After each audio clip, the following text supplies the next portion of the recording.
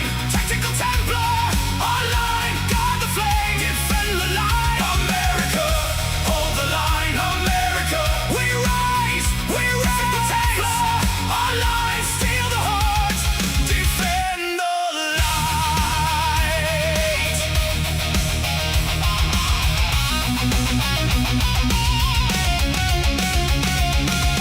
In the grid of a million screens, he moves like a ghost through code and beams. A chrome cross knight with a focused eye, breaking down every false disguise. Spam wars flood the open gate. He reads the lies, he seals the breach. Every threat that tries to crawl meets a wall, meets a wall.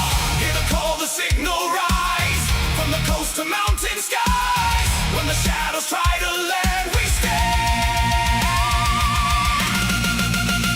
America, hold the line. America, tonight is mine. Tactical Templar, online, guard the flame, defend the light. America, hold the line. America, we rise, we rise. Tactical Templar, online, steal the heart, defend the light.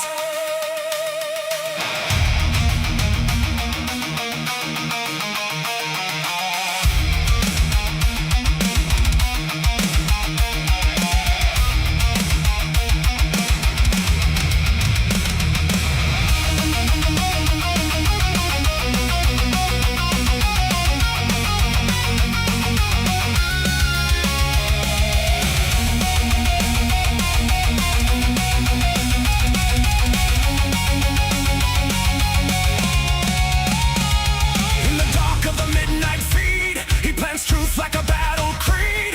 No surrender, no retreat, just the thunder under his feet. From the screen to the steadfast shore, he stands for the things worth fighting for.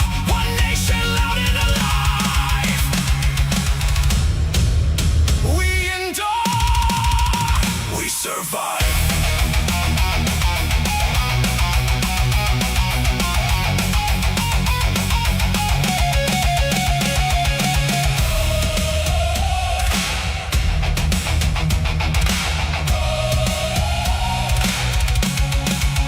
America, hold the line. America, tonight is mine. Tactical Templar, online, guard the flame, defend the light. America, hold the line. America, we rise, we rise. Tactical Templar, online, steal the heart, defend the light. Hold the line. We rise, we rise, we rise, we rise. Tactical Templar,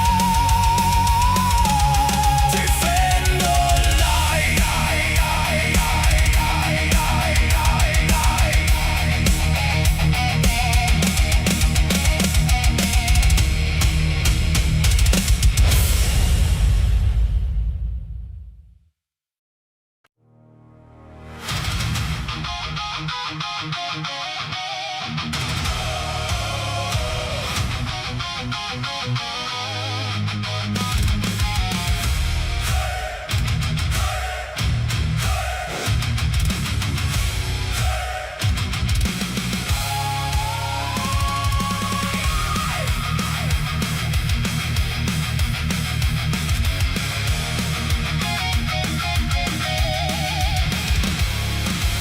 Morning breaks on the interstate. Steel birds cut the pale blue haze.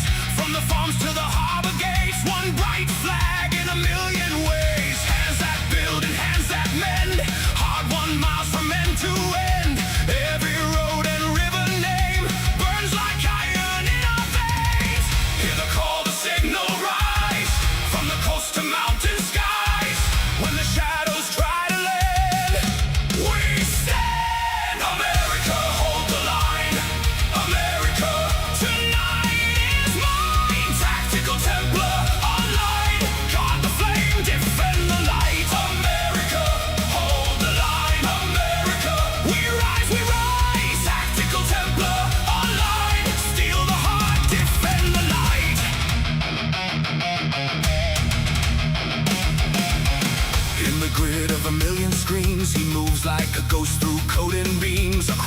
cross night with the focused eye, breaking down every false disguise. Spam wars flood the open gate. He reads the lies, he seals the breach. Every threat that tries to crawl meets a wall, meets a wall. Hear the call, the signal rise, from the coast to mountain skies. When the shadows try to land, we stand. America, hold the line. America, tonight is mine. Tactical Templar online. Guard the flame, defend the light. America, hold the line. America, we rise, we rise. Tactical Templar online. Steal the heart, defend the light.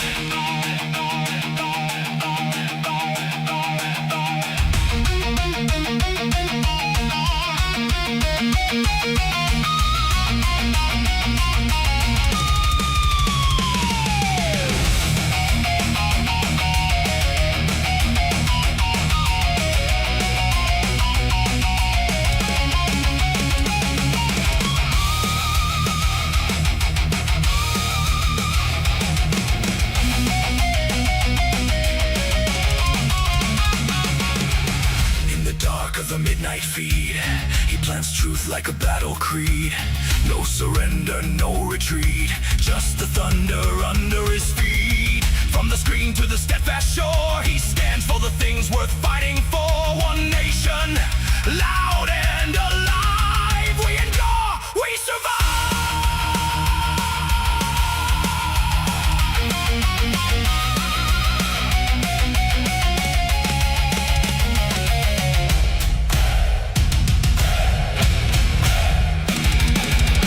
America, America.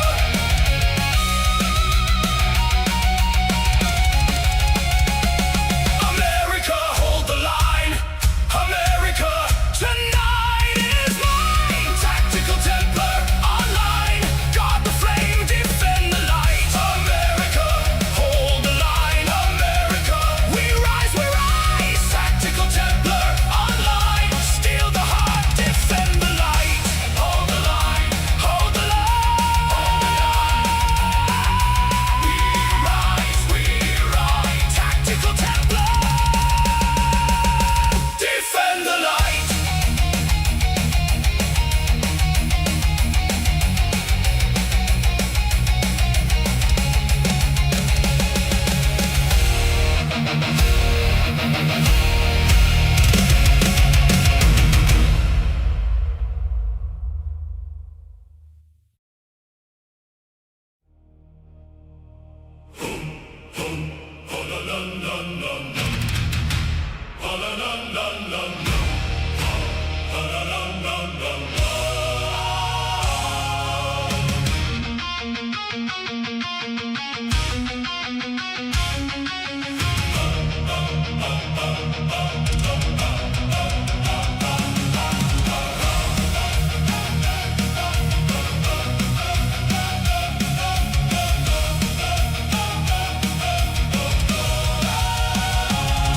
He sat on a pile of gold with ale on his breath and spite in his throat. Heavy with greed, with glassy red eyes, counting his curses like stolen praise. His tower was packed with junk and bone, cheap trinkets stacked like a rusted throne. He sold his soul for a price tag grin and fed on the shame that he called a win. He raised black banners in the dawn, pointing at songs till the voices were gone. But every lie leaves a stain in stone, and every thief ends up standing alone. False flag burn, your banners turn to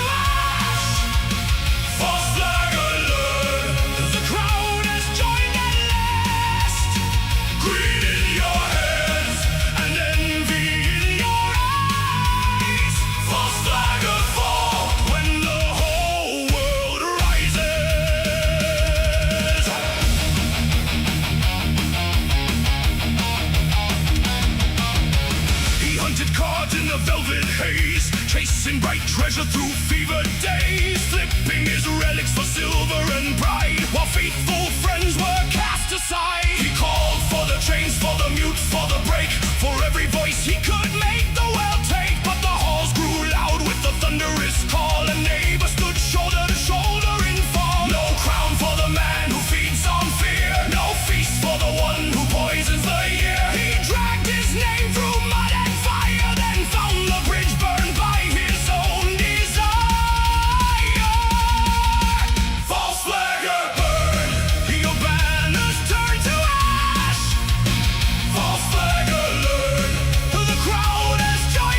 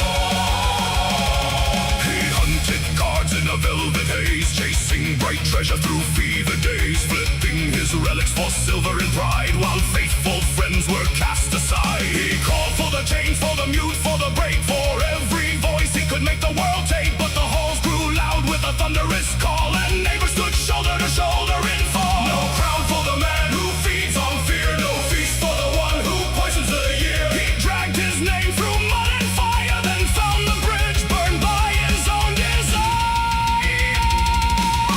False flagger burn, your banners turn to ash.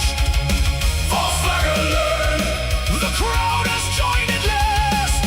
Greed in your hands and envy in your eyes. False flagger fall when the whole world rises.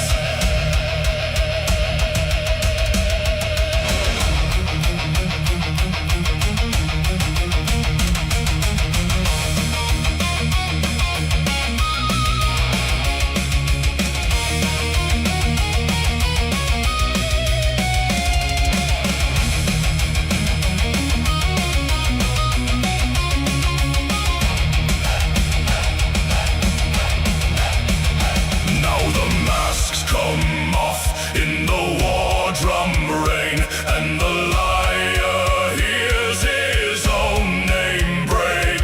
No throne survives when the people sing. No fraud outlives the dawn we bring.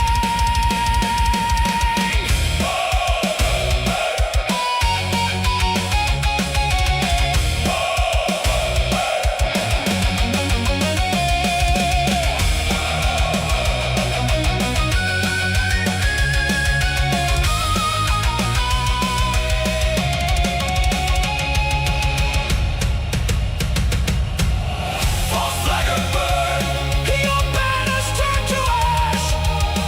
False flagger learn, and the crowd has joined at last.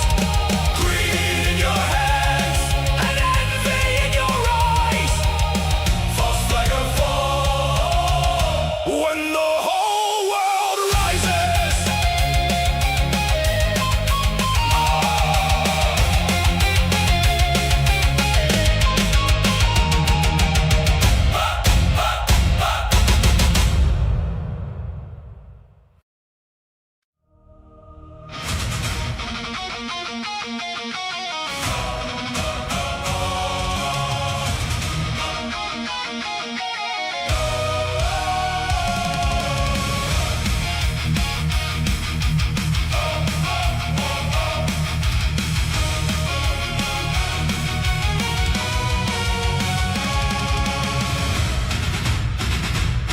In the glow of 100 screens, tactical Templar draws his steel. From thumbnail banners to comment beams, he calls the scattered to the wheel. Bite, bite, bite, the banners rise from basement desks and kitchen floors. Writers, gamers, camera eyes, all answer now with iron roars. Hear the signal split the night, one shared vow, one burning thread. Every channel locks in tight, every brave word raised instead. Tactical Templar, lead us on.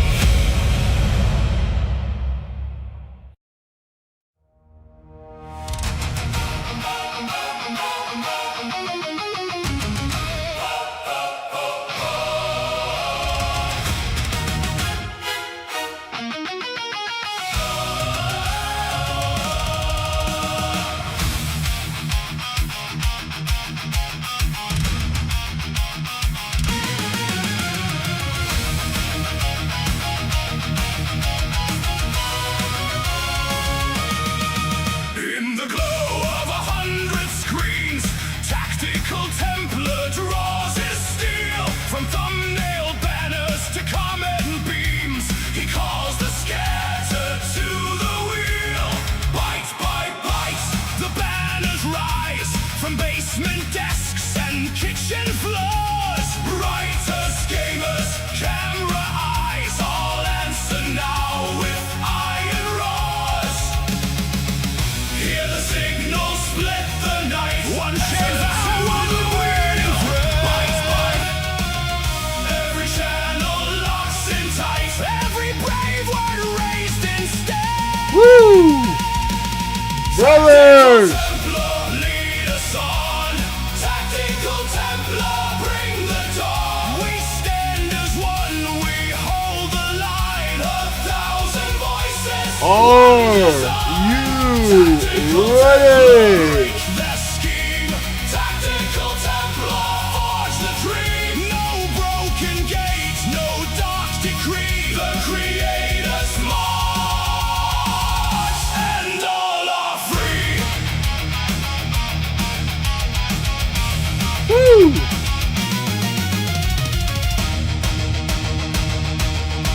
Then came the quarter. Speaking of the quartering, guys, we got a wild show for all of you today.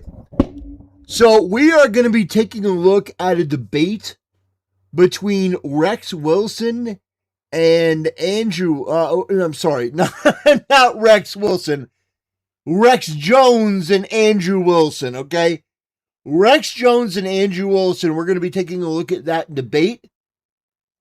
They're going to be going over Iran and Trump, and it's going to be very interesting. Very interesting.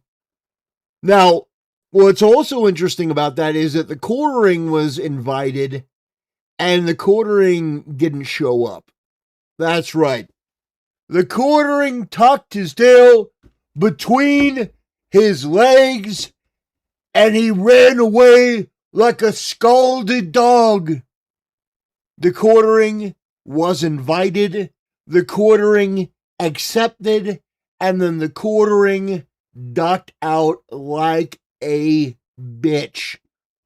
But guys, when it comes to the quartering, we have a video that we're going to be watching today.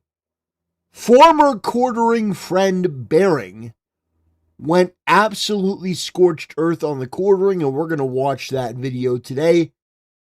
Guys, I got a special show for you. It's going to be great. We're going to have lots of fun. And then guess what? We're going to play some Helldivers. That's right. We're going to be playing some Helldivers.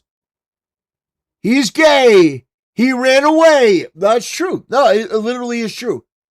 He accepted the debate, and then he ran away. That's crazy. That's absolutely crazy. At least go and put in a showing. You know, even if you're going to lose, go and take your licks like a man. Now, like, I don't know. I don't know what the quartering is thinking. What was he thinking? I don't know. I don't know what he's thinking. I don't know why he does what he does. It just seems to be to his own detriment consistently. Anyway, guys, it is Friday. It is the end of the week. Do you know what that means? How was your weekend? How's your weekend so far? You know, some of you, some of us, it's not quite time, but we're right about there. We got Corpus Delicti saying, Tag, is it Friday? It is Friday. Yes, it is, sir. It is Friday. Good to see Corpus Delicti back. Good to see you back, brother. Welcome to the fight. Welcome to the crusade. We're going to be talking about a whole bunch of stuff. Politics, news, entertainment. We may also be watching a video on the topic of IQ, which is going to be contentious for some people, but we may give that a watch as well. Guys, I just want to say thank you for being here. Thank you for supporting the channel. I couldn't do it without you. We got Josh over on YouTube saying, it's good. I got off at 12 today, so I'm doing housework and loving it. Amazing. Amazing. Doing housework. You know, doing a little bit of cleaning is it's a good thing, especially if you get it done on Friday. You don't have to worry about it. The other alternative is go get a wife. Also, we are going to be talking about Spain. Yes, we are going to be talking about Spain. There's an invasion. There's a Muslim invasion going on with a bunch of these just primitive fighting age men coming into these countries. And we're going to be talking about it because the Crusades were fought because there were hundreds of years of this. The encroachment from fighting age Muslim men. The encroachment from fighting age Muslim men, and then that eventually gave way to the Crusades. Will we get another crusade in our lifetime? Who knows? But we can only hope. We can only hope, and here's the solution, okay? They all have to go back. Every one of them.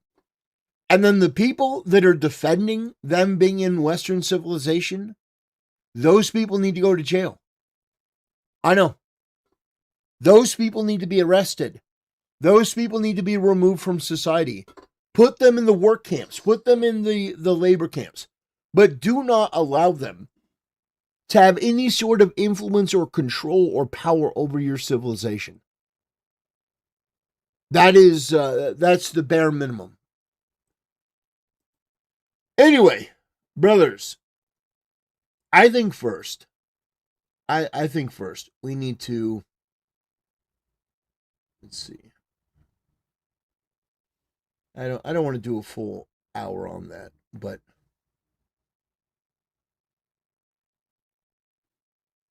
let's see. I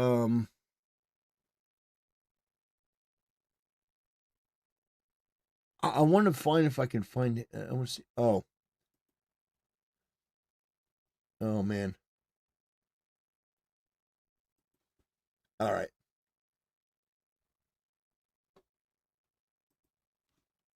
Okay, not that. Not that.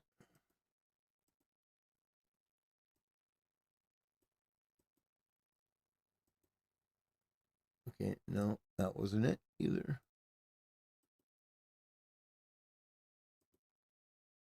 Okay, there we go. All right. We're going to start things we're going to start things off nice and slow. The Pope would never declare a crusade. This Pope may never declare a crusade. What we need Cardinal Sarah. We need a Pope that's willing to issue a crusade. Like, okay, all right, guys, it's time. The time has come.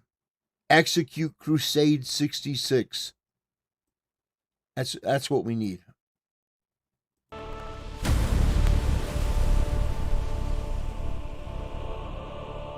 Brothers, it has been a particularly devastating time for the haters of my channel.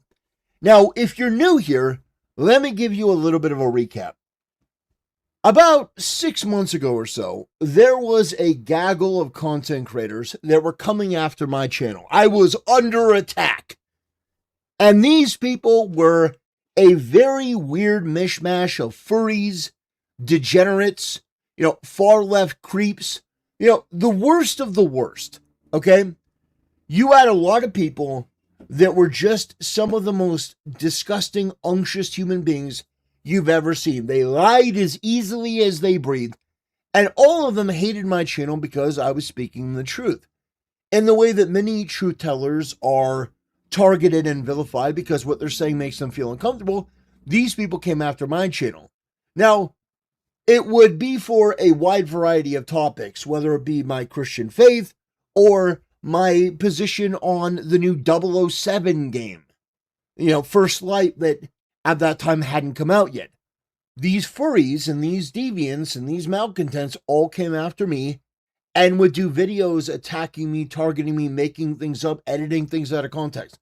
Well, the reason why I'm talking about it is because each and every one of these people have destroyed themselves in a way that has to be seen to be believed. So we are going to take a look at 2 honorable mentions as it relates to haters of my channel that thought they were going to take me down. They thought they were going to destroy what I'm building here. They thought they were going to be the ones to topple Rome. And in the end, they destroyed themselves. First, we're going to be talking about Otterly Noah, but only very briefly. Otterly Noah renamed Noah Divergence. Because Otterly Noah, you see, he hasn't made videos in, well, it says a month. But he hasn't made videos regularly for quite some time, and there's a reason for that. The reason is because Otterly Noah was shamed off of the internet because he was false flagging people, lying about it, and then blaming his artist for, they went behind my back and started false flagging people. I couldn't have known, basically quartering maxing. And this guy's career and reputation was done. He lied about it. He went on and on about how it was somebody else. And then eventually, he came out and just admitted it because it was too much. He was caught in too many lies. And this guy is a furry. He's a piece of shit. He's mentally ill, morally disgusting. And this is a guy that went on, for months, attacking me, attacking my channel, attacking other creators. And he would do this over and over with no research or duty of care. Basically, one of the other allegations is that he was a plagiarist. So he would steal the talking points from other people. And so he would have an issue with he'd have an issue with Critical Drinker. He had an issue with me because I said that 007 First Light was too woke, and I was right. He came after yours truly. Templar who talks about a lot of calling it woke. One such video comes from a channel called Tactical Templar, who talks about a lot of anti-woke stuff in content creation and gaming overall. Oh boy. He put out a video called The New James Bond Game Looks Insanely Woke, so let's see what he had to say. The name's woke. James Woke. I'm just gonna let that intro speak for itself. Who is this? Before you know anything about what I'm about to say. Yeah. And by the way, I was right about everything. But here's the thing. We're not here to talk about how right I was yet again, because I'm right all the time. It's not anything new. What we're here to talk about today is how wrong this guy Noah Divergence was. Across the board. And now he's been relegated to rebranding, changing his name, and basically slithering away, pretending that, I never did this, and now he's trying to do a different form of content. He put out an apology video that was just pathetic. And I wanted to remind you guys that this was a guy that spoke with such confidence. He spoke with such confidence that my channel was bad, my ideas were bad, I was going to be wrong, he was going to expose me. This guy and people like him in the furry community, they were going to take down my channel, they were going to ruin me, and in the end, he ruined himself. But guys, we have an even bigger degenerate freak to talk about today. We have an even bigger animal. And that is this guy, Internet Adjacent. Now, Internet Adjacent was somebody that did this video. It says, Tactical Templar cannot stop lying. And in fact, this video is still up. This video is filled with lies, is filled with tweets and stuff that are taken out of context, edited pieces of information that people like Papa Gut, low IQ, fat, slovenly freaks like Papa Gut still use to try to denigrate my character. But by the way, it's only a matter of time before Papa Gut joins with the rest of these people. All of the people that come after my channel, eventually this is the fate that they face, because these are not people of substance. These are people that are all fucking degenerate. So this guy is now rebranded to Online Antics. He was originally internet adjacent. Now he is Online Antics. And this guy really genuinely believed that he was going to use my name and my channel to build a career for himself. He did. This guy went on panel after panel of these, of these channels like Cuckcast and others. They welcomed him with open arms because he had the right politics. Turns out this guy, Online Antics or Internet Adjacent, is a homosexual furry. Now, the reason that we know that is because this guy was exposed. He was exposed sexually assaulting another gay furry at a furry convention. That's right. So this gay furry brought another gay furry to a furry convention and pressured him into sex over and over. We've seen the text messages. It was one of the most disgusting things we've ever covered, ever seen. It was absolutely horrific. But these are the people that come after my channel. It's like clockwork. Because I'm standing for more than just the bare minimum, because I'm saying that there are things that are aspirational and things that are of God, and you deviating from things that are of God, that is evil. These people that are truly sick, these guys, they take it like they're getting hit with holy water. A difference of opinion, and they recoil from it. And now they have an audience of absolute freaks. Now we're going to take a look at some of them. But I said, nice rebrand, Internet Adjacent. I guess lying about me and also sexually assaulting another furry at a furry convention didn't work out well, did it? You sick freak. Anyway, my channel is still here and you're not. I hope they throw your disgusting ass in prison. So this is from 8 months ago. Let's take a look at some of the comments. Why does his laugh sound like a laugh track? His reaction to being called a lolcow is exactly how a lolcow would respond. He sounds like Jay Schlatt if he was born a day later. That doesn't even make sense. But this guy is just... All of these fucking people, they're in the comment section of a gay furry that sexually assaulted another gay furry. This is the person that they supported. Every single one of these people should be bullied every day for the rest of their life. You supported a gay furry because you weren't smart enough to listen to what I'm actually saying? Templar delivers the worst defense ever. Asked to leave Bible study. So, I mean, just these people that are of the devil, demonic, degenerate. Can't wait for the next video. Tactical Templar still can't stop lying. He responded again, Templar is a massive joke and not even a funny, entertaining one. Well, guess what? My channel's here and his isn't. Because, well, you may not like my opinions. My opinions are fucking correct. Now, I'm not saying that I always get everything correct. But my track record, I would put against any of these freaks. Vine boom every time you're a furry. Yeah. He is a furry. Traditional values is like a wife cooks and cleans while a husband works. Or studying the Bible regularly, not rape doesn't exist, or the age of consent is bad. Yeah, see, all these people do is lie. All these people do is lie. I mean, this fucking retard, like 21 people like that statement because these people are of the devil. I've never said that rape doesn't exist, and I've never said that the age of consent is bad. But these absolute fucking animals, they lie.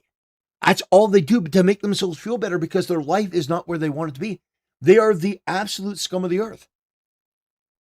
I've never said either of these things, and anyone who's familiar with my channel knows I haven't said that, because if I had, they wouldn't be here.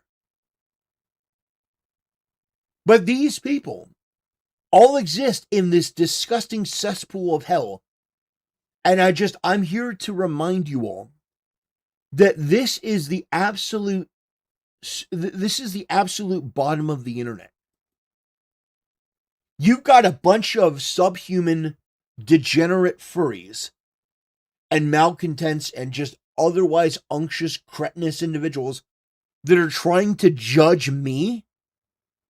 You're trying to judge me, and in order to do that, because you're so foul and subhuman and disgusting, you have to make up that I don't think that rape exists. You absolute Neanderthal freak. Or that the age of consent is bad. I'm not Sneako. I'm not Muslim. You know? So these absolute idiots. Shield says, yeah, you said a husband can't grape his wife. I said, are you fucking retarded? Are you genuinely dumb? I said under a Christian marriage, there's a covenant where a man and a wife have a contract where they are a wife under a Christian ethic is required to give her husband sex unless they have an agreement for a short duration of time. What the fuck are you talking about? Have you never read the Bible? Under a Christian ethic, a man, there's no raping of a wife from a husband because that would be like taking something that you already own. And the same thing for the fucking wife. The wife can't rape her husband. Like, do you think that if you woke up, you're married, and you woke up and your wife is sucking your dick, do you think she's sexually assaulting you? Do you think she's sexually assaulting you? No. No. The reality is that upon marriage, you sign a contract under God to become one flesh. If you're too fucking stupid, and I'm not talking to you specifically, Chill, I'm talking to these people. If you're too fucking stupid to understand that because you're so brain rotted by Western, decadence and degeneracy and gone the path of the devil, I don't even know what to tell you. This is basic. Everyone knows under a Christian ethic that forcing yourself on your wife is the dumbest, it is the dumbest what if scenario in the world, because all you have to do as a husband is say, we're going to have sex. The wife, same thing, tells her husband, we're going to have sex. And the reason for that is because if you don't do that, then you open yourself up to lust. The Bible understands human nature better than a bunch of Redditors or people in the comment section on a YouTube video that support a furry. There are prescriptions in the Bible for marriage. And one of them is a wife is not to deny her husband's sex. That means not denying it. Because the way that these people view marriage is as a roommate agreement. They view marriage as a roommate agreement that you basically just sign and you're just two independent people living together. But anyway, I digress. These people are the absolute root cause of a lot of the problems that we see because there's no accountability for what these people do. Now, to be honest here, the fact that this video is still up and this person hasn't taken it down is pretty shocking. My mod got you. He's pretty good. What would a debate with you even be about? Your lowbrow content that is dishonest and intended to engagement farm rather than provide accurate and useful commentary. If my video was misinformation, then why wouldn't you just debate it? It's an easy win for you, which you... Because you're a gay furry. You're a gay furry degenerate that sexually assaulted another gay furry. And everything that you say going forward it is just totally worthless. You're not worth the time. You're disgusting. That's why. Your video is misinformation. You lied. You didn't take accountability. And now your channel has had to be renamed because you're an absolute mongoloid. You're a freak. Need right now. It's also far more engaging content than just watching the news to 40 people like you usually do. Because you've disqualified And by the way, how many people does this guy have to watch his content? yourself. You don't get to come take a shit on my lawn and then argue with me about how I clean it up. True. You're dishonest. You're a furry.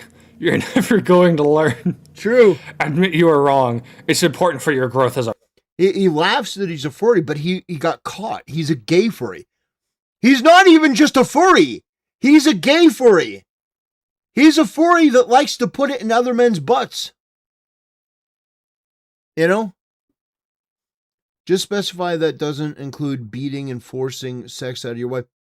Why would you even need to qualify that? Of course you wouldn't do that. Like, beating and forcing sex out of your wife, that's not a Christian virtue. That's not a Christian ethic. Yeah, these people are sick. But they wouldn't understand it anyway. Because this wasn't a good faith interpretation to understand what I'm saying. It was a intentional way to misunderstand it because these people are sick. And this is all they have. And eventually they will always expose themselves. a person, otherwise buzz off. But I'm not wrong, Lamau. You are wrong. Not only are you wrong morally, you're wrong intellectually, and you're wrong in every which way. Hence why I said you could debate me. You also never addressed why you only watched half of the video. You are wrong about everything. Every single thing. Even entrusting the retard who you cited. Not Cited. Oh. Cited. cited, by the way. It's still cited. It's still pronounced cited, not cited. It's cited, but it should be a C. Big difference between those words. Also, you're a furry. He is a furry. I got through more of the video than I thought, given the level of analysis from yourself. It's embarrassing. Do better and stop being so audience captured. That's true. And stop being a furry, and stop being gay, and stop sexually assaulting people. Hey, by the way, I didn't make that video or this video because I knew they were going to be bangers in the algorithm. I made them because they're funny. Shit, that first video is at a 6 out of 10. Trust me, there's definitely better topics I could cover. You're just like that hilariously autistic. If I'm wrong... I'd rather be autistic, if that were true, than a gay furry that sexually assaulted another gay furry. I mean, you see the caliber of people that we're dealing with here. I just wanted to remind you, like, these young, smug, disgusting, like, freaks. It's crazy. These are the people that I've had to deal with over the months and over the years. And if you want to get into content creation, eventually you are going to probably have to run into freaks like this. And whether it's Utterly Noah or whether it's this guy or any number of people, you are going to have to deal with the underbelly of the internet. And somebody in my chat brought up the fact that this guy definitely has a speech impediment. But yeah, I mean, that's the least of his problems. And so this guy is a gay rapist. Yeah, actually, this guy sexually assaulted. This guy is a gay furry. Let me repeat this. He's a gay furry. So he's a homosexual furry. And by the way, that's not a title or a pejorative that I'm adding to him. I mean, it is a pejorative, but he is actually that. And he brought another gay furry. He flew another gay furry out to a furry convention and then pressured him into having sex. And we saw the text messages and they were absolutely fucking disgusting. So, again, I will remind you all, these are the sort of people that I have to deal with. These are the sort of people that take what I say out of context, think they're going to take down my channel. You're never going to take down my channel. You're never going to do it. You will end up destroying yourself in the end because there is no goodness or soul or substance to anything that you do. And the only thing that is required to prove me right, as always, is time. So we'll see. We'll see if online antics, internet adjacent, we'll see if they rebrand again, if they come up with another stupid name. But I just wanted to give you guys that sort of update and let you guys know that is the current state of things. So anyway, we're gonna move topics. We're gonna change topics. We're gonna watch a debate between Andrew Wilson and Rex Jones. That's what we're gonna do right now.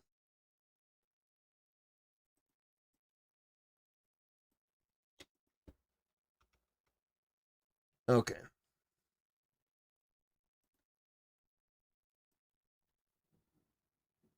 Perfect. Yeah, there we go, boys.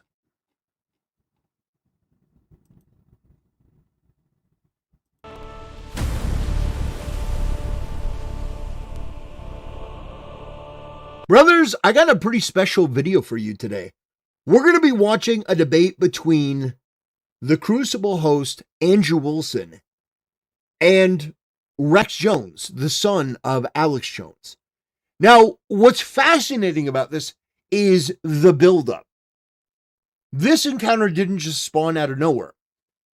Originally, it was going to be Rex Jones and Andrew Wilson and the Quartering. Jeremy Hambley from the Quartering was invited and he agreed. He accepted.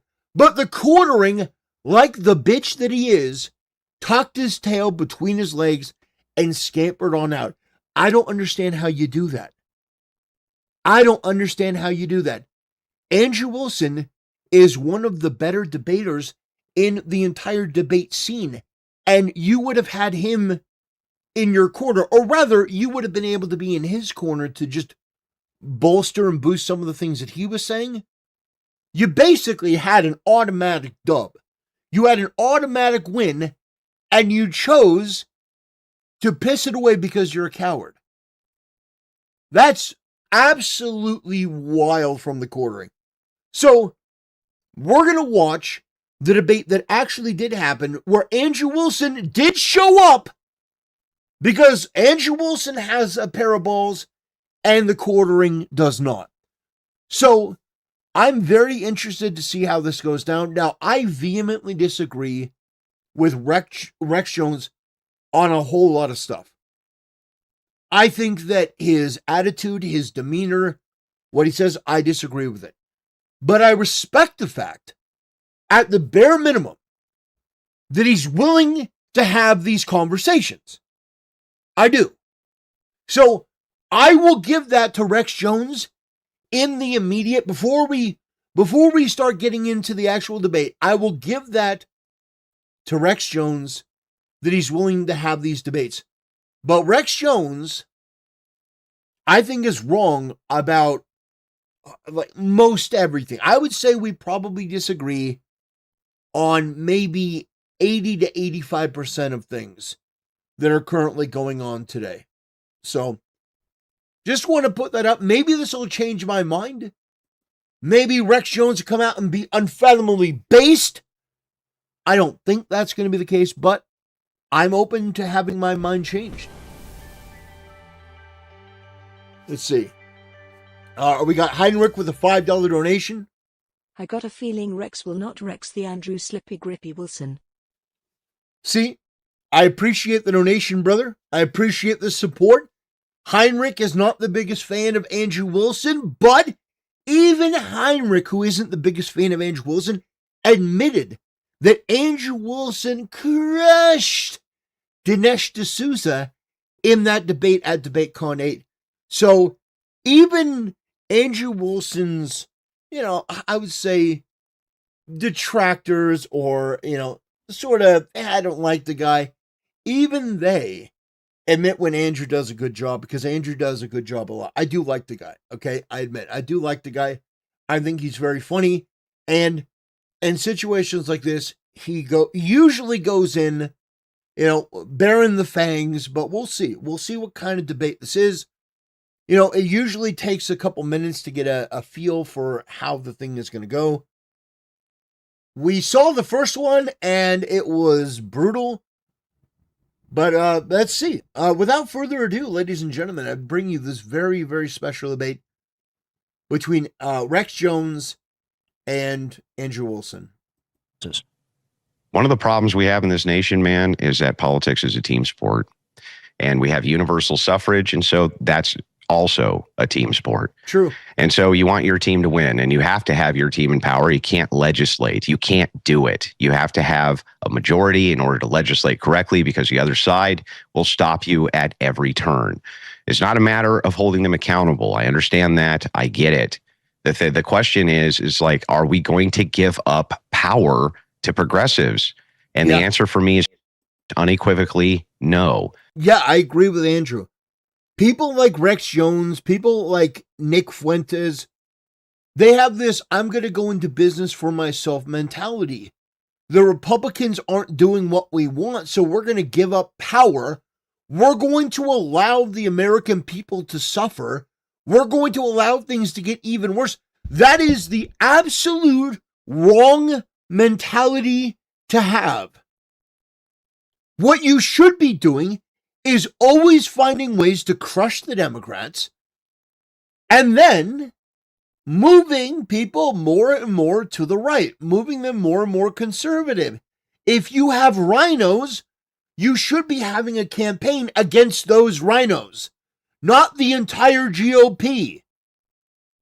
You should be identifying the rhinos that are actively impeding getting what you want, and then go after them and primary them and make their life miserable, and then get new people in that are going to do what you want. But at no point should you ever court giving power to the progressive left. Never. Would I love it if we were able to hold more of these people responsible? Sure, absolutely. But do I want progressives to govern as an exchange for that? I'm not so sure about that proposition. That seems like a bad prop to me. Who and how and what controls the Republican Party then? Mostly donor money, donor class, NGOs, things like this. They're also beholden to constituency, so it's a coalition of different factors. Who would those that hold people be? control. Who would the donors be? Who would the donor class be? Would that be people that support Greater Israel Project and are generating dead American bodies? And Kufi, and all sorts of different people. But so it doesn't also, sound like the voter, right? Yeah, but the problem is like that's a very one-dimensional aspect. Yeah, it's literally Israel bad. And don't get me wrong. I think he has a point on that. I think Rex Jones has a point on that. But you're not going to give up power to another party. By the way, Rex Jones, would you agree that the Democrats, the politicians, also support Israel? You remember when Bibi Netanyahu went and gave a speech in front of Congress, and the Democrats, almost for the first time, since Trump took office, got up and gave him a round of applause and were celebrating him? Do you think that if you gave power to these people that you agree with, in theory, less than the Republicans, and they also support Israel, they both support Israel, do you think that really is the wise thing to do? Do you think that is the smart thing to do? To, on this one issue, give power up to another party that hates you and hates this country and fundamentally wants to rewrite it and hates God. They hate God. So, literally, you're going to give power up to demons because you didn't get everything that you wanted. Does that sound like it's a reasonable, feasible idea? No. To look at, it's like, yes. You can say that. Why is that true? Well, hang on. I'm going to tell you. Jews pump a lot of money into politics. There's no doubt about it. So does Israel. But on the other hand, so do most of the Arab nations. So do most foreign nations pump money into politics. Are we fighting a war for them? Left. Are we fighting a war for the Arab nations right now or for Israel? No, that's beside the point, though. No, who can... Does he think that the Democrats would not fight the same wars? I don't know what point he's making here. He doesn't want people to vote Republican. He wants to punish the Republicans, okay? Granted, I actually agree with that. But not in the way that he's talking about it.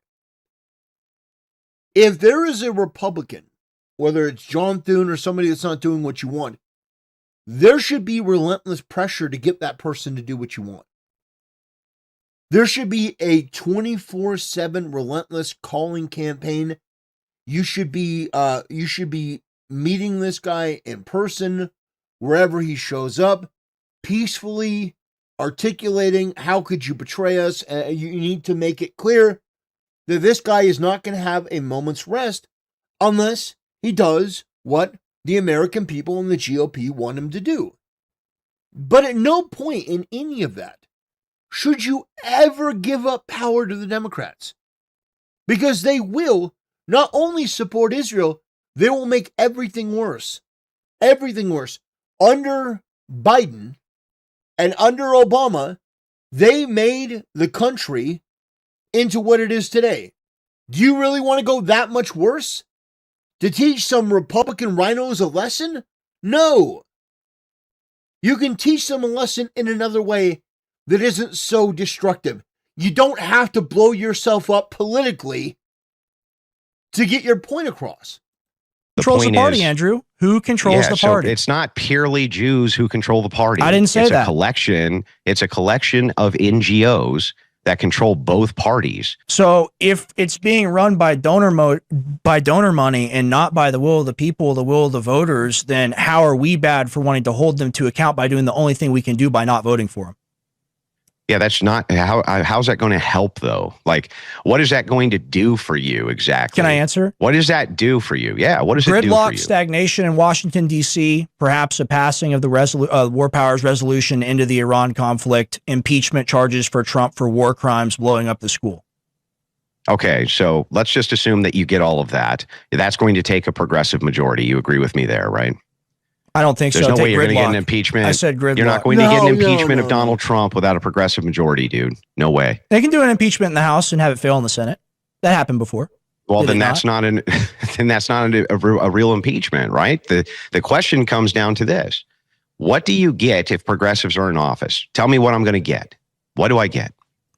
It's a great, devastating question. And Rex Jones has absolutely nothing to counter this. Probably not the Iran war. The average?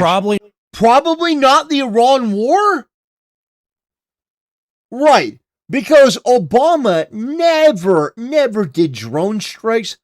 Obama was never in any wars. They didn't call him Obama. No. No. Kamala Harris definitely would have not had us in any other wars. No. She would have been the peacetime president.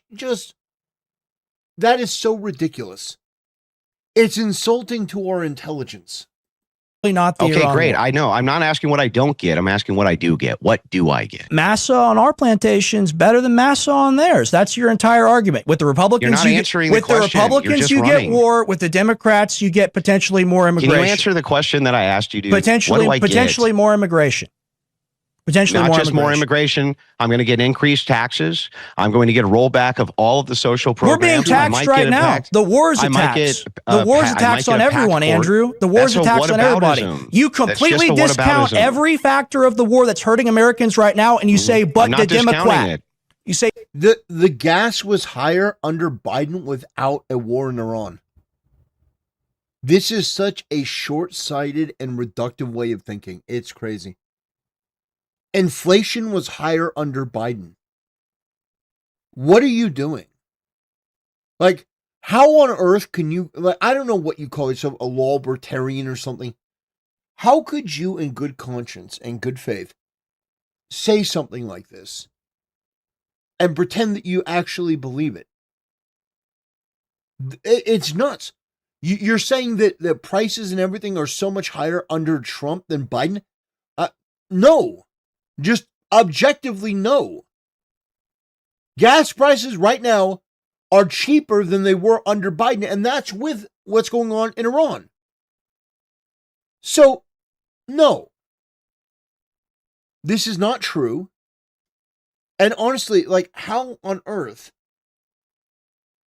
could you say this with any sort of confidence? It's mind blowing. But the Democrat. That's your entire argument. You're saying the Democrats will save us, Andrew. That's not what I said. I want the war to end. World War III is happening right now. You support World War III. You say you don't, but you make justifications for it. I support World War III. Yes. You support communists getting into office to save you from the evil Republicans because you can't rein in your own party. Andrew, what happens when World War? No, Andrew is absolutely right. That is precisely what Rex Jones is proposing. Hey guys, we're going to bring in the communists. We're going to bring in the communist left to save us. War III truly. Do not ever let people like Rex Jones have any amount of power or control over your politics. Never. Never let anyone like Rex Jones have power or control over your politics. Andrew did a phenomenal job. He did a phenomenal job pointing out the fact you are relying on communists to save you. If that isn't the most stunning indictment of your position, I don't know what is. Breaks out and there's a ground invasion. You were wrong 7 weeks into the war. You're wrong right now. What happens when that happens? Are you going to eat crow? Wrong? What do you mean? How am I wrong? I never said there would be a ground invasion. You said it wasn't a war, man. You said it wasn't a war. It wasn't at the time. It was a conflict at the time. You have it both ways. So when did it become a war? When did it become a war, Andrew? I think that when it became a war was after the ceasefires failed. That's when I think it became a true war. Fair. All right, so Trump disagrees with you. Trump says the 4 soldiers that just died didn't die in the Iran war. He says we're not at war. Do you support that position? I disagree with Trump. Fantastic. All right, so how do you hold him to account? If you disagree with the president, do you care? Is he your king? So the thing that's funny is, like, we can go to our representatives. We can ask them to defund this. We can ask for many things from the representatives who are in control. Now that you have established what my view is, Rex, how are Democrats going to save us from anything, bro? Tell me, please. All right, mass starvation every single day. The Strait of Hormuz and Bab el-Mandeb are shut. There's global famine, mass migration, human osmotic pressure. Michael Yon talks about it all the time. This war will generate 100 times the problems that you're kvetching about. Real time, uncensored, unstoppable. Could never find what we're talking about here. I don't want to speak for you, Andrew. I want you to speak for yourself. Where do you stand now into the conflict 6 months? I'm fine calling it a war. I don't think that's a problem. It definitely is not boding well for the Trump administration, that's for sure, going on 6 months with no real resolution in sight. So I don't think that it was a great idea for his administration to do. Right. And now I'm going to push back against Andrew a little bit. I do view this a little bit differently. I think that this is a case of this would have been a much bigger problem in 5 to 10 years. And while it may not have been politically convenient to do it now, I do think that there are benefits to the American people of crippling Iran so that they cannot continue to fund all their terror proxies or develop a nuclear weapon. I do view what's going on in Iran and stopping them, especially after they got done killing 40,000 plus of their own people. I do think there is a good in this. I'm not saying that Andrew isn't saying that there isn't any good in this. He just simply disagrees with it. But the fact is, I look at this and I go, I support what's going on in Iran because I understand the cost that it's going to incur on the American people and the world. You have a rogue Muslim terrorist state that is willing to indiscriminately attack people, including civilians. And, we're supposed to be, what did Rex Jones say, kvetching? We're supposed to be, pro-clutching over this? No. Trump in Iran has made some statements that are just not true. But I will choose Trump every time over a Democrat, a communist. Because at least Trump, the rhetoric I understand, the bravado I understand, I get it. I'll take somebody that at the bare minimum I think likes this country versus a communist that I know hates it. And this is the frustration that I had initially. Forget just being a young person, forget just being 23 for a second and thinking about the prospect of us being involved in another like ground war in the Middle East. My theory about the Iran war is that since we gave away a lot of our military supplies to Ukraine and other nations, America is not the great power it once was. We all know who gave the stuff away. Well, you know what, Quaz? Thank you for the $10 donation. Huge support from Quaz over there.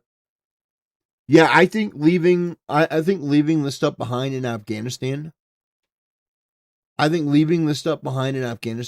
was one of the biggest blunders in the history of our country. It was such an embarrassment. But I also agree with you that giving away so many supplies to Ukraine was a massive mistake. A massive mistake.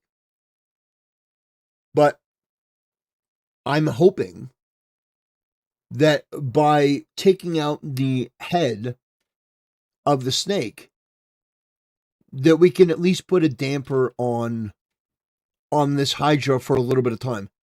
Because they are the number one state sponsor of terror.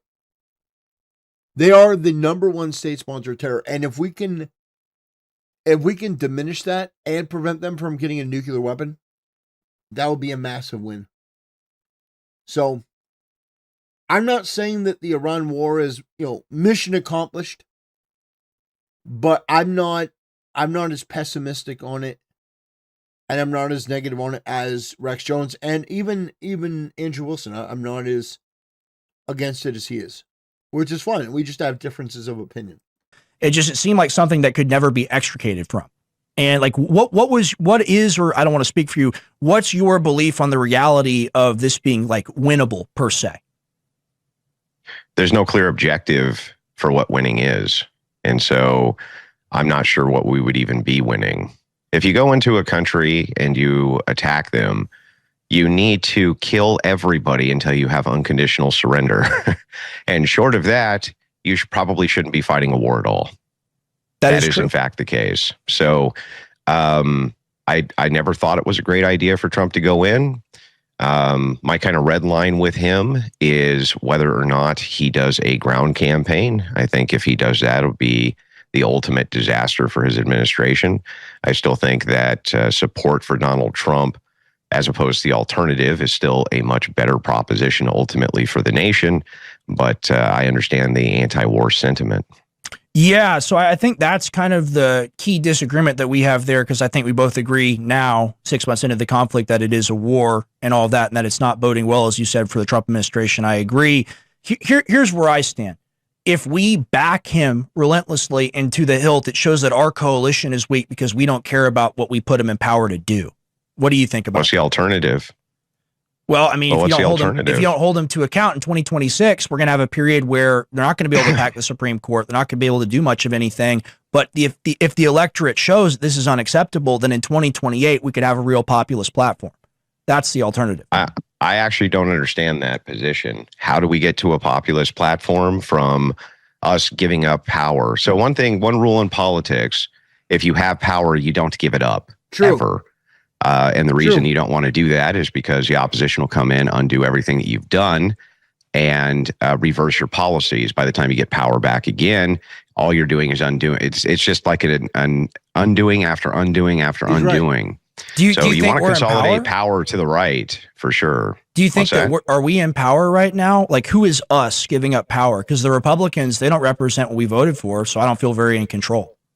Most Republicans do represent what you voted for. There's a few defectors you probably don't like, but overarchingly. Yeah. A majority of Republicans do agree with the Save America Act. Like, if you were to ask Rex Jones, who do you think supports Who do you think supports like Christian values in the country more, Republicans or Democrats? Obviously Republicans. Okay.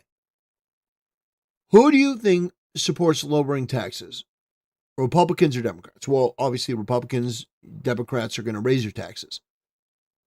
Who do you think wants mass deportations more, Republicans or Democrats? Well, Republicans. So here's the thing.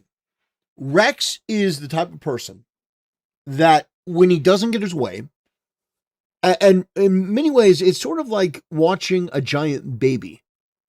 Yeah, a giant baby. Where they don't get what they want, so they start crying and they start throwing things around and start grabbing things.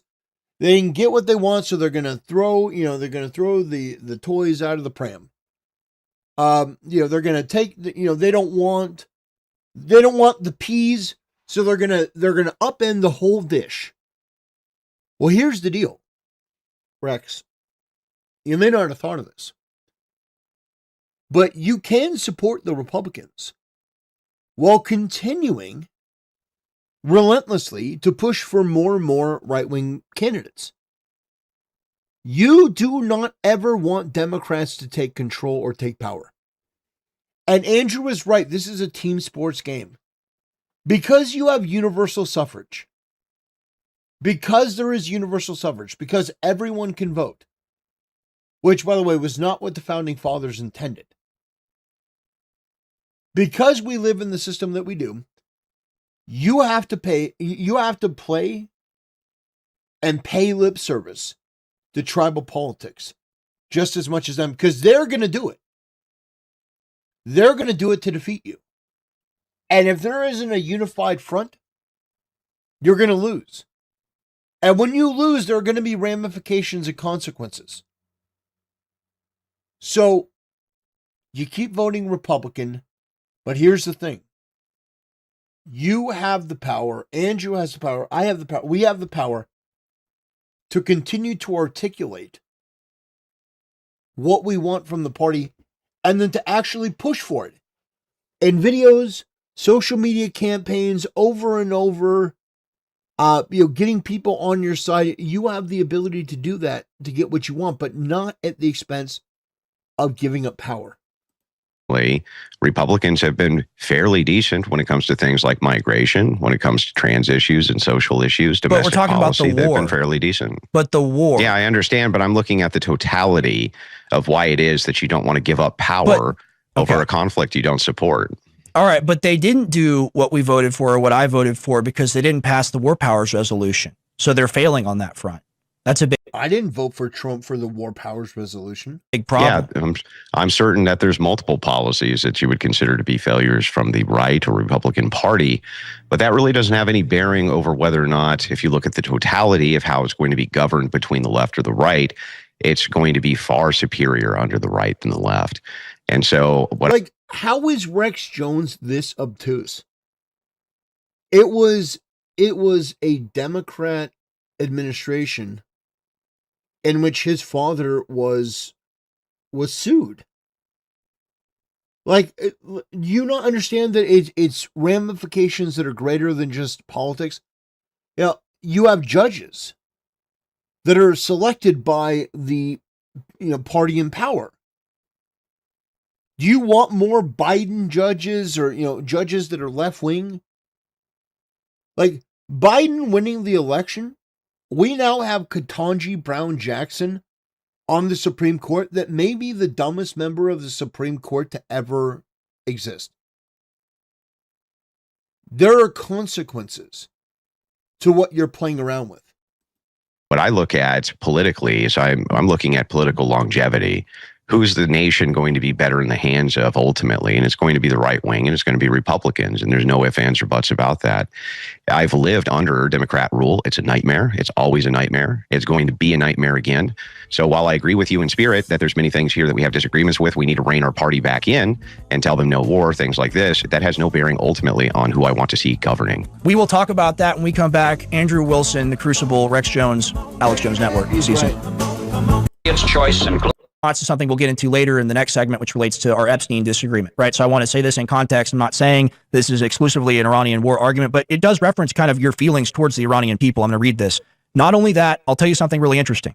I do know of a satanic type religion of pedophiles, and right this second, Trump is blowing them up. Right this second, as we speak, he blew up their leadership. The Ayatollah Khamenei instituted child marriage as young as 9 years old inside of Iran, and we're killing them overwhelmingly. You want to talk about pedophiles? Let's talk about pedophiles. Where are they at? I can tell you who are blowing up right now. Who are pedophiles? That would be Trump blowing up pedophiles. That's what he's doing currently. Is that the way you feel about all the civilian deaths in this war as well? What's your No, what I was doing there was testing the logical consistency of the pedophile craze for Epstein. So the idea was from Owen's position was that the most important thing was to stop the pedophiles who are in government and who are eating children and all this shit, right? So I said, look, if that's the case, if it's really just about pedophiles, then we can point out that there's another nation that's completely filled to the brim with them, and we're blowing them up at the moment. It's just to test the logical consistency. It's not a position that is pro-war. It's just a position that's designed to test to be clear, if it's purely like to test logic, you do not support bombing pedophiles in Iran?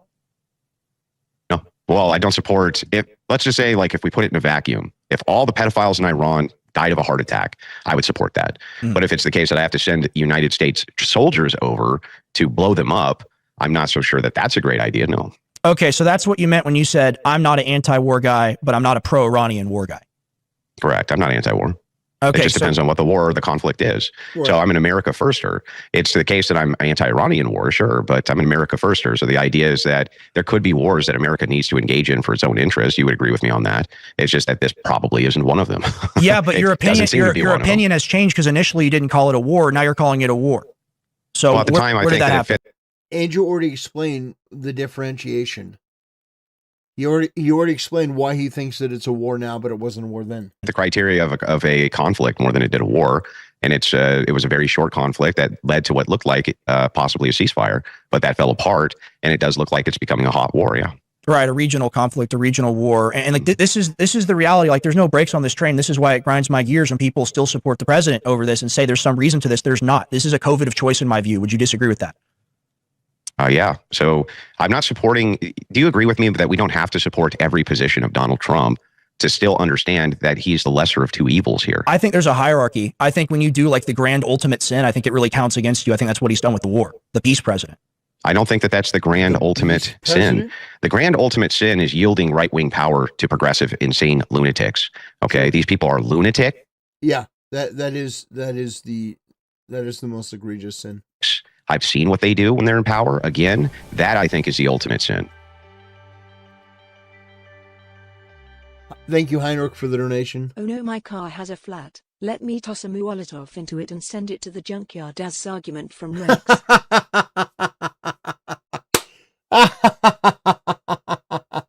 Yeah, oh no. My car has a flat tire. Let me throw a Molotov cocktail into it and send it to the junkyard. Yeah, no, that is Rex's argument. Great point. Thank you for the donation, Heinrich. Yeah, that is accurate. It's like there's something I disagree with, or it's like my car I got a ticket, so now I'm gonna drive my car off a bridge and destroy it. I'm gonna sink it to the bottom of the bay. It's like, well, no, you can disagree with things that Trump has done. I've disagreed with things that Trump has done. There are many things that Trump has done that I disagree with. In fact, most of the things that I disagree with Trump on is he doesn't go far enough. He doesn't go far enough. But, I mean, like Rex Jones, I don't know. There's something about the way that he talks and the way that he thinks that it's so childish. It's so simplistic and just, oh yeah, well, we're going to give communists, control of the country, and that'll show those Republicans. No. Listen, let me just say this. If you are a Republican or a libertarian, or you're somebody who's actively encouraging people to vote against Republicans because you think giving up power is the way to hurt Republicans, you're going to teach them a lesson, you are the enemy of every thinking reasonable Republican. You are the enemy of every reasonable thinking American. You are actively trying to let people into power that should never be in power because you think you have some greater point to make. Never let people like Rex Jones and others live it down that they wanted to let Democrats back into power. I think that, and by the way, I'm not even sure that having progressives in power would stop any foreign conflict. It hasn't before. Like, what foreign conflict do they ever stop? I've never seen them stop any of them. I always see them get expanded under progressives, in fact. Got expanded under Obama. Clinton bombed foreign nations. Every time a progressive is in power, I see them do this. So I don't even know that follows, that voting in progressives is going to even stop any of the conflicts anyway. At least if we're in power and can apply some sort of pressure on Republicans and the Republican administration, I mean, that's superior to if we had progressives in power, I think. Is there any accountability for the Republican Party? Or do they just get to avoid punishment forever for breaking their promises? One of the problems. No, like Liz Cheney was voted out of office in humiliating fashion. No, you should continue to hold the Republicans' feet to the fire. What you should be doing, Rex Jones, is you should be targeting individual Republicans like Lisa Murkowski or Susan Collins, and you should actively be trying to get them primaried. You should be trying to get Republicans that are rhinos to resign. But instead, you want to just destroy the whole of the GOP. Problems we have in this nation, man, is that politics is a team sport. And we have universal suffrage, and so that's also a team sport. And so you want your team to win, and you have to have your team in power. You can't legislate. You can't do it. You have to have a majority in order to legislate correctly, because the other side will stop you at every turn. It's not a matter of holding them accountable. I understand that. I get it. The question is like, are we going to give up power to progressives? And the answer for me is unequivocally no. Would I love it if we were able to hold more of these people responsible? Sure. Absolutely. But do I want progressives to govern as an exchange for that? I'm not so sure about that proposition. That seems like a bad prop to me. I just think we've lost more than we've gained. Conservatively, let's just go with the initial 39-day of the war count. It's 113 billion. Look at our bases, look at things destroyed, look at munitions, let's just call it another few billion, whatever we want to say. Look at the global energy crisis ramification for people at home. People are spending more money. Ultimately, you're looking at like around a $200 billion price tag for, 100. How many billions of dollars and what reputational damage was the Biden withdrawal from Afghanistan? Do you really think the Democrats would do a better job? No, you don't. Of course you don't. You don't actually believe what you're saying. You don't. You don't think that Republicans are worse on this stuff than Democrats. You're just embittered. And that's fine. But I would encourage you to put your energy and your efforts. You are on a massive channel. How many views does this have? This has 280,000 views. That's a lot of views. You could have put your energy into going after Democrats and rhino Republicans. Instead, you choose to focus on Trump. And then Trump should be impeached. If you believe that Trump should be impeached, you are an enemy of mine and the American people. Trump is the only one right now. There are things that I disagree with, but Trump is the only one right now that is trying to keep this thing together. If you allow Democrats back in control, it's going to be an absolute nightmare. And you damage and destroy what little credibility you have the moment you start talking about impeaching the president. 50 days or 6 months of war. It's going to be more than that before it's done. Well, absolutely. Absolutely. So how on quote unquote our side, quote unquote the right, how is that not the ultimate sin? I'm going to put that back to you. Because domestic policy is even more important than foreign policy is, significantly more important. And the domestic policy under Democrats is going to look like this. They're going to institute corporate tax increases immediately, which Trump tried to offset with tariffs, which is going to increase the amount that you pay for your goods significantly. They tried to say that Trump was doing that when he instituted tariffs. The opposite is true. When you up corporate taxes, who ends up paying the bill? It's the consumer. Not only that, they're going to roll back Roe v. Wade and the legislation that we have fervently fought for there. They're going to pack the court. These people are lunatics. They will. And by the way, right now we have net negative, actually, migration to the United States. And I guarantee you that that's not going to stay the case under progressive rule. So look, I get it. There's a foreign policy blunder that's going on and it really sucks. And I hope we can rein it in. But I'm telling you right now that the alternative of putting progressives in power is going to destroy the nation even further than it's been destroyed, significantly more. Right now, you have who on the left? You have Mamdani, you have communists coming out of the east, which is where they've traditionally come from, moving their way out westward. You want these people in power? No, you don't. You don't want them in power. Even if it was the case that they reigned in some of these wars, which I doubt, but let's just give them the benefit of the doubt, they will still destroy you domestically. They're handed the keys to the kingdom, though, when we have coffins come home draped in American flags. And the whole narrative about Mamdani, he's in the Oval Office shaking hands with Donald Trump, hanging out. So the whole narrative of, the great communist enemy, the evil enemy, I just see these as different factions that want to destroy the country. Do you not see the Republicans as a different faction that wants to destroy? No, I've never believed the ideal that this was a two-headed snake with one single body. That's not the case. How's it going, Doki? The case of the matter is that if you have universal suffrage, you're always going to be reduced to a single party. Even in places where they have rounds of voting like they do in the UK, it often comes down to just two parties, which are the two major parties. There's not much you can do because there's a couple of wedge issues that parties can build their platforms around that people will endlessly fight about. That is the truth of the world. The idea that Mamdani is going down and shaking hands with Trump means nothing. That's politics, man. That's how that works. That doesn't mean he doesn't hate him. That doesn't mean he's not smiling, waiting to put a knife in his back and in the back of the Republic, because they are. These people are psychopathic lunatics, and they're communists. True. And their entire ideology is the destruction of capitalist America. That's what they want more than anything. Yeah, when America supports and props up genocides that Israel and Ukraine commit, and then people like Mamdani can run up. Oh, God. Oh, man. That's embarrassing. I mean, just super embarrassing. Man. On being opposed to that, we hand them a free win. Yeah, look, I agree with you that politically, this was a bad idea for Trump, that it's going to weaken his base support, and already has, that it is the case that many of the right-wingers are going to be extremely upset about this, and they are. I agree with all of that. There's nothing you're saying there which is untrue. I know, but this wasn't your initial position. There's nothing here that you're saying, though, that also, or that I'm saying that's untrue either. Both things are true. It is true that his support is being eroded because of this conflict. There's no ifs, ands, or buts about that, but it's equally true that if we have progressives in power, domestic policies are going to turn to absolute shinola, and they are going to destroy us. Both things are true at the same time. So what's the pathway forward is what we're discussing, right? Well, how do you hold the idea is like, what do we do? Go ahead. Yeah, no, you go ahead. I'm sorry. I didn't mean to cut you off. No, it's all good.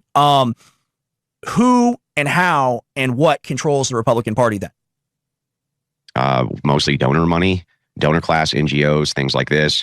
They're also beholden to constituency, so it's a coalition. Yeah, who are those people be? Who would the donors be? Who would the donor class be? Would that be people that support Greater Israel Project and are generating dead American bodies? And Kufi, and all sorts of different people. But so it doesn't sound like the voter, right? Yeah, but the problem is like that's a very one-dimensional aspect to look at. It's like, yes, you can say that. Why is that true? Well, hang on. I'm going to tell you. Jews pump a lot of money into politics. There's no doubt about it. So does Israel.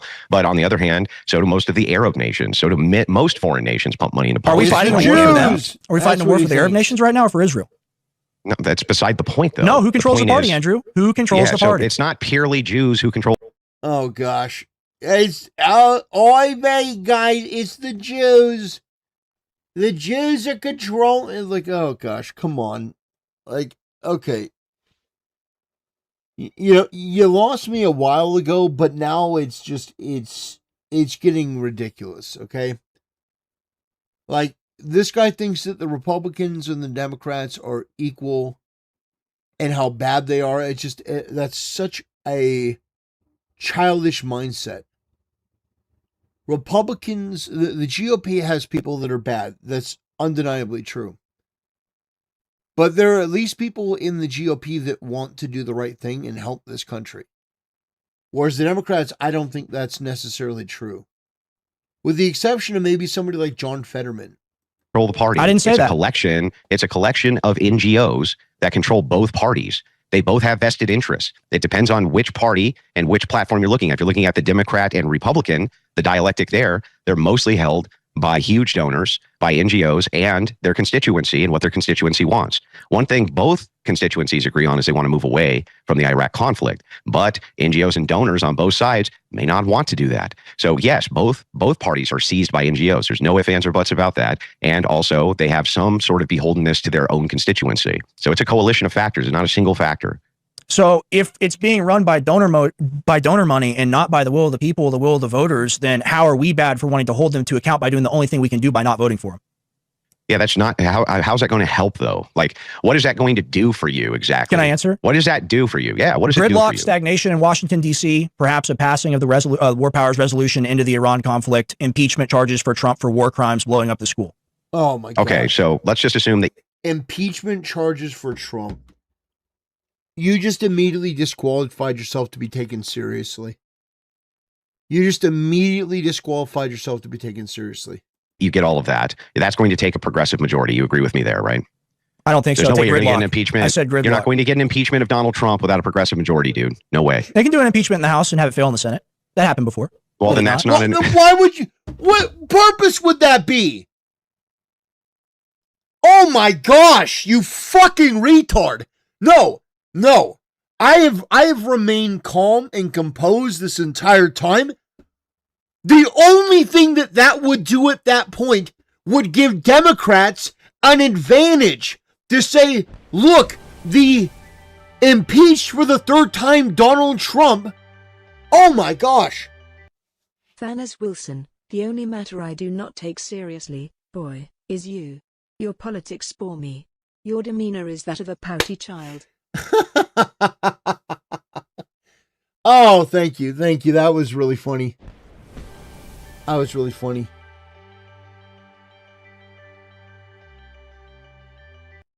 You can be a conservative purist, but prepare to be in the minority. Trump has given us a Supreme Court and rescued us from...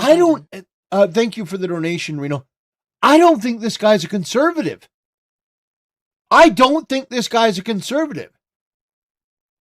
If your highest value is the Iran war and you want to impeach Trump, I don't think this guy's a conservative at all. You say, oh, well, we're just going to bring in enough Democrats that they take control of the House, and so they can impeach Trump, but he's not going to be removed from office. So you are aiding and abetting the enemy of the United States. You don't want them to remove Trump. You just simply want them to, give ammunition to the communists for the next election. And you want to aid the media. How fucking stupid can you be? You are an op. I think this guy has to be an op. I cannot believe that this guy is a conservative. That there's no way he's a conservative. If you are so low IQ and you are so short-sighted that your idea for the future to get what you want is to let progressive communist scumbags, godless, degenerate atheists into power to not defeat Trump, but wound Trump politically. By the way, the same people that were celebrating the death of Charlie Kirk, yeah, you were going to let those people back in. No. And now, until the end of time, Rex Jones, his name should be synonymous with retardation. How on earth are you going to say something like this? You just want the impeachment as a stain on him and some spiteful vendetta, but you're willing to destroy the country in order to do it? Pathetic. Then that's not a real impeachment, right? The question comes down to this. What do you get if progressives are in office? Tell me what I'm going to get. What do I get? Probably not the Iran war. The average? Probably not the Iran war. Okay, great. I know. I'm not asking what I don't get. I'm asking what I do get. What do I get?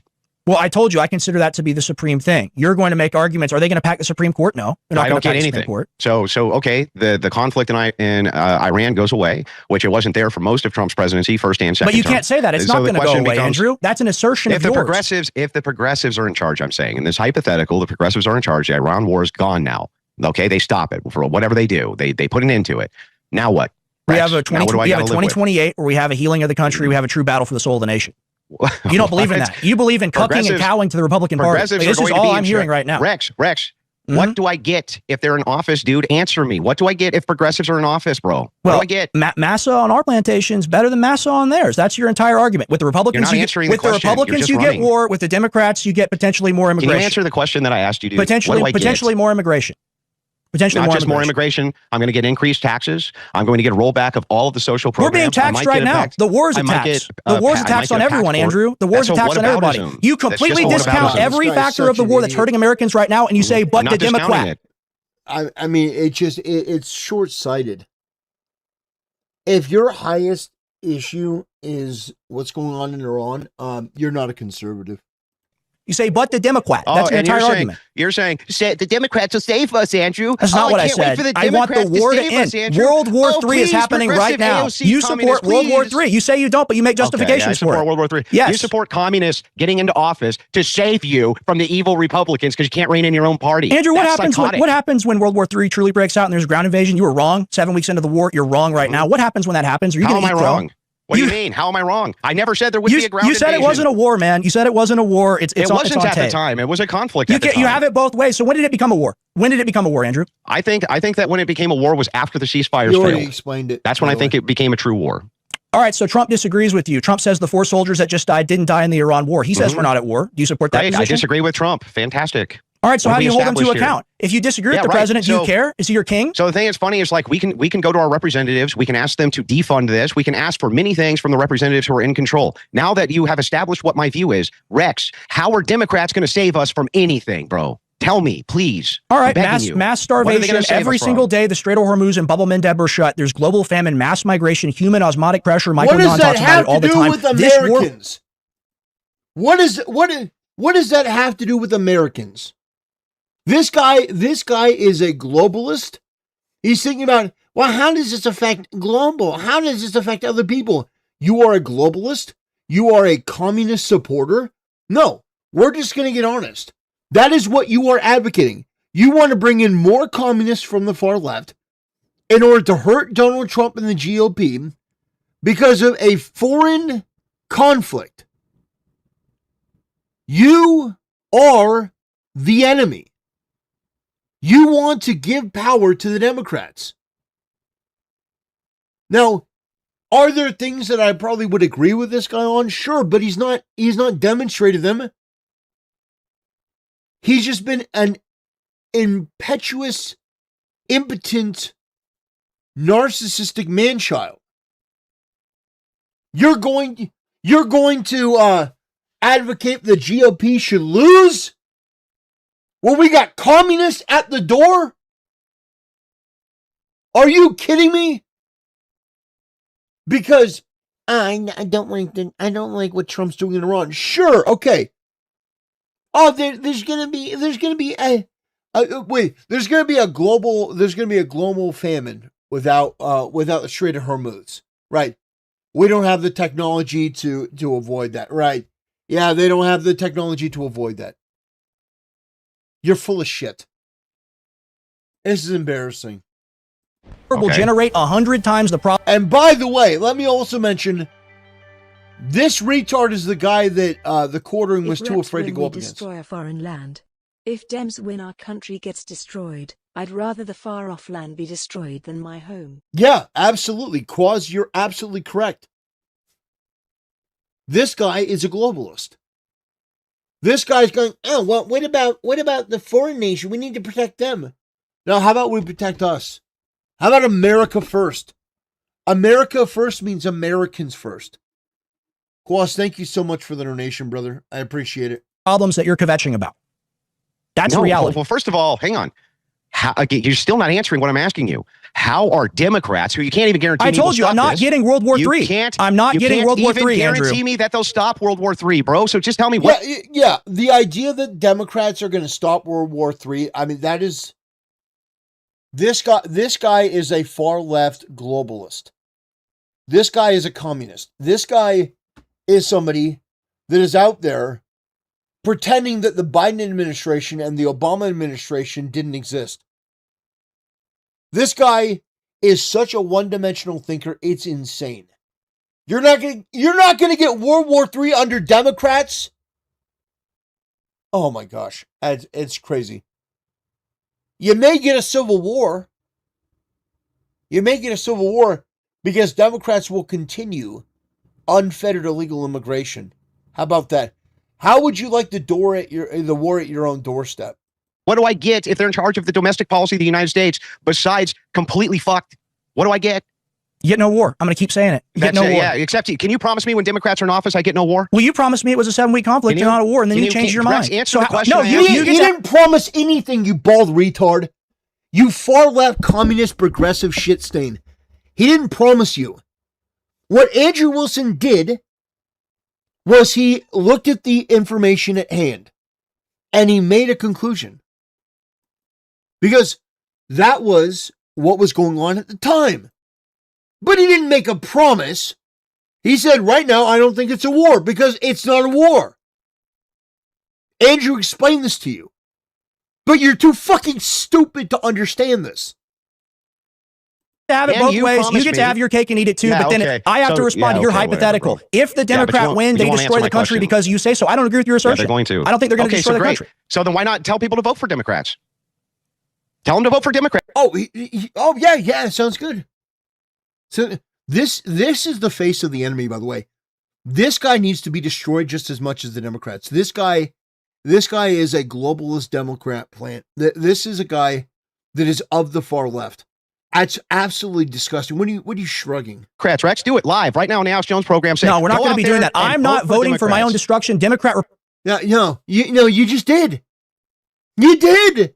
This whole debate, you've been telling them that they should vote Democrat. You have. Because you want more progressives in there so that they can impeach Trump. No, you have. And you've been saying, Democrats aren't going to start a new war. Which you know is not true. Not only are they going to start a war, they're going to start a class war. They're going to start a race war. They're going to do what they've been doing the whole time, which is the erosion of America and the family. I don't even know what to say at this point. Republican, they are two wings on the same bird. You disagree with that? That is my position. The most important thing is World War III, Rex. Tell people to vote for Democrats because they're going to save us. Do it. Do not vote for Zionist Republicans that want to end your life and your family lineage forever by sending you off to war. Why not tell them Don't put words in my mouth, Andrew. Don't put words in my mouth. Why not? Why don't you tell them to vote for Democrats, Rex? Why not? Because I disagree with that position. Why not tell them? I disagree with that position. How do you disagree with the position? The most important thing is World War III, and the Democrats are going to save us from it. Why wouldn't you vote them into office, Rex? Tell me. Yeah, Andrew is. He got him right there on that. That's devastating. I'm not showing up to the polls. I don't have to exist in your binary. Oh, okay, right. I don't have to exist in your binary. What? He's non-binary. Oh! Rex Jones announces he's non-binary. So I guess the most important thing isn't stopping World War III then, because you can't even be bothered to show up to vote. That doesn't consistent position. That doesn't make sense. Consistent position. Andrew, you said it wasn't a war. Now you say it's a war. That's your consistency. Yeah. So you can change your position. You can have your cake and eat it too, but I can't. That's basically your. Oh my gosh, this guy is so dumb. It's unbelievable. How is this guy the son of Alex Jones? This guy has no aura. He's oh gosh. And the thing is, I like Alex Jones. I do. I like Alex Jones a lot, but this is just embarrassing. Like, this is just so embarrassing. Entire take on this from day one. Rex, this whole thing is insane. First of all, when I said that at the time, we were 6 or 7 or 8 weeks into the conflict. Okay? Yes, of course, when the situation changes, my opinion about the situation is going to change. Your support generated the war. People like you that backed the Republicans. When Trump said 99% of Republicans supported the war, you're a part of that number. You emboldened his military action. Did you vote for Trump? Yes, twice. Then you supported the war. How yes, could you support I was the war? wrong to believe in the lies of Donald Trump. Donald Trump lied to me. Hold on, Andrew. Donald Trump said no more neocon wars in the Middle East. Is this a neocon war in the Middle East? That's the same thing he said to me. I voted for him too. And you're still a cuck. What do you want me to do? You're still cucking for him. That's what this is. You're cucking for Democrats, bro. You're making excuses for the dear leader. If you can't criticize your own side, it shows your coalition is weak. You have no coalition. You have no platform. You admit the Republican Party is controlled by the donor class, but then you say to go vote for them. So are Democrats. So are Democrats. Heinrich says, what a defect in the libertarian mind. What defect in the libertarian mind makes them believe, after an entire history of civilization, that our global power isn't constantly going to be at war? I don't know. I don't know what compels them to have this sort of just ridiculous ahistorical perspective that's just I mean, what Rex Jones is advocating here, it's not America first. This is not America. This is not an American first mindset. This is a globalist, pro-democrat, pro-communist mindset. It's crazy. Democrats. I'm proposing we break. I'm post-duopoly. Oh, okay, great. What you're going to break in what? You're going to form a party in 2 years? I'm 23. Insane, you're in your 50s or something. You'll be dead in like 30 years. I'll be here. I care about the nation, the future of this country. In a way. Boy, that's a thing to say. That's a thing to say. Yeah. I'm not even going to touch that. That's not going to save us from World War III that you have a party in 20 years, Rex. No, we do it now. We do it now. 2028. You are holding. No, hold on. You are holding to 2026. I'm holding to 2028. That is my entire position. We have somebody run. You're not going to have a party. You're not going to have a party by 2028. That's insane. Who was the part? What was the Republican Party? That's crazy. In 2014, was the Republican Party the party of Trump or the party of Jeb Bush and Paul Ryan? What happened there? It wasn't the party of Trump. Trump wasn't around. What happened there? So there's a complete change from, of course, Jeb Bush to Donald Trump, a complete change from pro to anti-war foreign policy because Donald Trump had a populist takeover of the Republican Party. How could we not have that again? You deny that. You say it's impossible. Yeah, no. What I'm telling you is that you can't have a third party that's viable by 2028. I didn't say third party. I said having a person run inside the Republican Party. So then you want us to vote for Democrats now, and then in 2028 vote for whoever the Republican nominee is? Why not? Because Rex, the Democrat going to censor me and throw me in jail. That doesn't follow. Power. Oh, the Democrats are going to save us from World War III. Yes. That doesn't follow. We need accountability, Andrew. Then tell people right now if they're going to save us from World War III, go vote for them. How many pumps? How many dead soldiers? How many? Uncle Sam's railing you right now. Is it going to be 19, 20, 21 pumps, 22? How many more deaths, Andrew, will you justify? How many times do I have to say I don't support the war? But you support Donald Trump, who's doing the war. That's the whole point of the argument. I don't support Donald Yes, you do. You support Donald Trump. You're telling people to vote for his party. Rex, you can't cut me off in the middle of the sentence. You've been cutting me off the whole time, man. That's bullshit. The thing is funny here, man, is like, I don't support Donald Trump's war in Iran. I do support him on domestic policy and the things that he's gotten done. It's not a deal breaker for you. Think for a second, not yet, unless there's a ground invasion. And I got to tell you, man, you're saying that there's going to be World War III and Democrats are going to save us. That's nuts. They're not going to save us from anything. And if you really believe that they were, why wouldn't you tell people to go vote for them then? You know what? Why? 2026, we're not voting. 2028, we're voting for somebody. Jones Jr. If Trump fails abroad, we all fail. Doesn't he realize that? Thank you for the donation, Renal MD.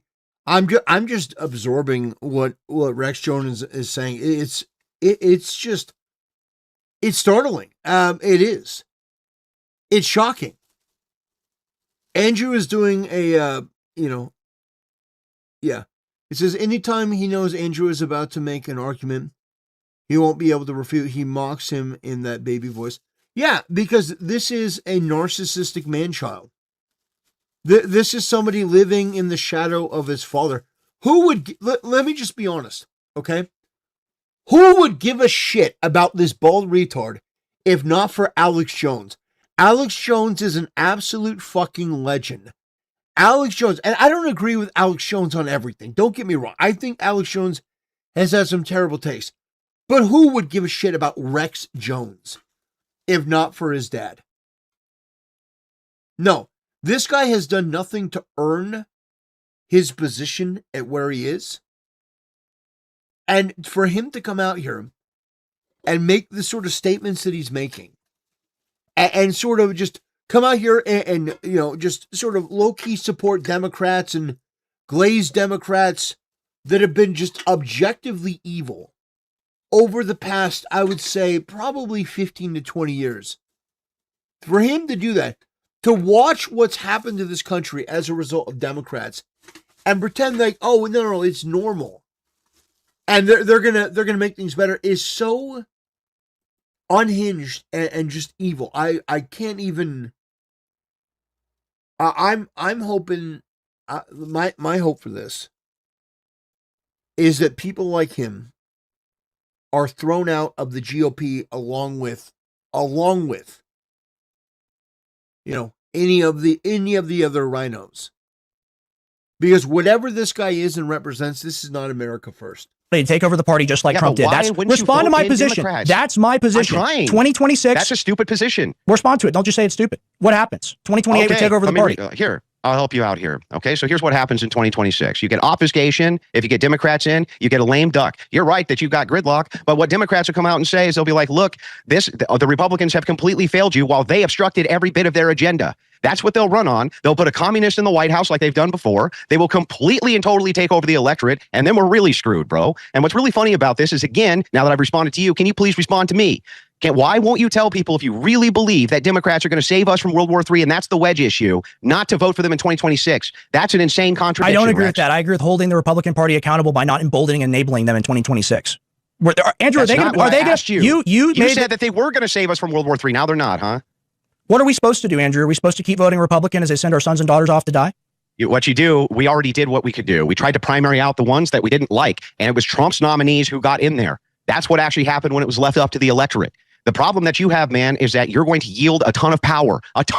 You've already yielded it. Lunatics who have ever existed. You gave it away to the Likud party. You gave it to Netanyahu with your support. Oh yeah, I gave it away because I voted for the same guy. It's two devils, man. It's two demons. Yeah. So I guess you and I are both in the Israeli shills then because we both voted for Trump, huh? Better get that 7,000. We'll see you after this break. Yeah, you better get your 8.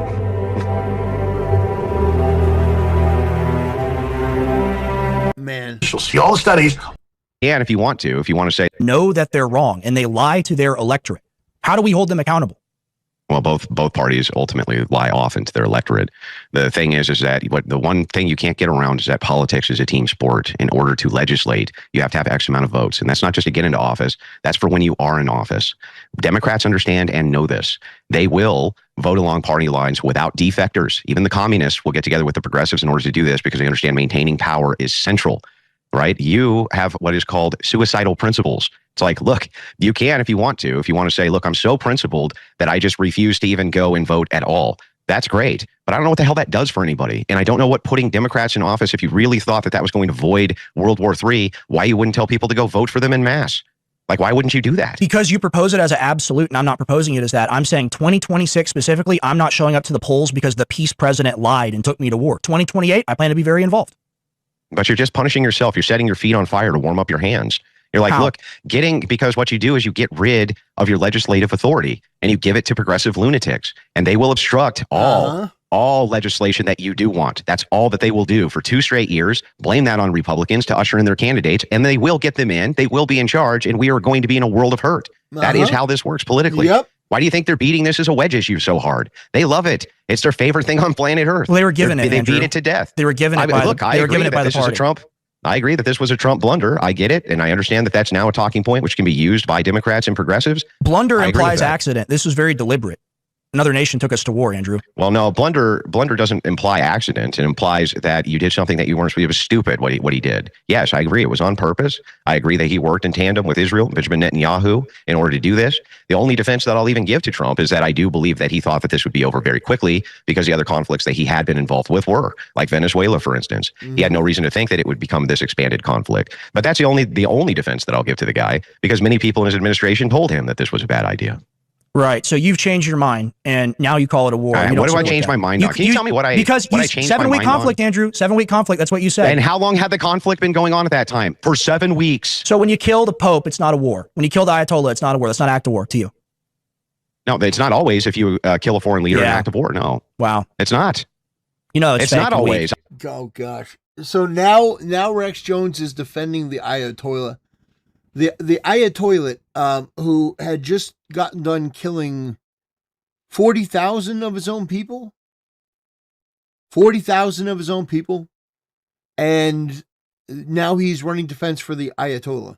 That's wow. We give Hassan a lot of shit, and Hassan is pretty dumb, but I mean, man, I don't know. Guys, who do you think is more insufferable? I'm gonna run a poll on my YouTube community tab. I'm gonna run a poll. Okay. Who? I want you to answer honestly. Who is more insufferable and wrong? Rex Jones, Hassan Piker. We're going to run a poll. Who is more insufferable and more wrong? Rex Jones or Hassan Piker?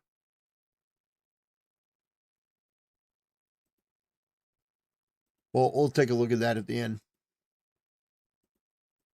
So I don't know what to tell you. That is in fact the case, but that's this not has real world, graduated. Bro. Any other nation, they kill a leader, they're at war. Mm-hmm. Why is it different for us? That's not true. That's not true. Many nations have had leaders which have been assassinated, and that's been linked to other nations, and they didn't go to war. But it's not an assassination linked to another nation. It's a military strike. It's a bombing. Yes, but that's not what's in dispute. What's in dispute here is whether or not at the time it appeared to be more of a conflict than it did a war. But you don't think it's an act of war to kill the Ayatollah? I think that you're splitting hairs. How? It's like, even if I was wrong, let's just say I was incorrect about it being a conflict. Let's just grant it. So what? We both agree it's a war. Both of us. So if that's the case, you don't agree that killing the Ayatollah is an act of war, which makes it look like, well, why are the Iranians fighting us? They seem to think they're at war with us.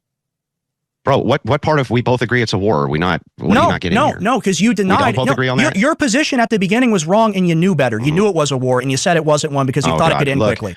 Okay, you know what? Just for the sake of getting the conversation forward, Rex, I was wrong. It wasn't a conflict. It was actually war. What have we established? Nothing. He's a smug, impetuous man-child, and he thinks that harping on this makes him look good. No, it wasn't a war at the time. It was a conflict. It was a military conflict that has escalated into a war. So, yeah, you have no point here. Anything?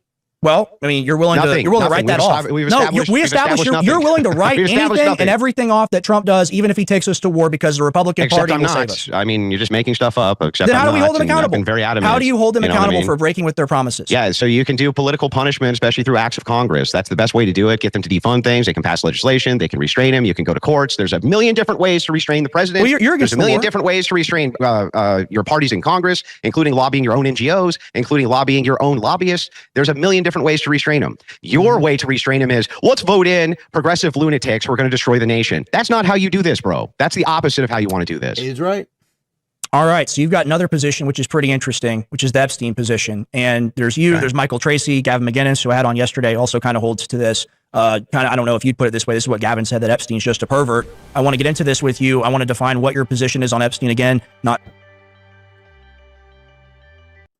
I'm an hour behind on 2.5 speed. Hassan is so horrible. I'm voting for him without watching anything yet. Oh man, well yeah, oh boy.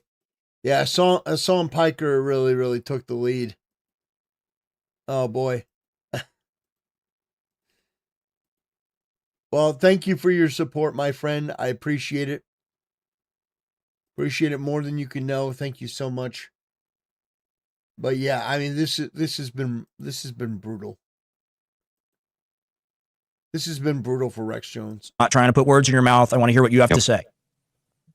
Yeah, so I think I think Tracy has most of this right, that you have to separate mythology from fact. So Epstein was a hyperpredator in Florida who was preying on essentially high school girls or younger. Pedophilia, most likely, right? So yeah, he was up to all sorts of like horrific things. There's no ifs, ands, or buts about that. And Ghislaine Maxwell also was. But the mythology aspect is the Zorro Ranch. They were eating kids. They had like child bakeries there. The mythology is the Lolita Express, that there was blackmail operations which were going on, and those blackmail operations were utilizing video in order to make sure that various political figures and things like this could be blackmailed, essentially. So that's where the mythology aspect of it comes in. So as long as people separate mythos from what we know as fact, I don't really have a problem with it. I don't even have a problem with the idea of the mythology if it's the case that people have good evidence for why it is that they believe some of the things inside of the mythology. Okay. So I just want to ask you right off the rip, is Epstein a pedophile, and was he involved in child trafficking? Well, undoubtedly he was involved in child trafficking. The question is was he involved in child trafficking to himself, or was he involved in child trafficking to other people? That's where the question comes in. Crew, can we get really quick? Crew, can we get the DOJ charges for Southern District in New York, Ghislaine Maxwell, punched up on the screen really quick? Andrew, continue. Mm-hmm. Yeah, and then the other thing on the question of pedophilia, yeah, I mean, most likely. I mean, it wouldn't surprise me a bit if he, the way that I understand it, it's a mix between, you have pedophilia and then hebephilia, And then, everything after that. Pedophilia is classified as prepubescent children, and then hebephilia is classified as they're like possibly post-pubescent, but they're still underage. So I think that he falls in the hebephilia category, but it wouldn't surprise me if he fell in the pedophile category as well. All right, so there's underage hijinks going around. We can kind of just leave it at that. So he's 1,000%. Yeah. So he's on record, or just Lane's on record, because she's spending 20 years in jail for conspiring to and committing child trafficking with and for Jeffrey Epstein. Like, those are the charges. So for me, to Jeffrey Epstein. When I hear that somebody like Michael Tracy come out there and say, "Oh, well, there's no evidence of this. This is a satanic panic," basically, I look at the redactions and I say, well, if there are all these redactions for all these quote unquote victims, who is being protected and what's being hidden in your view? Well, a lot of the redactions are coming out of victim advocacy groups, various lawsuits that are happening, and those are done through the court, which is separate actually from what Trump's powers are for redactions and even congressional power. A lot of that comes out of the courts. Tracy has some pretty good segments on this, on how the victims advocacy groups push for these redactions through courtrooms. And I kind of understand why, because if you take what happened, for instance, with Ro Khanna, when Ro Khanna doxed those various people who were on the list, and then it turns out that they weren't even involved in any pedophilia at all. It's like there's a reason why there's a lot of those redactions which are there. We have the Epstein Transparency Act, and they've been going back and forth on this based around the idea of the video and the redactions. So I would love to see it all. And this is Tracy's position too, which is interesting. He would prefer to see it all redacted and released. And so would I. I just understand why it isn't. And that's because the courts did it, in your view?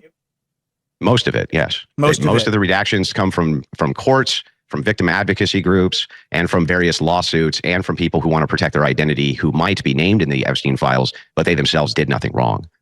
Okay, so we kind of made, or you made, the pedophilia, I believe hebephilia, or whatever it's called, distinction earlier before. Pam Bondi one's prepubescent, one's postpubescent. All right, so I think to most people that really doesn't matter. Like, if it's under 18, it's a crime, and then someone that's that old shouldn't. I agree, be it's a crime. Yeah, I agree with that. When you look at Epstein and you look at the redactions, it's not just the redactions, it's the 3 million unreleased files. What do you say about that? Yeah, so most of that, as this, again, this is the research that I've read, and I've looked at both ends of it. So Pam Bondi said that most of the redactions on video, for instance, came from the fact that this was mostly Epstein's porn, and that had been investigated. And it's true that they did age play pornography, but even a lot of the pictures which were leaked out, where it appeared like it was a young girl, like perverts on the internet were like, no, I saw that porn. It's this one. And you'll see that on X. They're like, nope, that's actually just age play pornography, this type of thing. So he had a pretty staunch porn file. And then as far as the other files that haven't come out, my understanding is that those fall under the same category. They're like unnecessary files to send out, or they're protected by victim advocacy groups, this kind of thing. Do you believe— This is my understanding of it. No, I get it. Do you believe he was an international sex trafficker? I don't think that there's evidence to support that Epstein was involved in international sex blackmail operations. There seems to be a lot of evidence that he was at least tied to intelligence agencies, which doesn't surprise me because he was a banker for Rothschild and he was an investment banker for other large banking operations. So that wouldn't surprise me at all if he had intelligence links. Most of these guys seem to. But I haven't seen any good compelling evidence that this guy was flying children around the world for other people to have sex with and then blackmail them. And that's where the mythology part comes in. So you completely disregard all uses of coded language? No, you don't. Well, pizza, cheese holders, grape soda, hot dogs, things like this. I eat the beef jerky or else the demons come for me. The shadows come around me. The problem is like, it just doesn't demonstrate what it is you're trying to demonstrate. It is in fact the case. It's awful suspicious. I agree with you. The idea of coded language always is. But do you remember the Pizzagate and the stuff that happened around that? That was all based around coded language, and it was all nonsense. There was no I don't know that was all nonsense. Going on. I don't know that was all nonsense. The Podesta. So he's a Pizzagate truther. Okay. Emails. The Podesta emails are not a part of Comet Pizza, and that was also a part of Pizzagate. So you're going to conflate two things here. Well, no, I'm not. The Podesta emails and spirit cooking had to do with some lunatic's art project, and that was conflated and tied in to the fact that Podesta was diddling kids, and then that was tied into Pizzagate. It's like, but if it's most just of that wasn't true. If it's just a lunatic's art project, then why are all the most powerful people involved in it, and why are they involved with pedophiles? Like Jeffrey Epstein, like Podesta? For the same reason most elites get involved in art, because it's a massive racket worth billions of dollars, and they hide their money through it. So billionaires have been doing that for years and years and years. Do you really think that they're buying a painting that was made from somebody for $50 million? Go back to that in the slideshow. Do you think this is a part of art scam? Where they got, the fat guy like raping the silhouette of the little kid on the bed? Is that a part of art scam? Yeah, that's gross. I wouldn't surprise me if fucking I'm sorry about my language. It wouldn't surprise me if Podesta was a total absolute scumbag of the tallest order. The problem that you have is like, you have to separate mythology and weirdness and grossness and sickness from reality. The reality is there was never, ever at Rocket Pizza a basement where kids were getting tortured and they were being SA'd. That's just not true. Factually, it's not true. And you can be upset about it all you want, but that is in fact the case. Right now, factually, you don't have evidence that Epstein was flying children around the world as part of blackmail operations. You don't have the evidence for it. We have evidence. You can have great suspicions. Mm-hmm. We have evidence that he trafficked children. We have evidence that he did it with Ghislaine Maxwell. She's in jail for 20 years. To himself with Ghislaine. To himself, right, exactly. All right, so if he trafficked children to himself and he's this billionaire with all these insane connections, wouldn't it not be a crazy leap of logic to assume he's doing this with other people if him and Ghislaine It wouldn't doing be, it? No, of course not. It wouldn't be a great leap of logic, but there's just not any good evidence there to support it. That's the problem that you have. That's why you have to be very cautious, because you can build up huge mythologies around what is called, logic gaps or evidence of the gaps, meaning, look, I don't actually know, but my speculation becomes the logic. And then I can make these logical leaps based on my speculation. Now we get into these are truth claims. And it's like, you can't make those truth claims because they're not true. You have to at least have the evidence to back up the truth claim, or you can't really make the claim, right? You can just have suspicions of, if that was it, if people are like, look, I have suspicions of this, this is really weird, this needs to be followed up on, we want more answers to this, I think that would be fine. But this has transcended that. And it is, in fact, the case that there is a psychosis which is happening in the United States around this, where people now believe that at the top levels of government, we have people who are eating children, that they're eating their pineal glands, that they're eating their sexual organs, that they're killing them and murdering them, and they're SAing them. And it's like, that's a hell of a thing to say without good, compelling proof, man. All right, I take that point. I can take that point. I can understand it. The problem is, though, he's on record as a child trafficker. He's a billionaire. He has these connections. Absence of evidence is not evidence of absence. I don't believe that. But that works against you, too. That's the same argument I can make back. It's like, yeah, you're right. Absence of evidence is not evidence of absence. But the problem is that you making the affirmative claim, there's an absence of evidence, and therefore that's the evidence, is the same argument. That's not evidence. It is a bit odd that the people that promised to expose everything and in the wars started the wars and exposed nothing. And they say, well, we had to do the war and then we had nothing to expose because it's all fake. I guess we're supposed to just trust them? Well, no, nobody's asking you to trust them. I think, again, just like Tracy's position, I would love to see all of these files unredacted and released. But you have victims who don't want that to happen. They don't want it to happen. And take, for instance, a lot of these victims don't have very much credibility to begin with. And they're not, a lot of it has to do with money, has to do with various victim funds that they had access to. It became a multi-million-dollar industry to be an Epstein victim. So it's like, look, you have also evidence to question that narrative. And it's like, look, I love skeptics. I just used to love them a lot more when they were skeptical of their own claims too, their own side's claims. Like, be skeptical of both. It's fine to be like, look, I want the government to be more transparent. I want them to release all the unredacted files. I want to know what happened. But you also need to be skeptical of your own claims and be like, I actually don't know. And you shouldn't make bold claims that at the highest level of government, children are getting eaten and molested and raped by high-level government officials, and it's being covered up. We don't have evidence for that, man. Now, if you want to say Epstein trafficked kids to himself, I agree, 100% that happened. But you lack the evidence to show that he was trafficking children to other people as part of massive intelligence blackmail operations. I myself believe that narrative. I believed it myself until I went and looked into it and read a lot of Tracy's research. And his research is quite good. All right. Well, Andrew, we disagree on this. I think we'll probably do another stream in the future as facts coincide. Thank you for your time. The Crucible, where do they find you? Yeah, you can find me on YouTube at The Crucible. You can find me on Rumble. I do the Extravaganza daily. You can also find me on X at Paleo ChristCon. And Rex, I know that we disagree fervently about many things, but I still like you, man. And I appreciate being on your show. All right. Yeah. Take it easy, Andrew. Appreciate your time. Have a good evening. You too. Take care. I'm going to tell you something right now that is one. I have to disagree with Andrew. I can't with Rex Jones. He just listen. Is he the worst person I've ever listened to? No. Is he up there? Yes. Because actively this guy, Rex Jones, what he is suggesting, what he is advocating for, is to put every American in a worse position. I agree that we need to hold Democrats, we need to hold Republicans and Democrats accountable.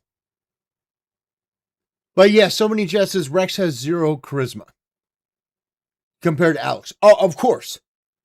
Alex Jones is a charisma machine. Yeah, he's immediately entertaining. Whereas Rex Jones makes me want to go to sleep. But this entire thing, I think what it demonstrates is that fundamentally, Rex Jones, he just doesn't get it. He doesn't have it. He doesn't get it. And Andrew was able to dog walk him through that entire debate. Anyway, that's going to do it for this video. I want to thank you for watching, and I'll see you next time. Okay. By the way, thank you, Andrew Jump, for the £5 donation. It says he wants the party who would advocate for this art to be in power despite Trump. Yes! Yeah, absolutely, yes. Absolutely, yes. He wants the party that would support that. Yeah. We got Cucumber Salad said, hope you're doing well. I'm doing great. I'm doing great. Let me get this uploaded online real quick.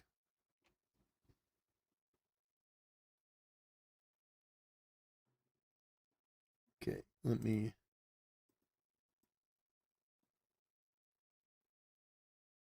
The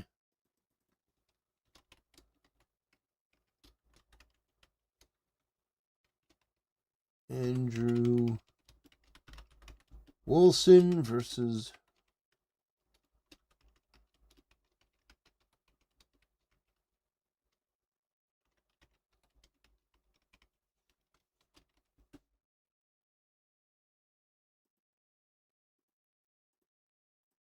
okay.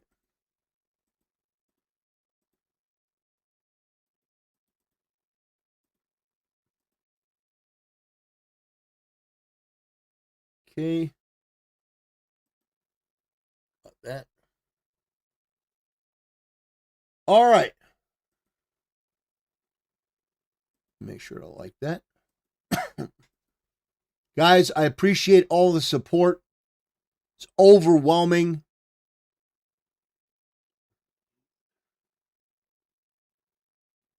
Yeah. Overwhelming support, guys. It's incredible. Thank you so much. I appreciate it more than you could possibly know. Thank you so much. Okay. Let me go over here. Okay, so we're gonna be watching a video. We're gonna be watching a video of, oh man.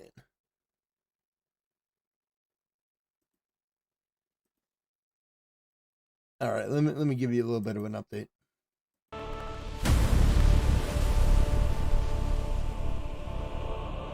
Well, brothers, I'm going to be giving you a little bit of an update on the iDubbbz versus H3H3 podcast lawsuit. Yeah, that's right. Apparently, according to iDubbbz, the lawsuit is still going on.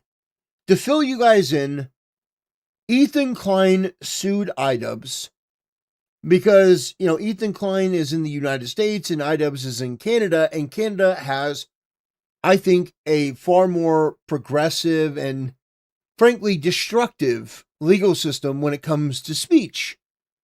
And so what you can sue somebody for in Canada, well, it's much more loose than what it is in the United States.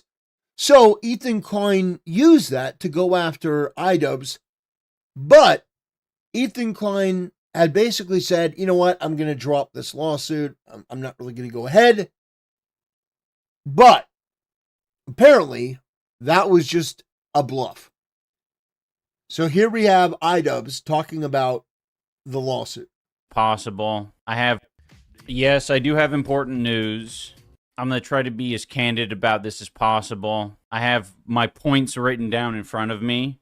So here is the news. Here's the important news. Number one, Ethan Klein has not dropped the lawsuit. Number two, we've been actively dealing with it for the past couple of months. Number three, I'm bringing it up now because now we have court dates, basically. And so, it's becoming a lot more real. I'm not particularly surprised, but I am disappointed. There really isn't much else I can say about the matter right now because, it's legal. It's legal. So, yeah, we're going to keep pushing on. That doesn't change anything here. For the rest of the stream, I am going to be doing what we normally do. So, yeah, that is it. I'm not going to be answering any questions in chat related to it. But there you go. I didn't even... Yeah, somebody in chat says, man, iDubbbz just makes me sad. Yeah. For those that are not aware about the lore with iDubbbz, he used to be a rather edgy and interesting and kind of funny content creator. Ironically, kind of like Ethan Klein. And that Ethan Klein used to make edgy jokes and he used to make content that was, relatively based. And then at a certain point, for whatever reason, they just abandoned that, pulled the ladder up behind them, and went completely woke. Now, in the case of iDubbbz, people say it was because of iDubbbz's wife, Anissa, that he basically cucked out for her, and ever since then, his career has taken an absolute pounding. The likes of which is very, very rare. It's become part of internet lore and culture. In fact, when Asmongold started dating Kaisi, or who knows how long they've actually been dating and just decided to, reveal it to people, or she came over. But when that happened, people were like, yeah, Kaisi's going to turn Asmongold into iDubbbz. So, yeah, I mean, that's brutal. You are now known as the guy that was once popular and successful, but had their entire career obliterated by a woman. Now, whether or not that's true, doesn't matter. It's the internet lore now. And when it comes to internet lore, it's hard to undo your story. But anyway, I want to play let's do some goofs and gaffs. Let's do some goofs and gaffs and have a good old time. Oh, I guess I'll just comment on this because I see iDubbbz said, I am not dropping the lawsuit. And, well, listen, it's a bunch of technical bullshit. It's just we're in negotiating the terms of the settlement still. And that's it. I don't know. It's what it is. You know what I mean? We're negotiating the terms of the it's a meeting about the settlement. That's it. That's all it is. Right? So, iDubbbz was correct. The lawsuit is not dropped. They're now going to be talking about the terms of the settlement. Very interesting. Very interesting because we thought this was completely settled. Yeah. And by the way, Ethan, apparently he did say, I appreciate the thoughtful apology. It means a lot. I've instructed my attorney to drop the lawsuit entirely. Says, that's why I spoke about the notice of discontinuance. It's for those that think Ethan lied. Can confirm. Said, male Taylor Lorenz. Oh yeah, this guy, Stephen Assarch. Yeah, this guy is one of the least credible people. This is one of the guys that said that he couldn't find a radical Hassan Piker supporter. Yeah. What is the can confirm thing? I swear the guy is the dumbest journalist ever. So basically, this whole thing boils down to iDubbbz has been dealing with this behind the scenes, and now he's coming forward, and now there's a date, and now there's a settlement, negotiation going on. And the whole thing is iDubbbz really brought this on himself. He did. I know there are going to be people that say, well, but Ethan Klein, he shouldn't have done this. And I do agree. I think that the lawsuit is pretty petty. It's pretty frivolous. But that being said, if I had Ethan Klein's money, if I had that sort of like, just, dirty YouTube money, and somebody was part of an ongoing campaign to target my wife and kids. And, you know, the whole thing with iDubbbz and Anissa, you know, doing that video with Hassan, and then making jokes about CPS being called on my kids. And I don't know. I don't know. In that position, I might do what Ethan's doing. Just go scorched earth and say, screw you. But at the same time, I think in this position, I think Ethan should let it go. You know, I don't think there's going to be, first of all, you're not going to get any money out of this. The Jamas don't have any money. And their house isn't worth anything, despite them putting on the market for like near to $1 million. They're not going to get that out of it. But yeah, I don't know. Ethan can do what he wants, but I just think it's a mistake. But I don't say that out of any sort of love for iDubbbz. I just think that YouTubers using lawfare to go after people, especially in Canada, where there is a progressive system that has been wielded against people, I think unfairly. I can't support that. I can't support that at all. But it's interesting. It's an update. Ethan Klein, I don't know. He may continue the lawsuit. He may not. Who knows? Ethan may change his mind tomorrow. So, from Ethan's point of view, they're going to be going into settlement talks, and then that'll be that. Maybe Ethan's like, yeah, we'll drop the lawsuit. Maybe in Canadian court, maybe that's not something you can just do like in the United States. Who knows? We will see. But yeah, it's a little bit of internet drama for you.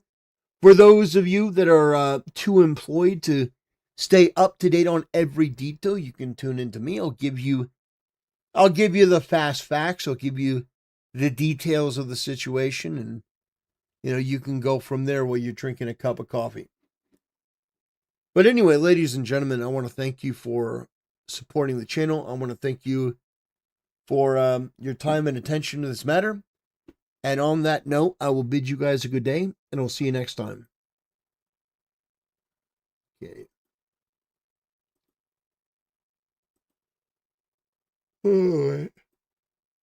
Oh, man. For some reason, I'm tired. All right.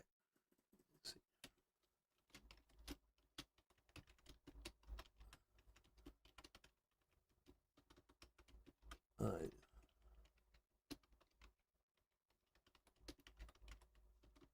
Continues.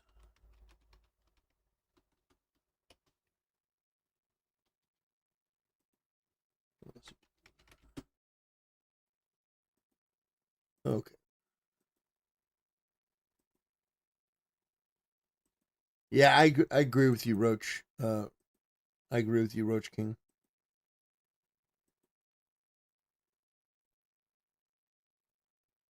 You're tired from all the shit. Yeah, it's probably true. Dealing with all the shit. Dealing with all the shit we got to deal with. Okay.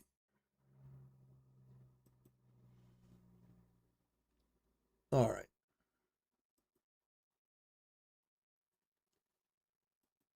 Okay, I think, do we want to watch the bearing video? I think we should watch the bearing video. I'm tired, boss.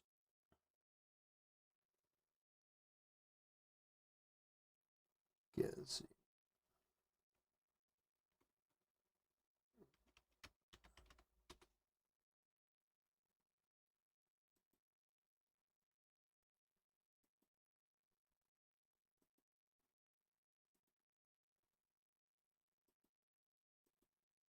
Okay, give me 1 second.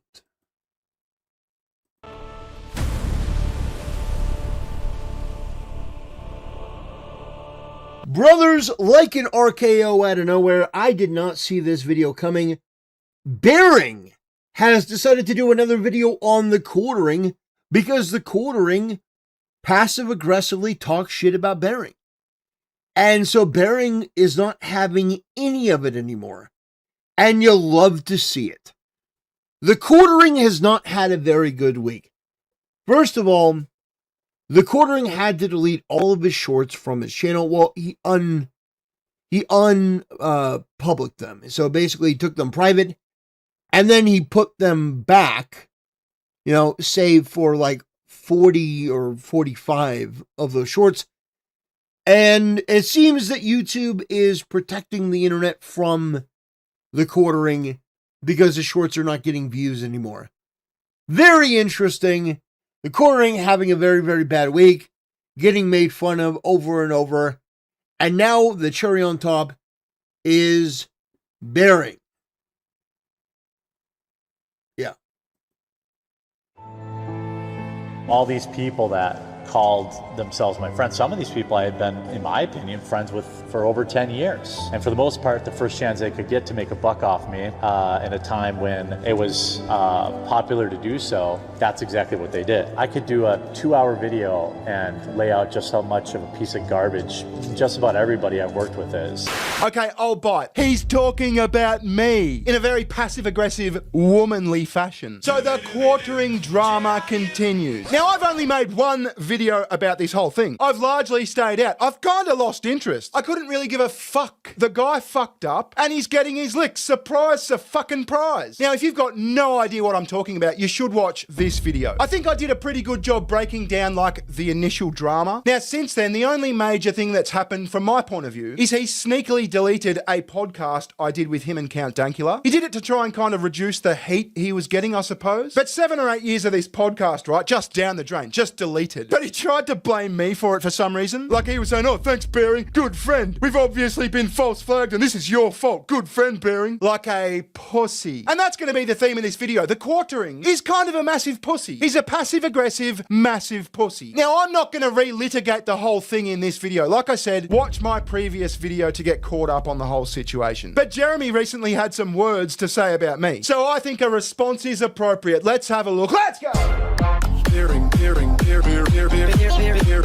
All these people that called themselves my friends, some of these people I had been, in my opinion, friends with for over 10 years. Talked to, knew their families, celebrated the birth of their kids. Now, he's talking about me here. There's no doubt about it. Friends for 10 years, knew their family. He knows my wife. He's spoken to my wife. Celebrated the birth of their kid. That's me. And later he goes on to say, oh, just to make a single video, to profit off my downfall. That's fucking me. That's me. He's just too much of a pussy to say it's me. But let's talk about the celebrating of the birth of their kids thing for a sec, Jeremy. Remember this clip? Look, I've been open. Like I'm 42. Like I'm not necessarily out of time, but like, it's something you think about when you get older. And having kids is fucking great, though. It's fucking great. Well, give me one of yours. Thanks for rubbing it in your face. I thought we were friends. You have two. You only need one. My oldest one's autistic, but she's like Rain Man autistic. It's fucking great. Love it. You're going to be rich one day. She's going to invent like an app or something. Like that's the thing is that she's like smart as fuck autistic, and she did something scary the other day. She talks and sings and speaks all the fucking time, like constantly. Yeah. But she doesn't verbally communicate. She'll take your hand and lead you somewhere and everything, right? Yeah. However, we've recently figured out that she understands every single fucking thing that we're saying and knows what we're saying. And it's terrifying. Like we've even had like staff at the speech and language clinic going, she knows what we're talking about. Yeah, and everything. Yeah, she's your smart. daughter was asking about what double penetration was. We don't know where you got What that. the fuck? I mean, you can hear. What the Hold on, we're gonna listen to that one more time. And speaks all the fucking time, like constantly. Yeah. But she doesn't verbally communicate. She'll take your hand and lead you somewhere and everything, right? Yeah. However, we've recently figured out that she understands every single fucking thing that we're saying and knows what we're saying. And it's terrifying. Like we've even had like staff at the speech and language clinic going, she knows what we're talking about. Yeah, and everything. Yeah, she's your smart. daughter was asking about what double penetration was. We don't know where you got that. I mean, you can hear those chicks audibly gasp. Where you got that? So let's just break down what just happened. Dankula, Jeremy's dear friend of 10 years. And by the way, Dankula's gonna fucking hate. I mean, he's probably gonna hate that I've brought him up here. He doesn't like drama, but I'm sure he'll forgive me. Please forgive me, Dank. But Dankula is describing how proud he is of his non-verbal autistic daughter for making the progress that she's made. And you can see it on Dankula's face. He's so fucking proud. His face lights up when he's described. Yeah, as any father would be. Any father would be proud in that moment to be like, look at my kid who's overcome this adversity. Of course. And yeah, he's absolutely right. Bering's right. You can see on his face he's proud. But Jeremy, I just like the 45-year-old atheist, just degenerate, bull semen loving, just cuck freak. His first thought is your daughter talking about double penetration, like, disgusting. That is, I mean, honestly, that's like you get punched in the face. That's like punch in the face worthy.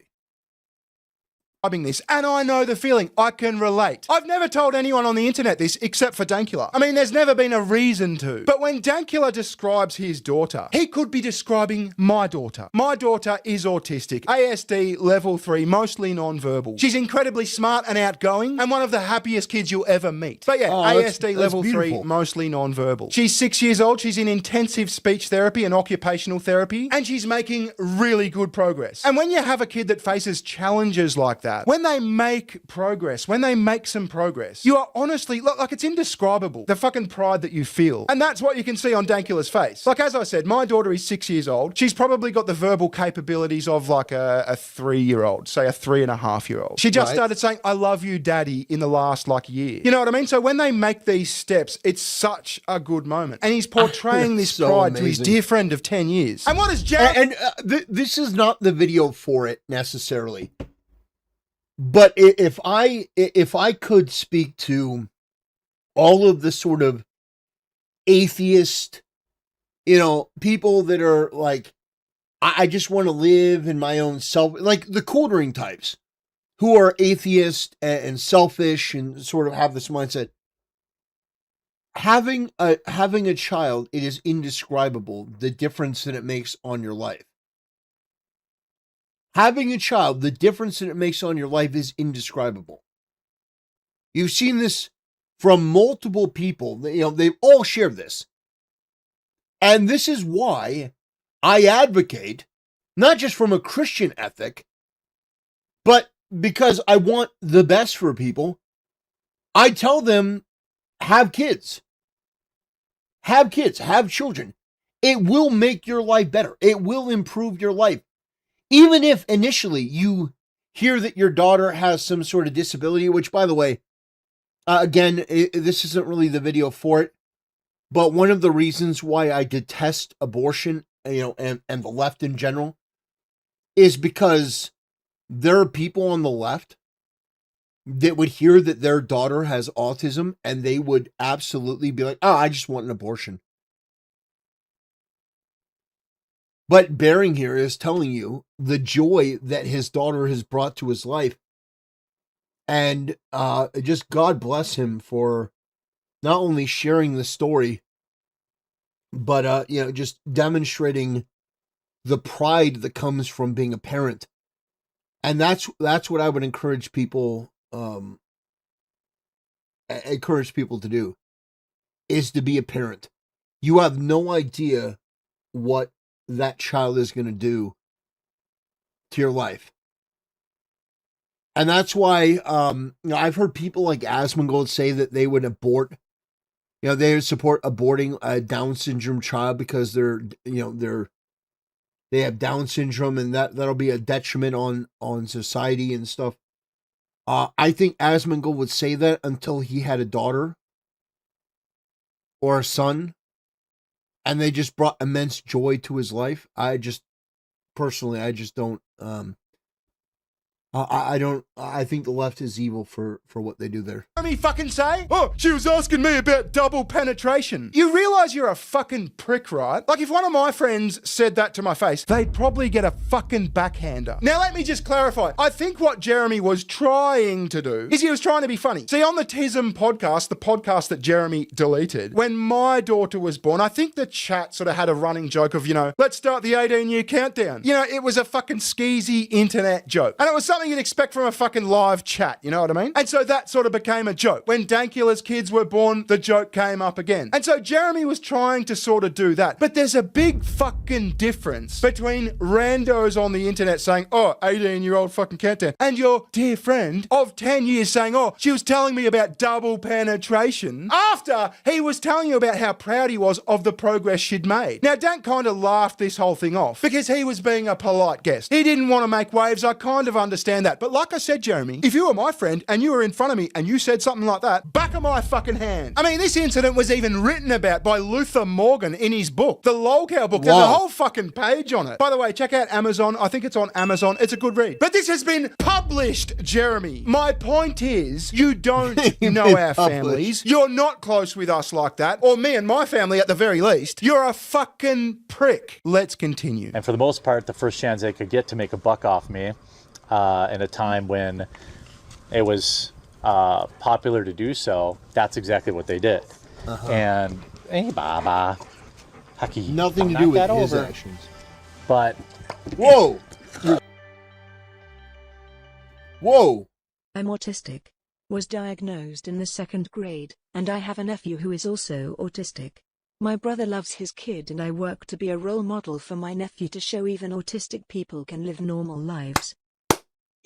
Well, first of all, thank you for the huge donation, the massive donation. Thank you for your support. But yeah, I'm glad. I'm glad to hear that that's going so well for you. Yeah, it's unbelievable that people like the Quartering would take that as an opportunity to say that. But of course, it says my brother loves his kid, and I work to be a role model. Yeah. God bless you for doing that. Absolute W. So all around, thank you for the support. Huge support. And on top of that, yeah, thank you for doing what you do. I've said it before, I'll say it again. God works in people's lives in ways that they have no understanding of. If God gives you, a child that's autistic or has Down syndrome, that's not a reason to abort the child at all. Because you have no idea what sort of blessing or gift that child is going to be, not just on your own family, like on your own life, on your own family, but on the community. You have no idea. So, thank you, brother. I appreciate it. I appreciate the support. That's overwhelming. But, I mean, you could just say nothing, too, during times of tumultuous stuff. Yeah, I could have said nothing, but that would make me a massive hypocrite, wouldn't it, Jeremy? See, when Matt Jarbo flagged down all those motherfuckers, we all said something. That's shithouse behavior. Now, you fucked up. No, wait, that's not even the right wording. You were intentionally and arrogantly malicious. You tried to destroy the livelihoods of people. You tried to destroy someone's YouTube channel. And what me and a few other people you called friends did is simply police our own. I would be completely fine with all of everything that's going on, even though we may disagree on certain things. If they would police their own, there are lots of problems in each community, and nobody ever really wants to seem to police their own. They have shown that they won't police their own. So rather than police their own, they don't police their own, meaning they don't get bad faith actors out of their groups. I wish they would police their own a little bit more. What has to happen is they have to police their own. And if I wanted to make a buck off you, Jeremy, I would have made a lot more than one video. Or two now. I could have made a lot of money off you. Look at people like Luther Morgan. Look at people like Don Flurgandy. Those guys have started what could be very lucrative YouTube careers off your downfall. And fucking power to them. You did the same thing with Brie Larson, for fuck's sake. But I don't know if it's this like pulling up the ladder. Okay. To be fair, I don't have to be fair to the Quartering. I don't like the Brie Larson comparison. I don't. I never have. I never will. The reason is because the first time that the quartering and myself and other people started talking about Brie Larson was when she was brought on to like one of the biggest movies in the world and then decided to fuck things up. You know, like I understand what people are saying. I understand what they're saying, and I get it, but Brie Larson deserved every bit of that criticism. Every bit of that criticism and more for what she did. Sort of thing. But like I said, you've become arrogant and a prick. I was thinking about it just after all this happened, right? And I think your fucking problem is that you've developed what I call media company syndrome. See, you had a YouTube channel and you got very successful. You got like 1 million subscribers. You got 2 million subscribers. You got a fuckload of views. And all of that happened because you were relatable. See, a lot of people post quartering drama ask me, what did anyone ever fucking see in Jeremy? And the answer is you were relatable. You were just a fat guy from fucking Wisconsin. You played with cards, you bitched about movies, that sort of thing. You're just some guy in his spare bedroom talking shit. Just like the rest of us. Just like the Keno Casino. Just like Yellow Flash. Just like Camelot. And you're still just a prick in his spare bedroom talking shit into a microphone. But you've kind of developed this belief that you're like a media company now. You've got all this stuff. You're a big important motherfucker. Now, there's nothing wrong with having staff. There's nothing wrong with having editors and that sort of shit. But you became so big and so arrogant and so media company brained that you thought your shit didn't stink. And it very much does fucking stink. That's why you thought you could silence people who were being mean to you on the internet. But if people wanted to watch a media company like Fox News, then they'd watch Fox News. People tune into YouTube for the most part to watch a motherfucker with a microphone talking shit in his spare bedroom. And as a fellow motherfucker with a microphone talking shit in his spare bedroom, I am going to call you out and tell you the truth. They're not your friend if they're not willing to call out bad behavior. That's what real friends do. Real friends don't expect their other friends to be in lockstep with them. Real friends interrupt you when you're making a mistake. Join a community of people that wants you there and will tell you the truth as they see it. Not act like a spoiled brat. Let's continue. Now, I'm not talking about my viewers, but I'm talking about other content creators who are all snakes. I could do a 2-hour video and lay out just how much of a piece of garbage just about everybody I've worked with is. Well, then why don't you fucking do it? Stop being a pussy. For fuck's sake, you've got this mentality that like everyone snaked you. I didn't snake you. I came to you privately. Before I made that initial video, I came to you and I said, what the fuck is going on here? Care to explain? And you lied to me. All you did was fucking lie to me. I even told you I was going to address it. I told you I was going to make a video. And after the fact, I'm some massive asshole. I didn't do anything I didn't tell you I was going to do. Stop being a bitch. If you've got dirt on people and you want to get revenge, then fucking do it. Reveal all. I don't give a shit. Because I, for the most part, am not a prick. And whatever you release is going to show that. Jeremy, do you hang out with many men? Like, do you have real friends in real life who are men? Because what you're doing right now is very female coded. Like, I haven't thought about this shit for fucking months. And all of a sudden you pop back up having a subtle passive aggressive crack at something that was like a moment months ago. It just seems like very womanly behavior, like someone who probably wouldn't get along with men. Like I tell my mates the truth all the time. It's what blokes do. It's a thing. A disagreement isn't the end of the world. It doesn't mean I want you to die or something. I don't think you like being told the truth. And I think there's proof. See, Luke started telling you the truth, and all of a sudden, miraculously, mysteriously, Luke's off the fucking show. I respect people's time, and I don't want to bullcrap them. I don't want to lie to you. I don't want to tell you stuff that isn't going to come out to be true just because it makes you feel good. Like a real friend tells you the truth, right? Whether you like it or not.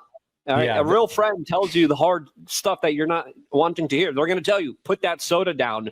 You know, they're going to tell you like, hey, you got to take care of yourself, right? So I prefer those people in my life.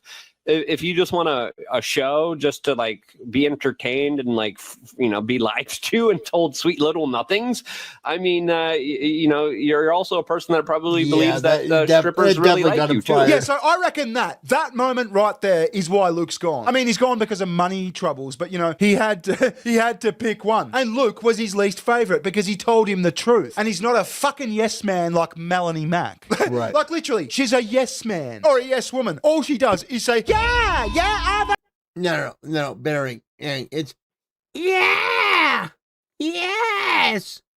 Wow! Wow!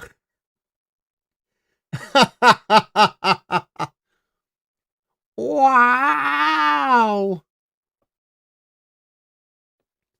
Yeah! Wow! That's Melanie Mac. Wow! Yes! That's good, Jeremy! It was just that one day, and I think it might have been that I just hadn't eaten anything.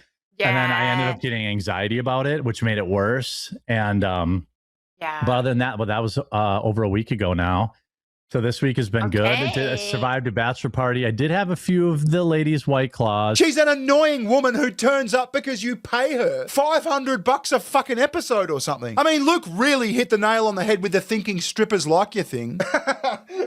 It's basically what's going on. Now, there was also this little number about a month ago. I saw a clip on Twitter. I thought, that's fucking me. He's talking about me. I couldn't be fucked responding, but we're here now. Let's do it. Now, you could talk about certain quote unquote internet friends that I thought I had over the years that were willing to turn on you for $100. Jeremy, it wasn't $100. It was $735.79. And you know where that $735.79 went? It didn't go towards a Cybertruck. It didn't go towards like 10 grand worth of kids playing cards. It didn't go towards a $30,000 saltwater aquarium or a fucking dog track or whatever the fuck you flex on your audience. It went into a high growth index fund for my daughter. So in 30 years time when I'm old and feeble and fucked, that $735.79 will be my daughter's 15 odd grand. I mean, that's not a bad couple of hours work if you ask me. But that's besides the point. I didn't make that video to make a profit. I made that video because it should have been made. See, there's no cabal here, Jeremy. There's no conspiracy. There's no fuck Jeremy plot. What's happened here is really simple. A bunch of your peers called you a prick because you were being a prick. True. And now you're taking passive aggressive jabs at people like a pussy. I even offered several times to jump on a live stream on your channel and discuss this whole thing. If you're being treated unfairly, if we're all wrong, if this is some sort of conspiracy against you, let's get it out in the open. But you won't do that because you're a, you know what I'm going to say, pussy! But here's the thing, Jeremy, you don't have to be a pussy. This is a choice you're making. You could confront this whole thing. You could man up and address everything. Being a pussy is not an immutable characteristic. It's just a choice. Just choose not to be a pussy. The offer's still open, by the way. Let's do it. But most of those people that did that match the stories about what I heard about them behind the scenes. Such as? You know, people that would sell you out at your lowest moment to make a single video and profit from it. You could always kind of tell. And I'm not going to name names, but they know who they are.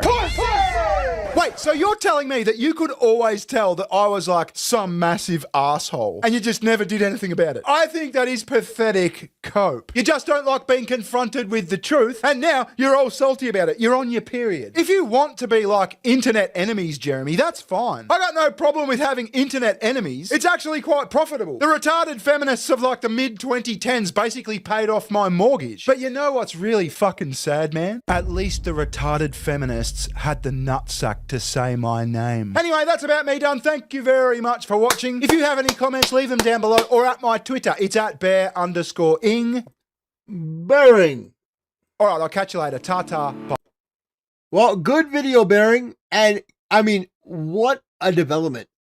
Who would have thought that the quartering would drive away one of his only friends online to the point where that friend made a scathing video about Jeremy himself. Guys, the quartering continues to take L after L after L after L. And this is no exception, man. Brutal. And yeah, the quartering still has no kid. He's in a loveless marriage. The bull has plowed his wife for years. He now has no money. He now has no stuff. And he doesn't even have the comfort of religion because he doesn't actually believe it. Anyway, that's going to do it for this video. I want to thank you for watching, and I'll see you next time. All right.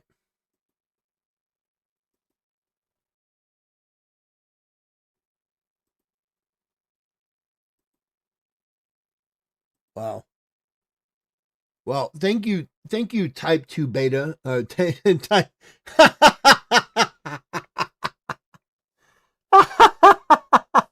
Type Zeta 2. I don't know why I call you Type 2 Beta. I'm like, oh, thank you for the $20 donation, Type 2 Beta. Oh, man. Thank you for the support, brother. I really appreciate it.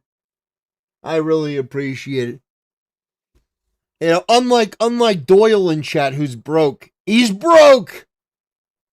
You know, some people donate and, you know, support the channel, and then there's brokies like Doyle. You know, there's brokies like Doyle. Oh man.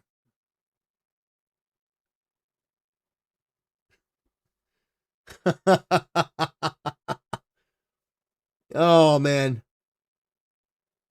Are you a type 1 or a type 2 beta? No! No! No! No, it's not what I meant. It's not what I meant. No. The donation button is broke. No, the donation button works just fine. The donation button has worked just fine. It's not the button that's broke. If you're a broke boy, just say so. Let's see.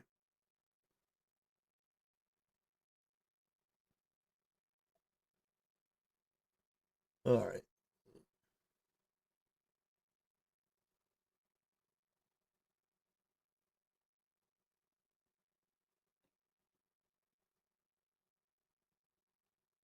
All right.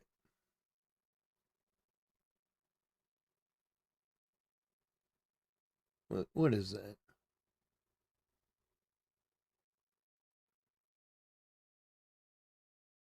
Infeminist.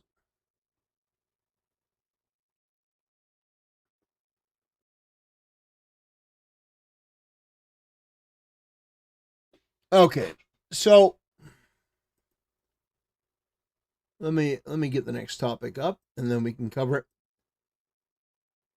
Let me see.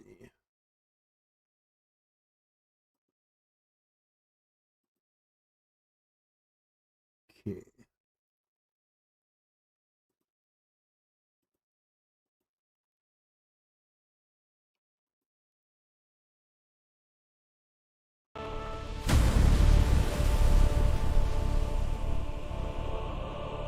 Brothers, Sneako has been on a generational crash out. I don't know what was the catalyst for this, but it has been extremely embarrassing to observe. This guy has been on this, well, Islam is going to conquer the West sort of arc, and it's not been going particularly well. So we're going to tune in to this clip right here from Nick Fuentes. And this has to do with Nick talking about Sneako addressing what's going on in Spain. In Spain, there is a mass Muslim immigration crisis where you have thousands upon thousands upon thousands of people that are basically just flooding into the country. And the Spanish government is doing absolutely nothing to stop it. Well, Sneako, he retweeted a post showing a video and basically said, yeah, this is what's coming for all of the West. Inshallah. You know, basically saying Islam is coming to conquer your area.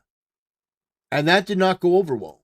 Drew Pavlo quote tweets the since deleted tweet, and he says, Sneako needs to be deported. And bro, Elon Musk coming in clutch. Elon replies to Drew Pavlo and says, he will be. Dude, Elon, if you could hear me, you could do the funniest thing right now. Elon, you could do the absolute funniest thing right now. Please just make one phone call. Elon put $300 million into the Trump PAC in 24. Elon is going to put another probably $200 million in the Republican PAC for the midterms. Elon, just please make one phone call. Like, that's all we need. I swear. Please, Elon, just one call to Trump. Like, all right, Trump, Mr. President. All right, we need to deport Sneako. And then Hassan Piker. Like, if you could deport Hassan Piker and Sneako, oh my gosh. And Mehdi Hassan.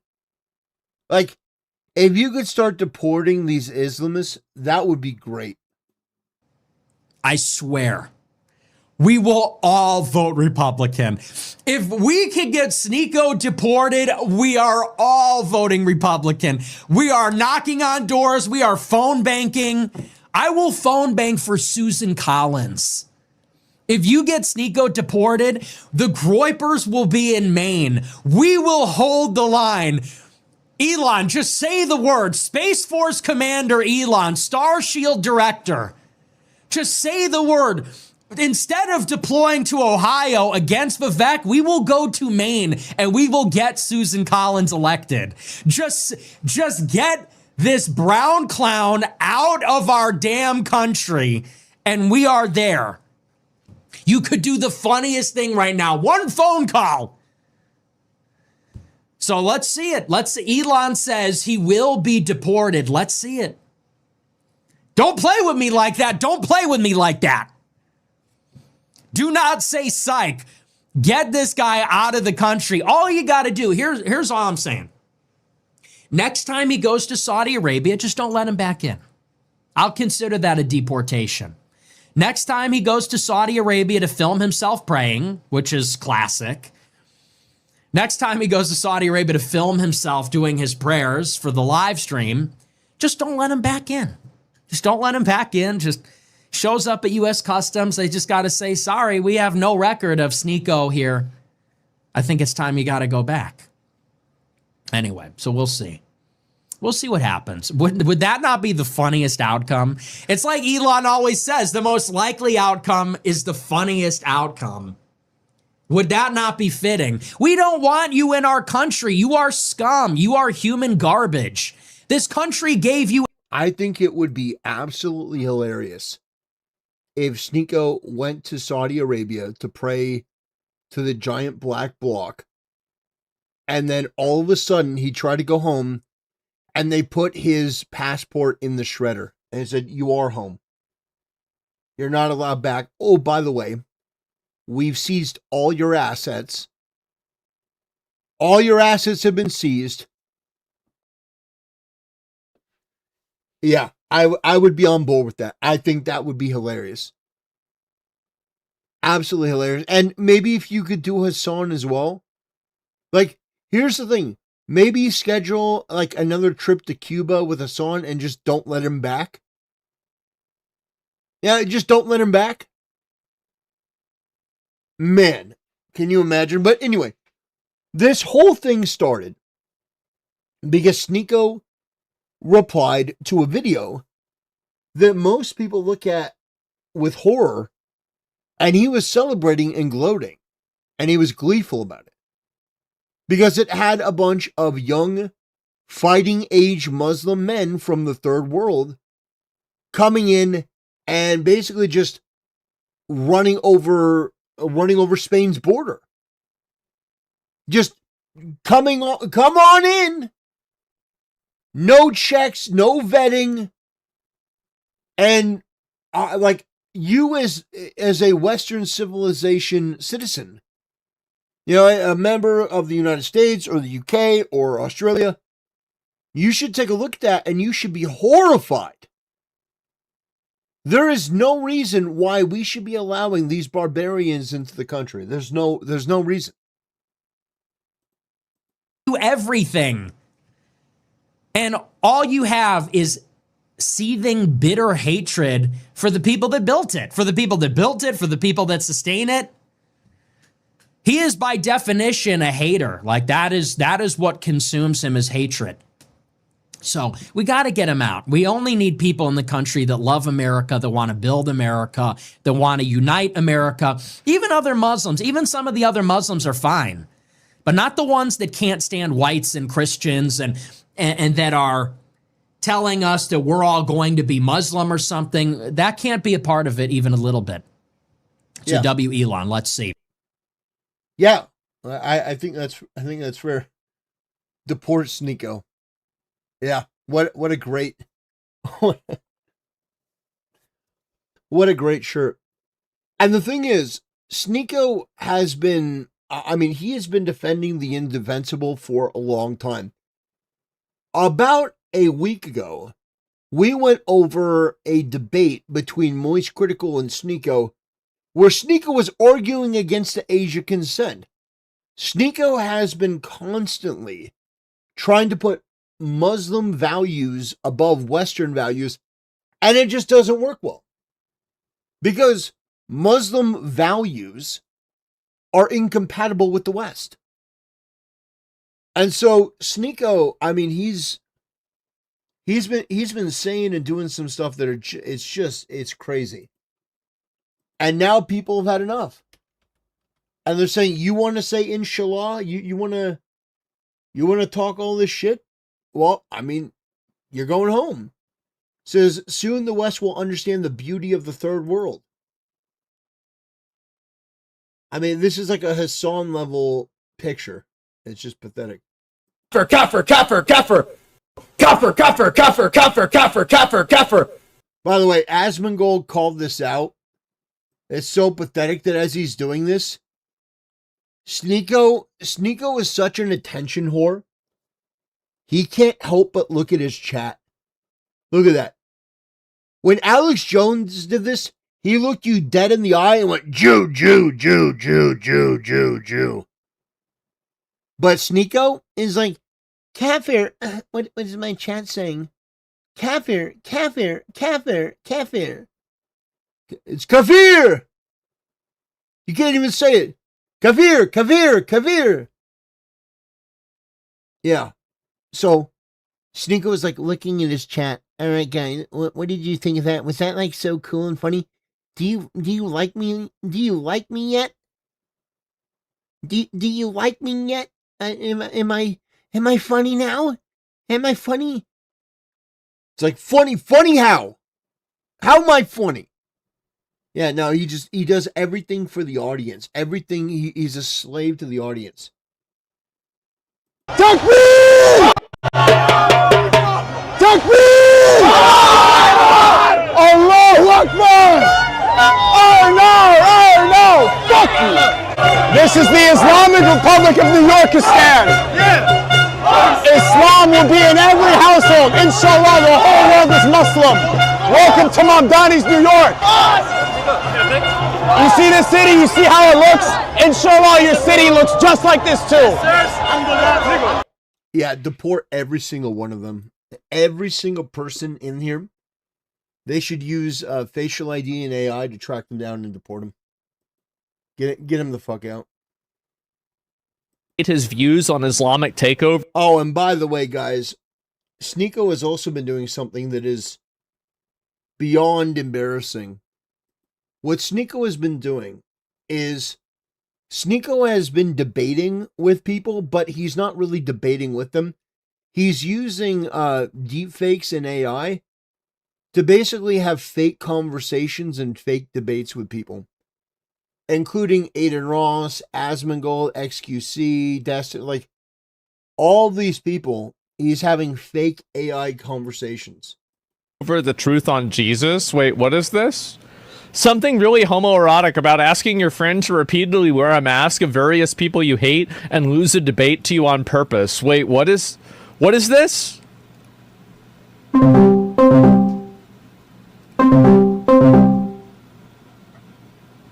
Pants check. Nigga was thinking about my pants. Oh, Osmongold picked up. Hold on, let me, Osmongold, 1 second. I need to fix my camera. Give me 1 second. Cal for Osmongold. I was excited to finally get to do this, bro. 1 second. Chad, are you surprised he's doing it? I'm actually a little surprised. There we go. There we go. My favorite Kafir, Osmongold. How you doing, bro? Hey, Sneako. I'm doing good. I'm doing just fine. How are you doing? I'm doing good, alhamdulillah. So you are finally not too coward to debate? I mean, you react to my stuff every day. I didn't think you were actually going to agree to this conversation. Yeah, well, you've been saying a lot of things recently. I think we need to start bringing the Crusades in, and you've been using a lot of rhetoric.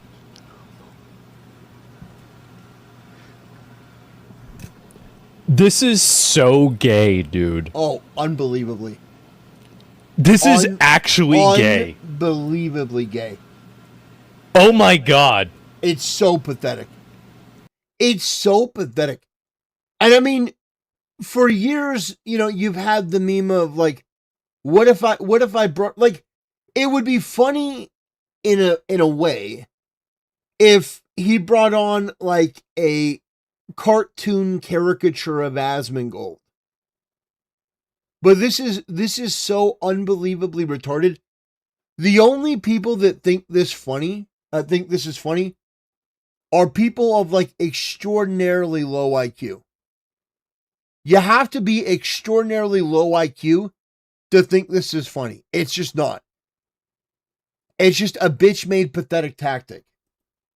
Wow. Now, there are elements of this that can be considered funny, but the premise itself, the thing itself of using AI to deepfake a conversation because people won't debate you because your ideas are so retarded. Wow. What am I watching? So what you're watching is Sneako having a pretend debate with me, with his friend that put my face, an AI version of my face, on his face, and Sneako is pretending to win an argument against me by doing that. That's what you're watching. Yes. Rick, you sound like a little bit of a terrorist, and you're sympathizing with all these terrorists in the Middle East. So what I think we need to talk it out finally. You know, I haven't talked to you for the last like 3 months, though we've been going back and forth on clips. But I think it's time. Look, I like the haircut. It doesn't look too bad. But how are you going to be a Christian crusader when you're an atheist? That doesn't make any sense. Well, because Christian civilization is white civilization. I want a white America, even though my girlfriend is. But hold on. What race is Jesus? Oh god. He's white. No, he was a brown to olive-skinned man from Palestine. No, he wasn't, Sneako. I mean, did you read the Bible? Have you read any of the references and any of the sources? No, I haven't. I'm an atheist. I don't read the Bible. Fuck. Okay, so why do you talk to an audience of millions but you don't read or know anything? So he thinks that Jesus was Palestinian. Oh boy. Are you gonna respond or are you okay? Are we live right now? Yeah, we're having the debate. I thought we were gonna pre-record the debate. Cut that part out. No, I can't do that. I'm not gonna cut that part out. This is, to be fair, is kind of funny. Not a clavicular propaganda tour. Cut that part out! No, this is not a clavicular Israeli propaganda tour. We don't pre-record. It's live. We're here. Yeah. Okay? Kafir, Osmongoy. Jesus. Anything else you want to debate? I'm a terrorist. What about American military? They killed 1 million people in Vietnam, 1 million people in Iraq. Oh my god. It's just projecting so hard it's insane. The face just glitched. Well, yeah. Because it's not me. I don't... It's so funny me Sneako Ensemble starts wearing a suit for the first time in their lives after Fuentes got famous. It's funny, man. Girls like to host tea parties with their...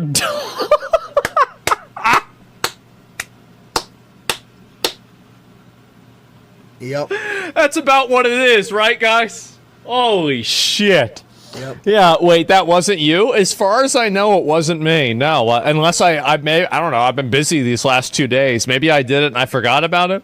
So why on earth is he even worried about it? I don't even know, but I mean, it's just, it's so embarrassing to see something like that. Yeah, it really is. And so Sneako has been on a generational crash out. He's had issue after issue after issue. He has no motion. He has no flow. He's embarrassing. And the thing is, the more that he does this, the more that he alienates any goodwill that he may have. Not that he has much, but he alienates anyone willing to give him the benefit of the doubt. And now you have people like Elon Musk saying he should be deported. And you know what? That's right. Anyway, that's going to do it for this video. I want to thank you for watching, and I'll see you next time.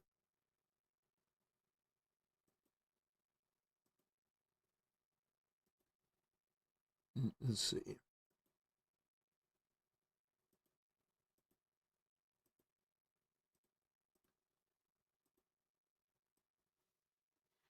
This is the man most critical lost the debate to. True.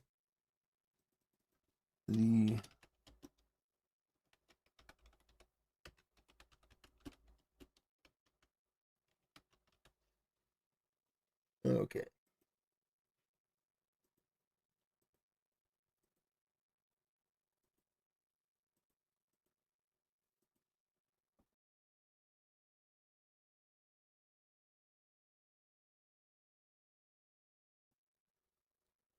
All right.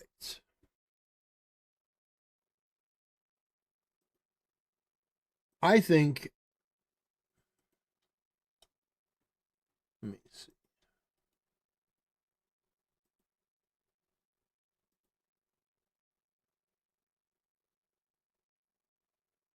Okay, perfect. I think it's time. I'm gonna play some. Helldivers 2. That's what I'm gonna do. It says I moved on from my moist critical derangement syndrome. Well, that's good. That's good. Who is Rex Jones? The son of Alex Jones.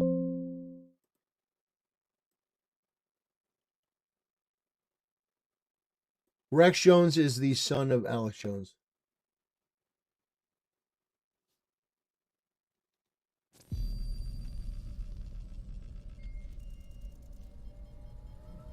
Okay.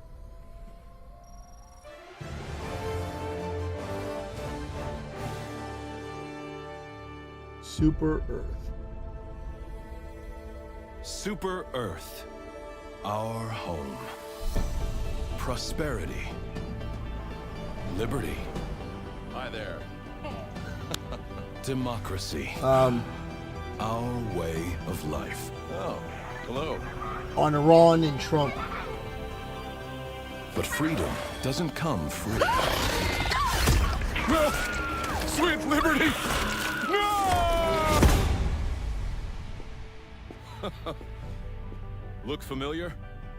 Scenes like these are happening all over the galaxy right now. You could be next. That is, unless you make the most important decision of your life. Prove to yourself that you have the strength and the courage to be free. Join the Helldivers. Become part of an elite peacekeeping force.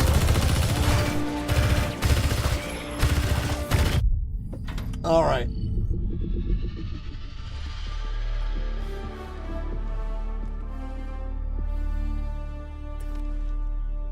Okay. Napalm. Lots and napalm. One shudders to okay, let me, what repulsive larvae let's see, within the gloom as we speak. Oh, did we take this? Oh, we took. The efforts of Helldivers across the galaxy are all we that did. keeps the enemy from Liberty's doorstep. Look at that. We took it.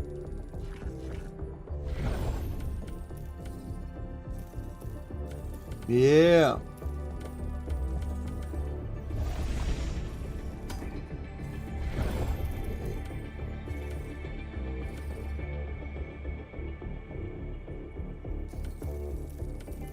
Okay, where? Okay, here's what we did.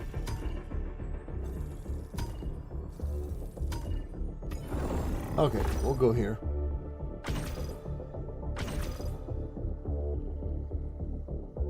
Let's see. Find. The city was once a center of commerce. Actually, I want to see something. Now it is a something. center of tyranny. I want to see something. Strategies. When do I get? When do I get the?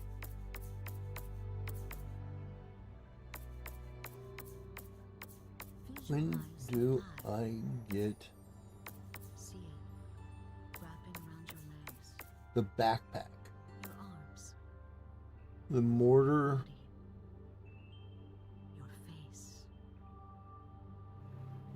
When do I get the shield generator level 20?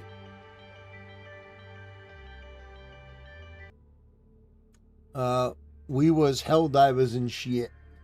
Thank you for the donation, Heinrich. I appreciate it, brother. Gas mines. Let's see. Incendiary mines. Supply pack. Anti-personnel minefield. Okay. Orbital strike. EMS. Okay, it's gas. Bastion.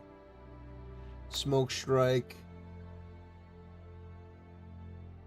Rocket pods. Okay. That's the big boy. That's the anti-tank. You get 1. Okay. Alright. So I gotta get to level 20 before I can get the shield struggle generator. for managed democracy continues. We have no time to waste. Okay, which one is this? Cleanse infected district. Okay. Initiating FTL jump to the Akamar system.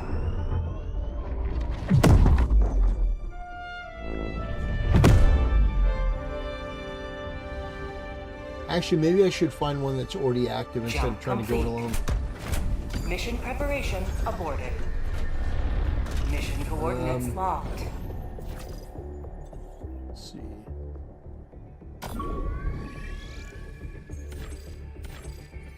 Quite ongoing mission. Allied destroyer coordinates received. All right, we're gonna go join somebody else's mission. Mission coordinates locked. Let's go back them up. Hellpods prime. Engaging orbital thrusters. Woo! Orbit synchronized. All right, let's see. I got those two. Okay, we're ready to go.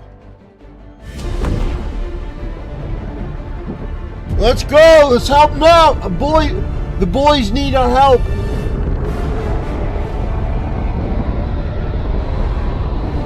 Let's go. We gotta support the boys. Why is it dark?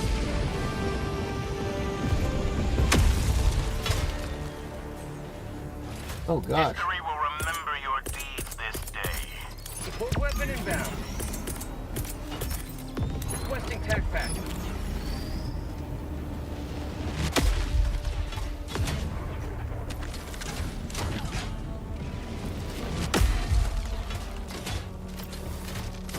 Okay. I gotta find the boys. Okay, where are the boys? Another triumph for managed. Okay, well, May liberty guide your safe extraction.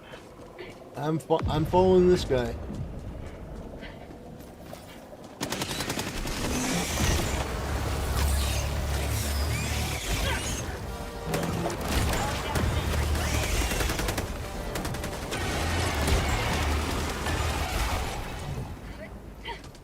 All right, boys. Khabib.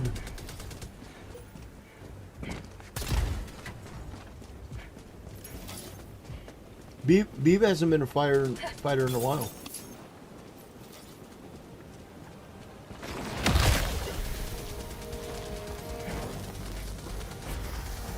Okay. I'm following this guy. We're backing him up. All right, where are we going, brother? Where are we going? What are we doing? Who are we killing?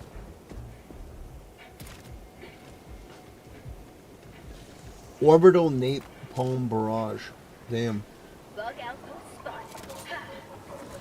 Requesting air support.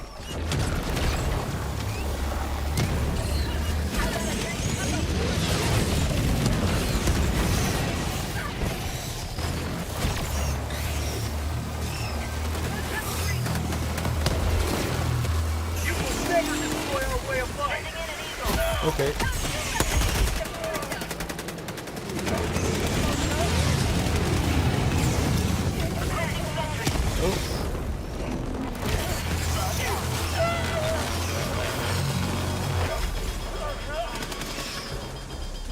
Okay.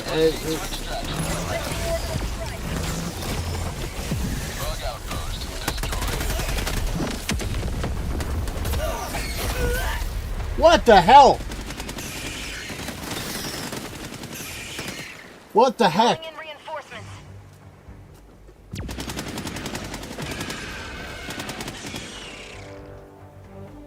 Request approved. Reinforcements have been launched. Alright, where's my stuff? Ready to liberate. Where is my stuff?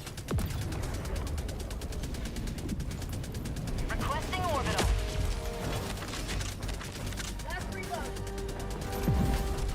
Okay.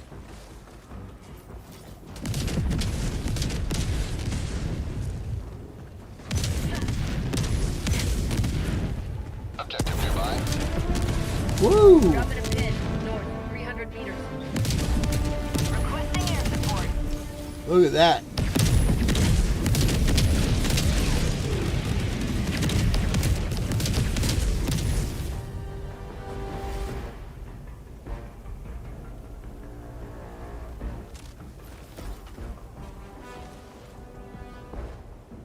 Yes, sir.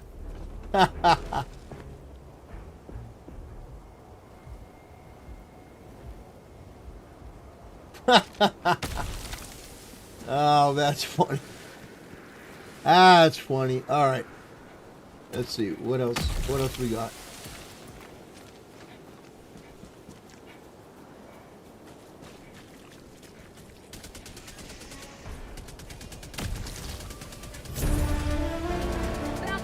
Okay.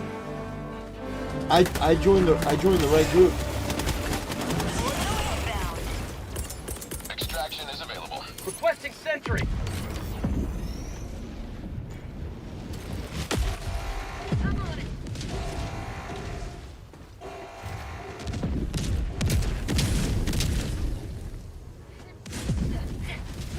Okay.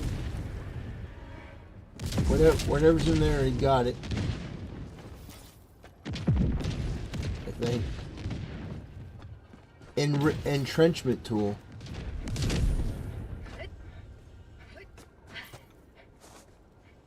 Okay. He's going this way. I'm going this way.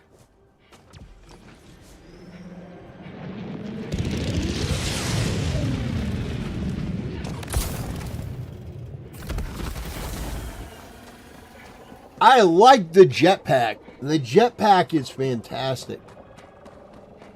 And it even recharges. Alright, where are we going, brother? What are we doing? Where are we going? Tactical asset within threat range. You will never destroy our way of life.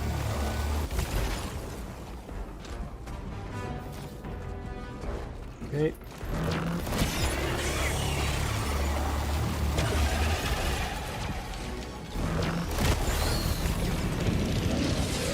Oh, shoot.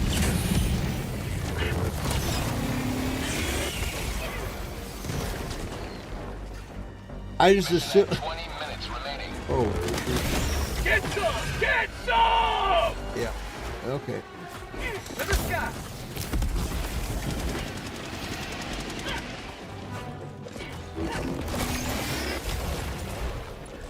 Extraction is available. Where's the extraction? Where are we going?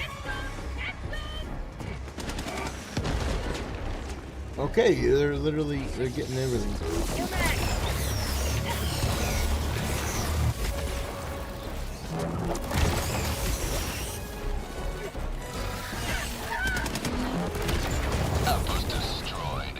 Eat shit, you little varmint.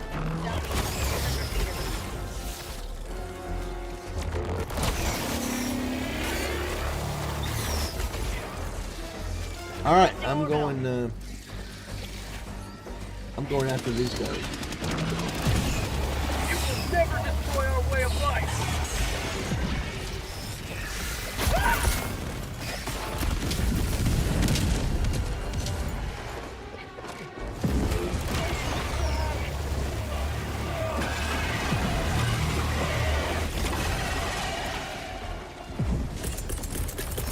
Reinforcing.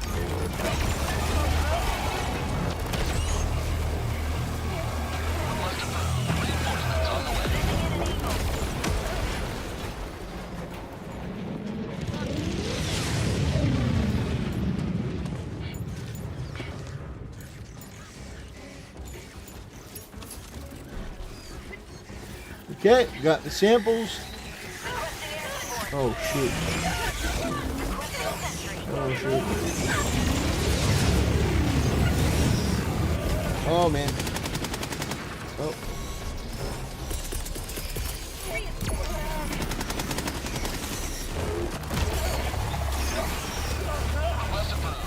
Yeah, nuke them.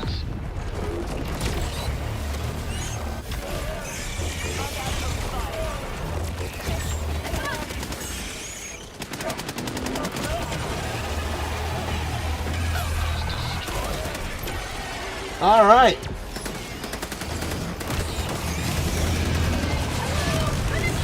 Woo! Can't liberate with this broken arm.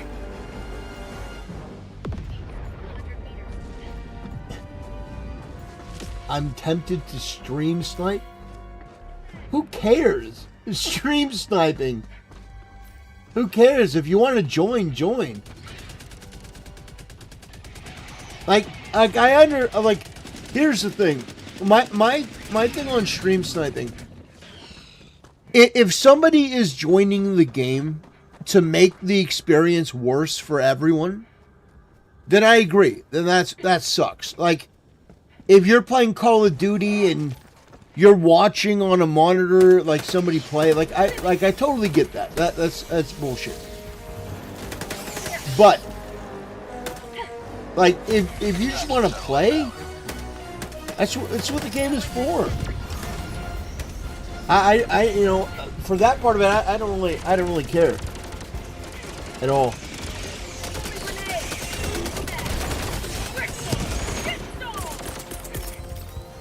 Calling down a sentry.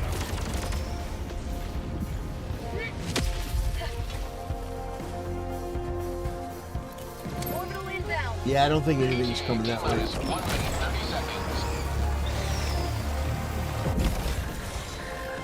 Oh man. Have a taste of democracy. Woo-hoo-hoo! Oh man. Oh. Ooh, I like that.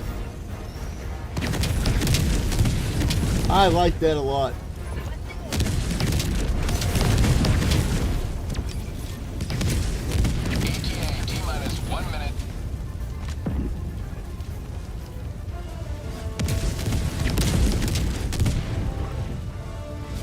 Yeah. Look at that. Woo! Oh my gosh. Dang, that. T-minus 30 seconds.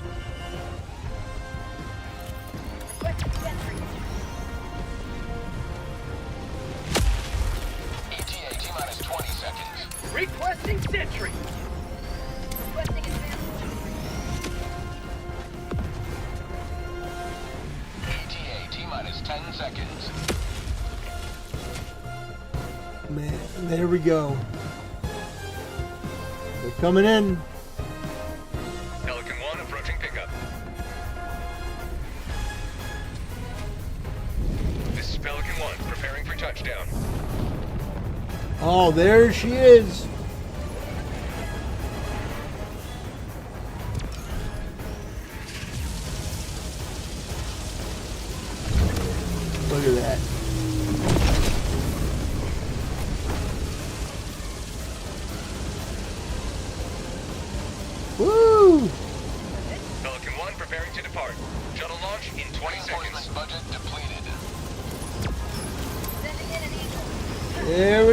go. Yeah.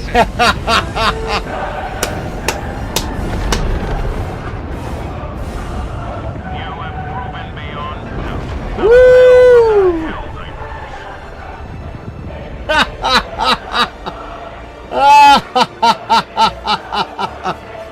Ooh. Oh man. You know I joined the right group. Damn. Damn, that is that is chef's kiss. Yes, sir. Oh man.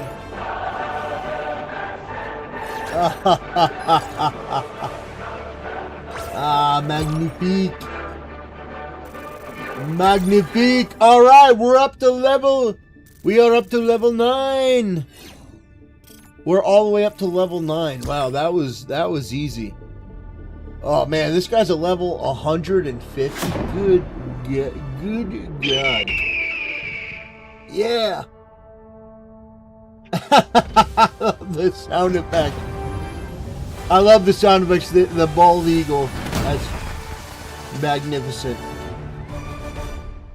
Magnifique. Yes, sir. Let's see what are the stats. Okay, kills. Okay, kills. I got 93. Okay, accuracy. My accuracy was 30%. Okay. Shots fired 17. Is it because I used the laser? Accidents 0. Deaths 1. Stims used 1. Friendly damage 0. Kilometers traveled. Okay. Okay. You know, only communists use kilometers. You know, real Americans use miles.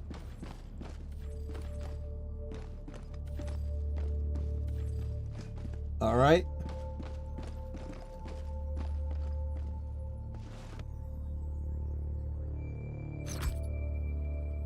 I only have one emote. Mission coordinates locked.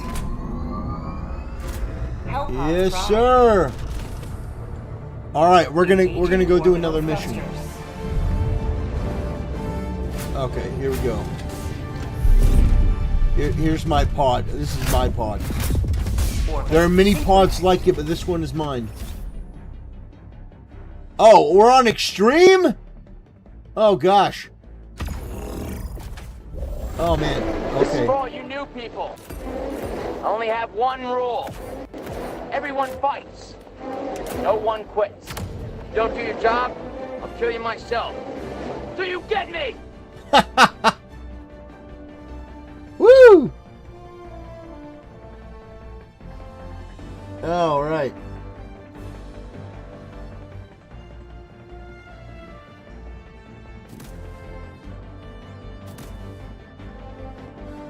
Help pod launch initiated. I like this guy. That's.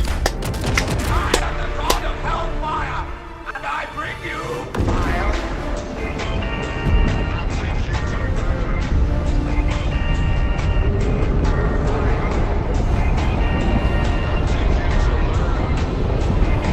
Yeah, this is John Helldiver.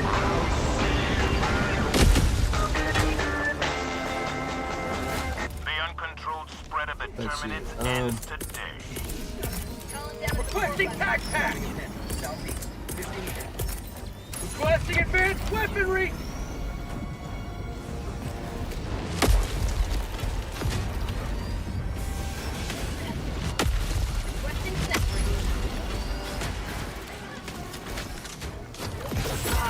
Oh shoot! What the fuck?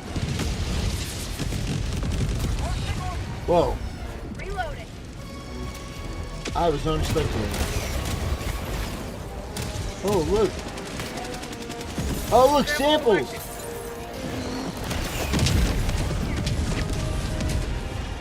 Oh, okay. Excuse me, sir. You're not welcome here. Hello. Thank you. Oh, shoot. Ah!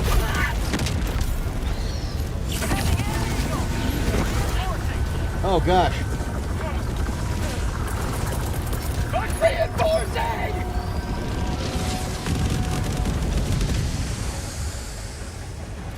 Okay, I survived somehow. Not exactly sure how I survived, but we are still here. Oh, look at that. Oh, look at that. Another sample. That's nice.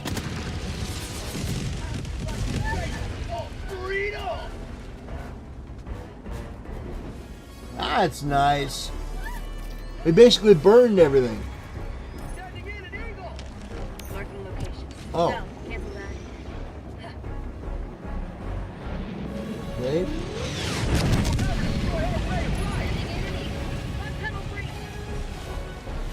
Okay, I'm gonna...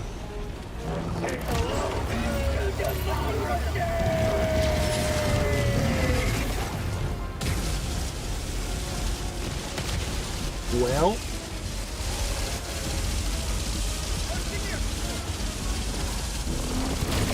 I don't know if I'm helping at all, but...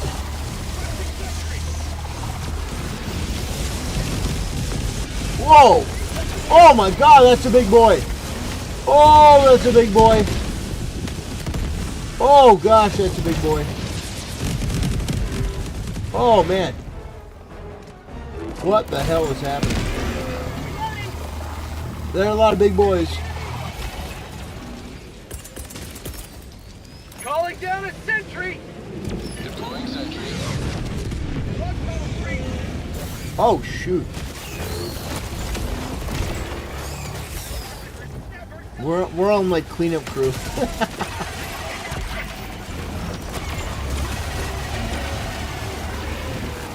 we are definitely on cleanup crew.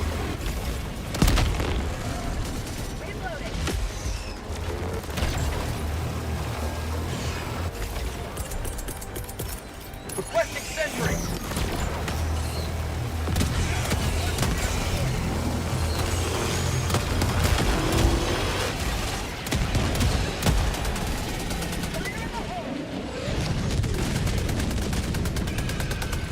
All right.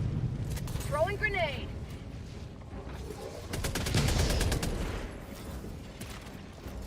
Okay. Bug tunnel breach!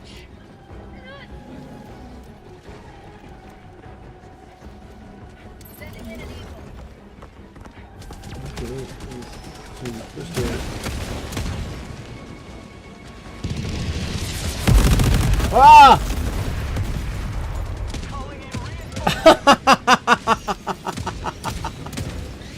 Ah! Request approved. Reinforcements on the way. Well, I learned a very valuable lesson.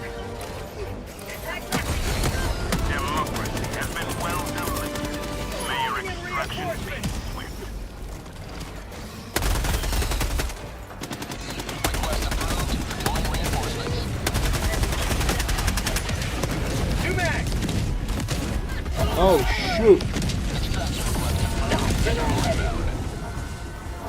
This is Pelican 1. I have visual on the extraction zone.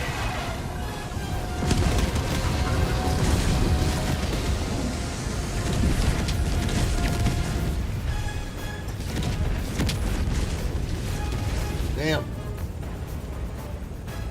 Wait. Wait.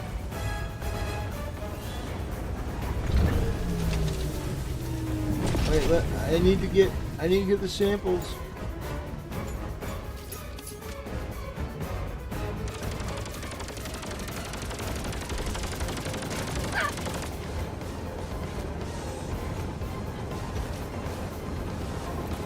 Pelican 1 preparing to depart.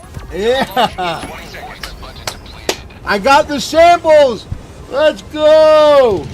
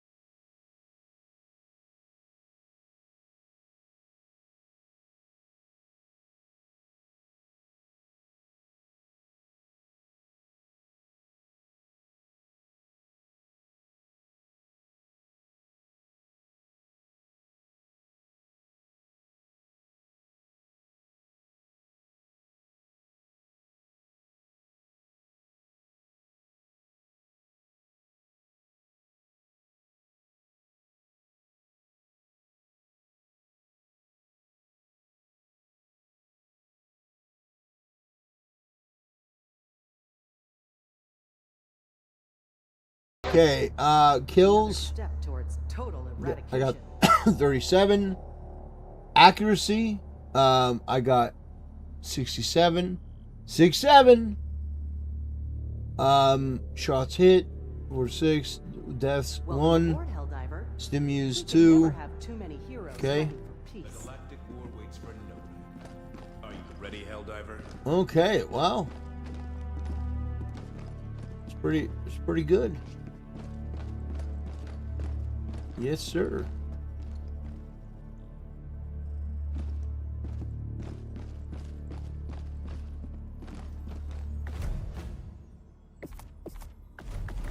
Let's take a look at the war bond. What else can I get now?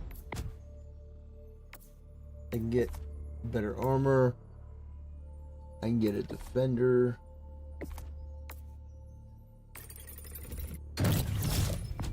New weapon.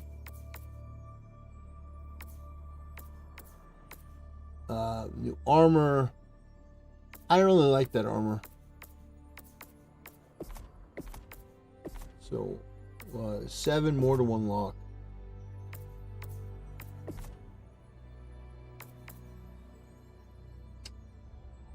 Seven more to unlock. Might as well get that then. Okay. Breaker.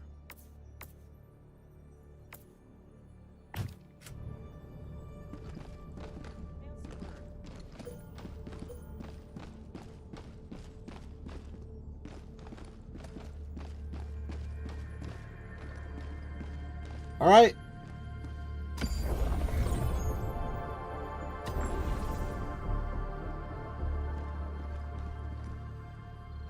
What are we waiting for? Hello?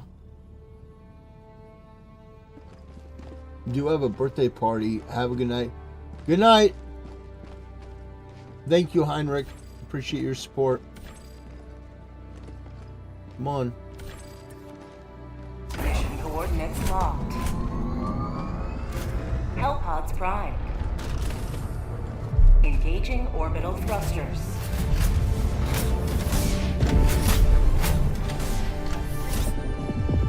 Orbit synchronized. What's out here? Here. It says, who is TT's Star Wars waifu? So who is my favorite female character in Star Wars?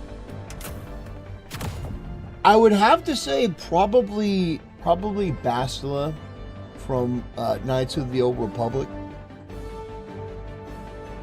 It's Jonathan says, evening, first time catching your stream. Hope you're doing well. I'm doing very well. Hope you're doing well as well. Yeah, you picked a heck of a time to tune in. We're just winding down now. We're playing a little bit of Helldivers. You know, to wind things down, we watched a debate between Andrew Wilson and Rex Jones. Yeah, welcome.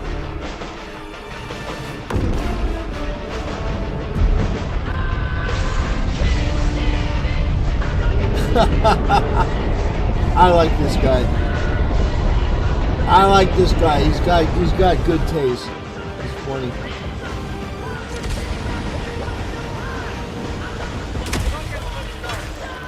What the fuck? This is it.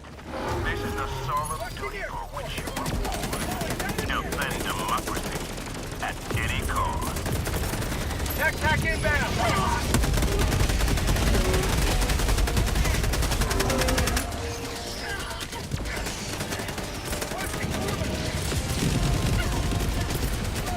Rolling down a support weapon. Right, jump back.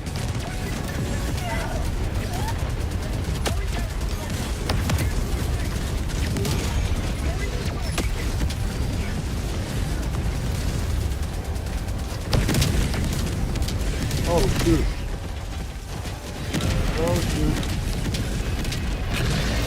Ah! You man! Whoa, man.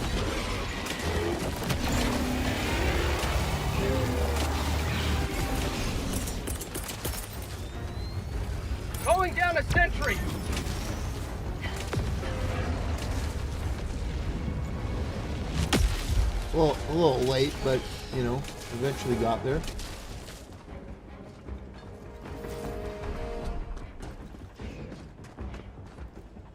Okay. Alright, well. Ooh, rare samples.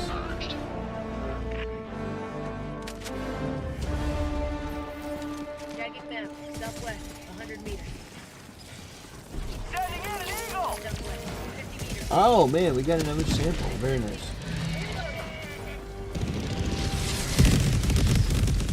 Woo! Requesting sentry! I'm following this guy.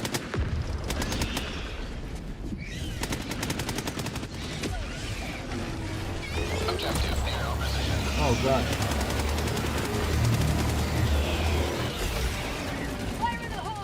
Oh, man.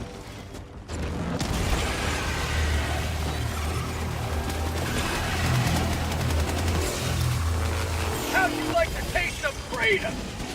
How would you like the taste of freedom?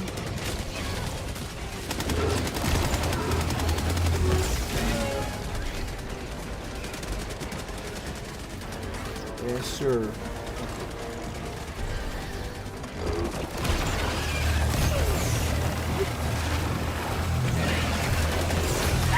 Oh, God, no! No!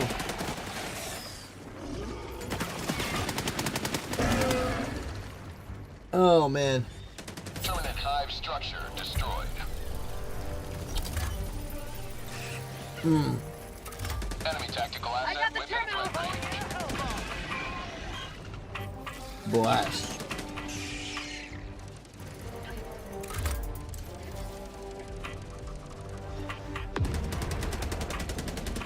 Blast, blast, blast.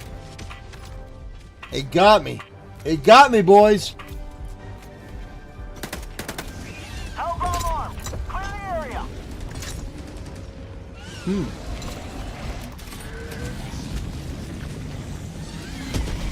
Not bad. Calling in orbital strike. Calling in reinforcements.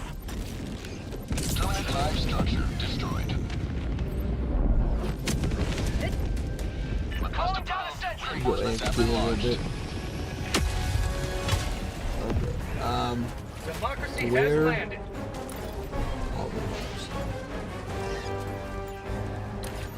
Oh, yes, yes.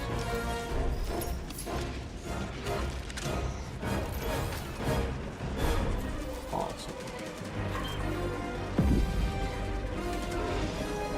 There he is. Engaging terminal.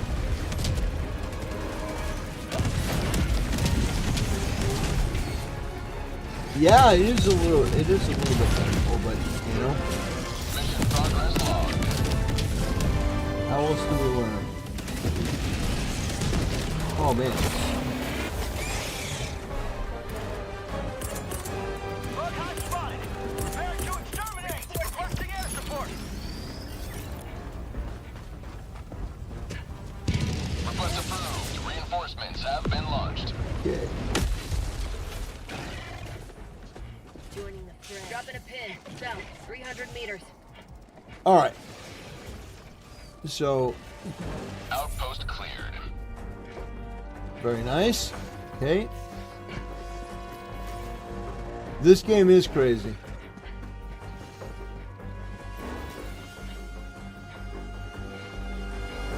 What game is this? This is Helldivers 2. Sending in an eagle. We're playing Helldivers 2.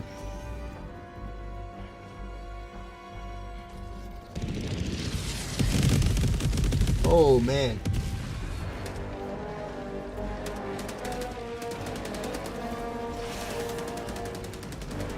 Am I able to sneak in there and get whatever that is? Or they're dealing with. Orbital inbound. Found something.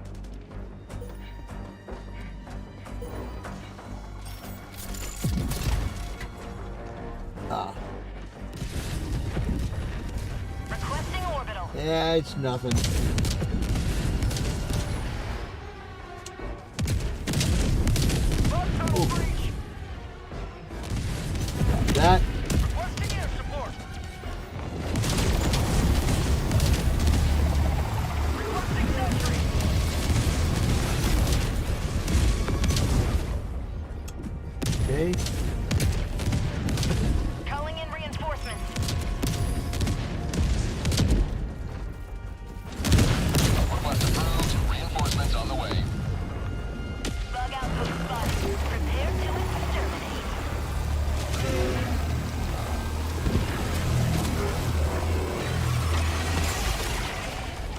Okay.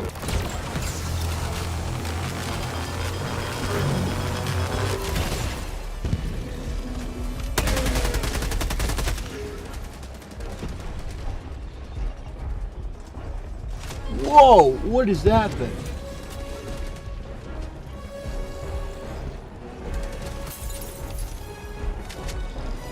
Okay, sample.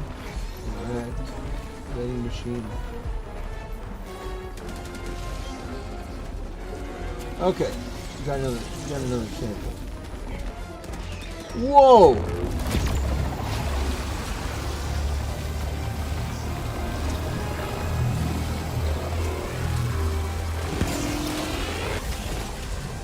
Oh no!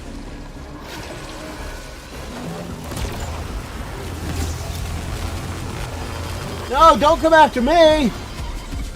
Ah!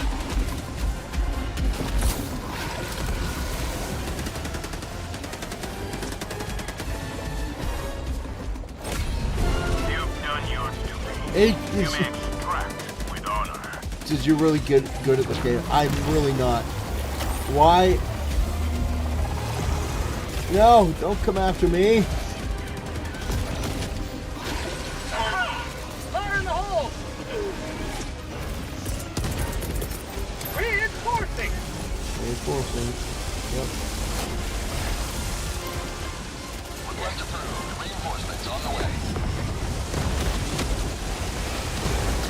Woo! All right.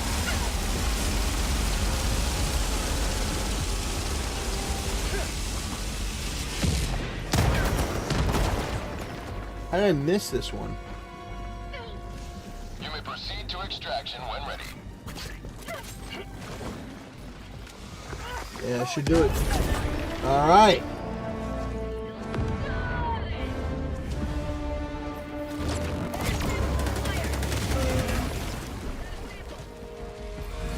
Okay.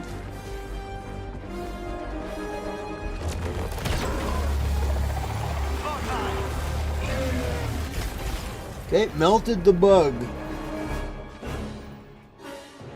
All right. Now.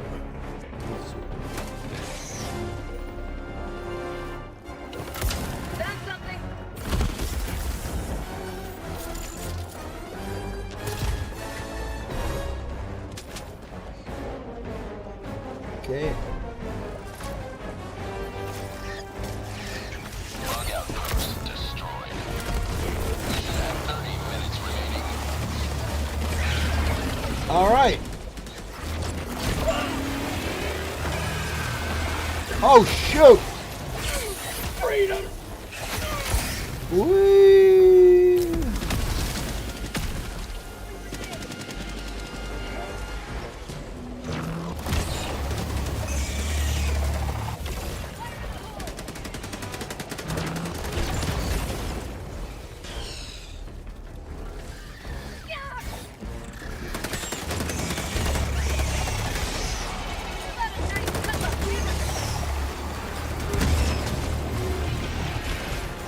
All right, let's run. Let's get out of here.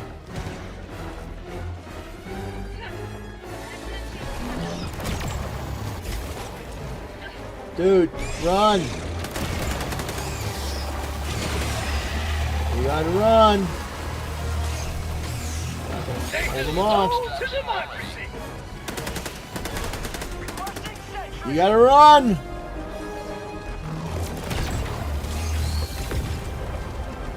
Oh my gosh, she's not. Oh god. Big baddies. Requesting orbital strike. Enemy tactical asset within range.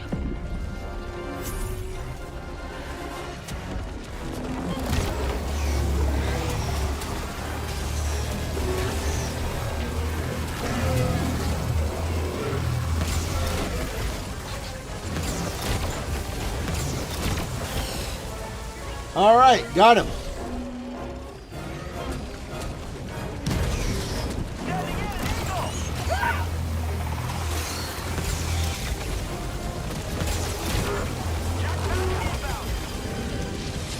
All right, we're running. We're running.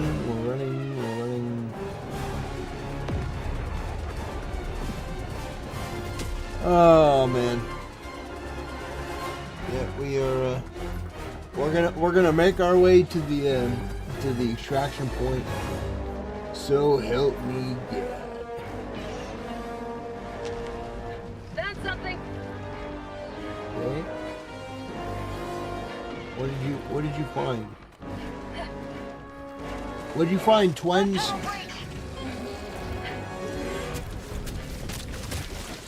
Outpost destroyed.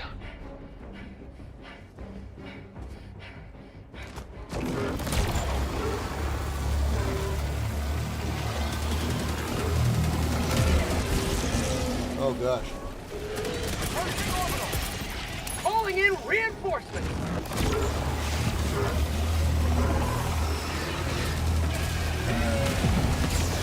Request approved. Reinforcements on the way. To the sky.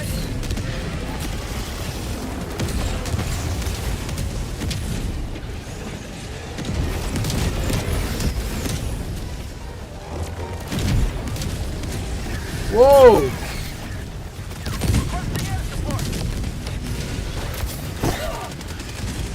Ha!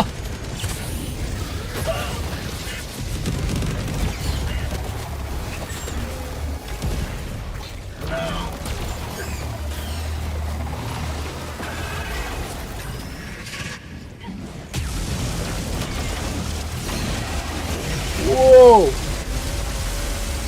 Easy, big fella. Whoa.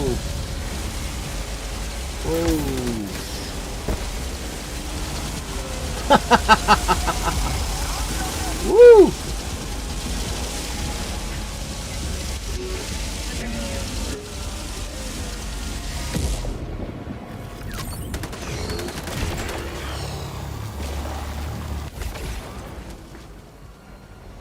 Dang.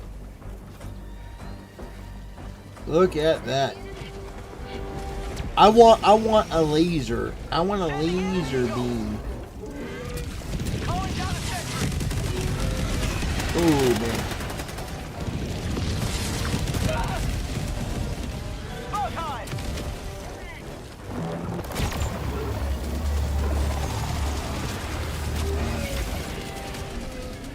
That's what I want.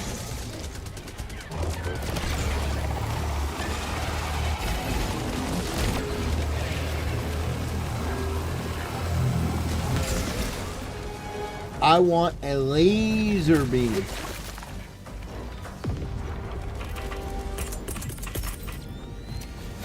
Extraction shuttle inbound. Requesting sentry. Sending down sentry. Calling Oh, down a gosh. sentry.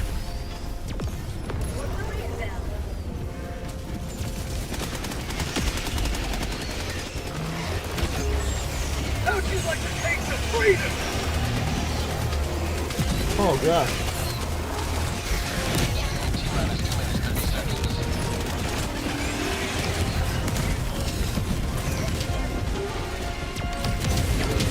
Oh gosh.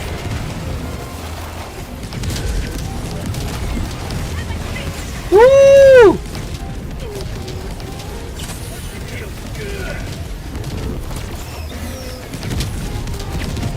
Whoa! Oh man. Objective nearby. ETA T-minus 2 minutes.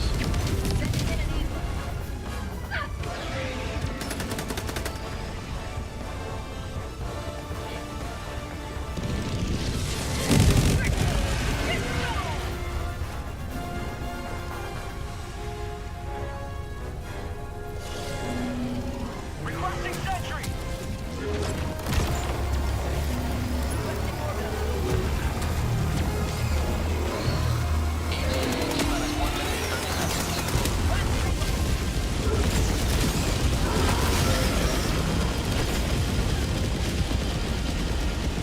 Okay.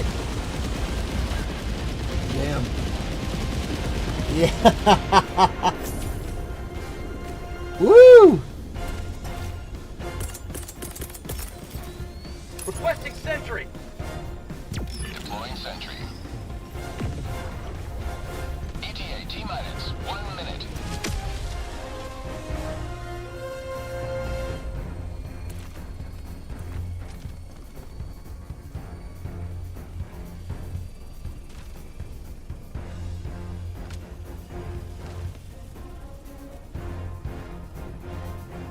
Okay. Well, I think they're all dead.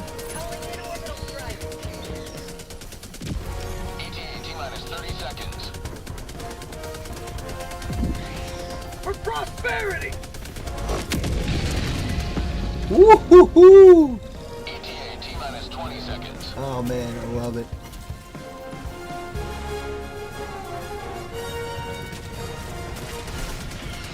ETA T-minus 10 seconds.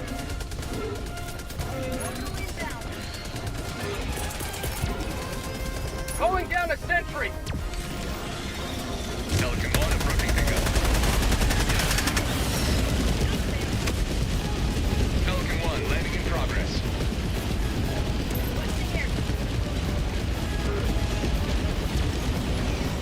Look at that.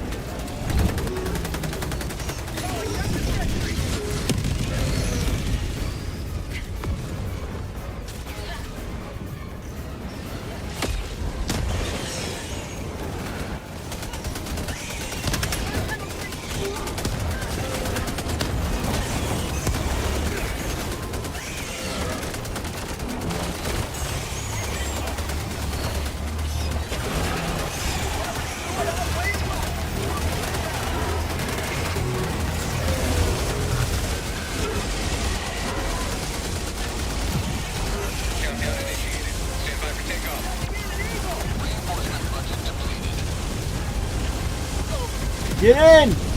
Extraction complete. Pelican 1 beginning ascent.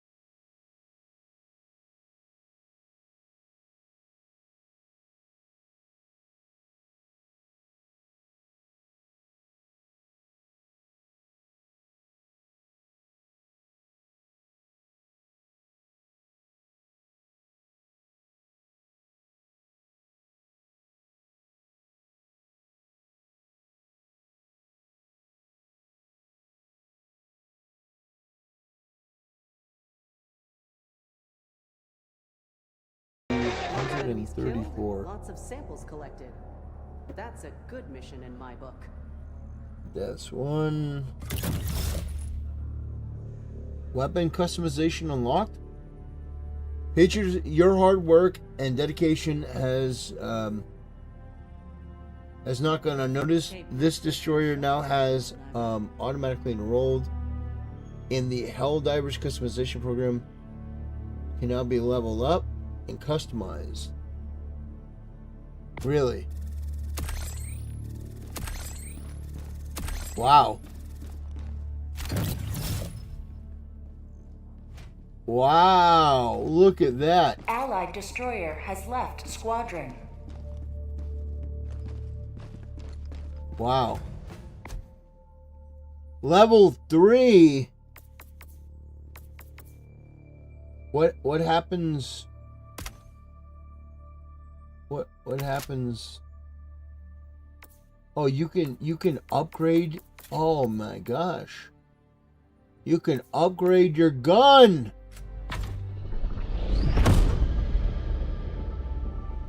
Wow.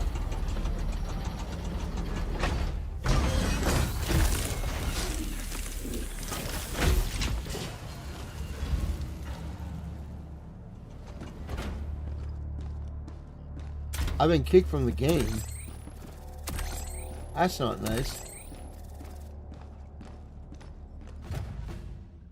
Alright.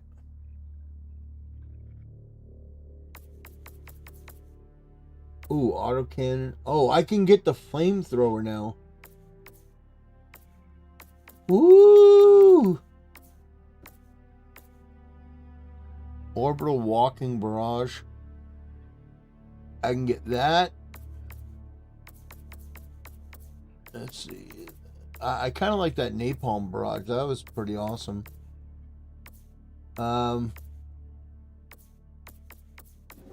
All right, I'm gonna take a break real quick. Oh man. Oh, portable shield generator. I'm gonna be right back. Brothers, I'm gonna be right back. You know, we gotta take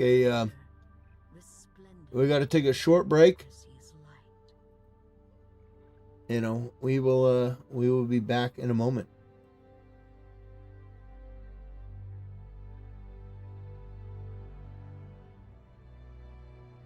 With the spear, black crown spinning his rocks through the halls of the feed. He poured out doubt to drag us down and fed on panic like it was need. But the editor sharpened every frame. The streamer raised his painted blade. The podcaster lit up the name, and none of us flinched, none of us swayed. Hear the signal split the night. One shared vow, one burning thread. Every channel locks in tight. Every brave word raised instead. Tactical Templar, lead us on.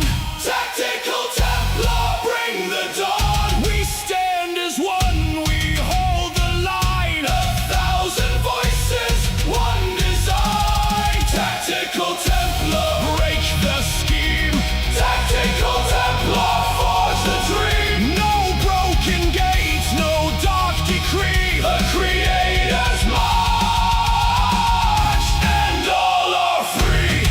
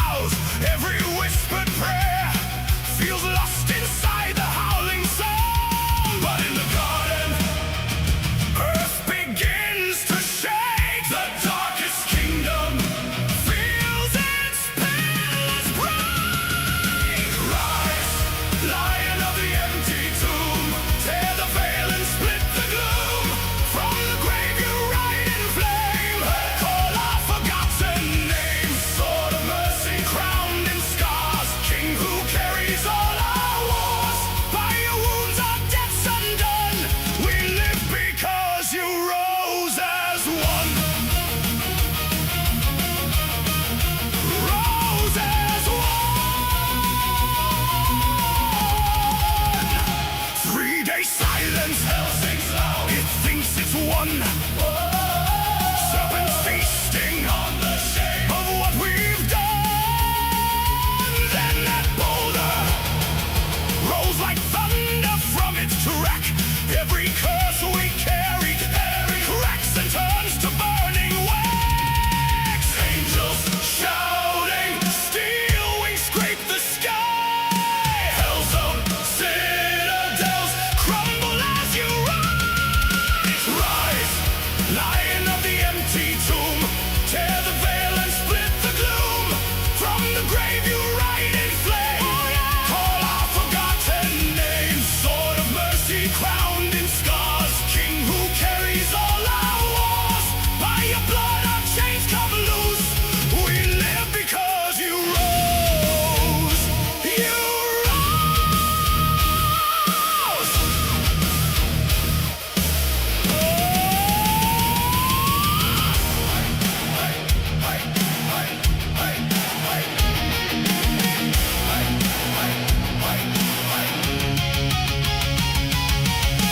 I was marching with the dead, rust on soul and rust in head. You broke ranks and took my place. Hammered nails and traded fate.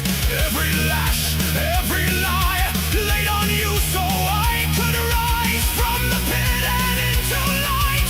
Clothed in armor made for fight. Rise, lion of the empty tomb. Tear the veil and split the gloom. From the grave you ride in flame. Calling my forgotten name. Sword of mercy crowned in scars. King who carries all our wars. Now we roar this battle hymn. You rose and dragged us out of sin.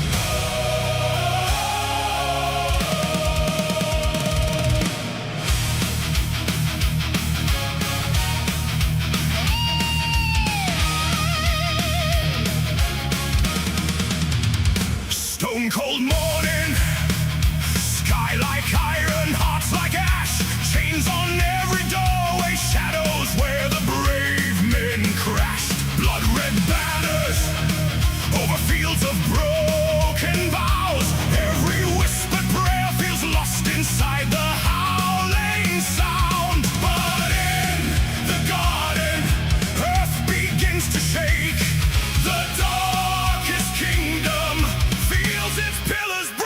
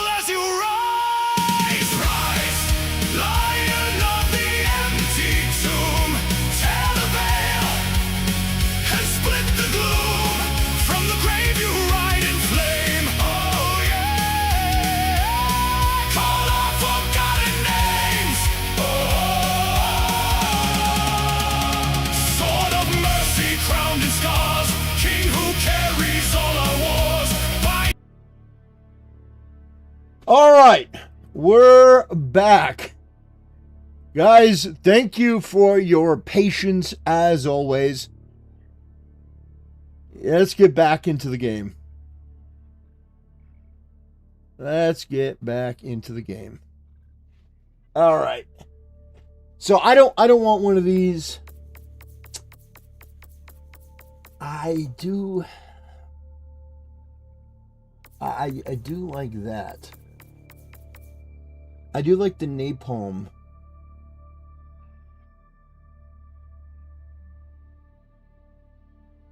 I do like that. Let's see.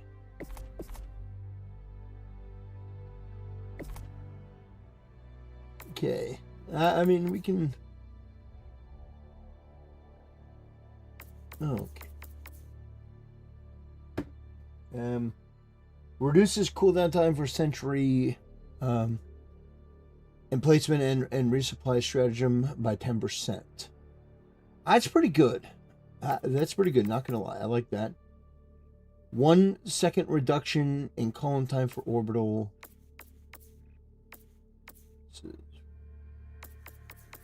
Okay, that's pretty good.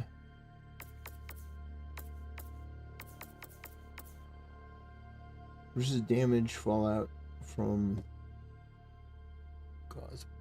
reduces damage fallout from... Okay.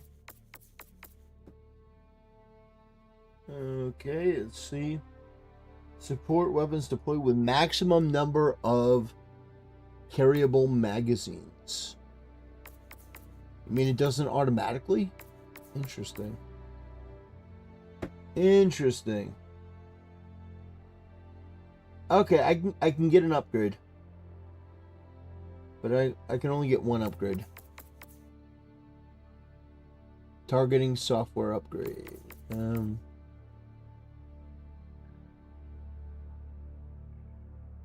Cooldown time.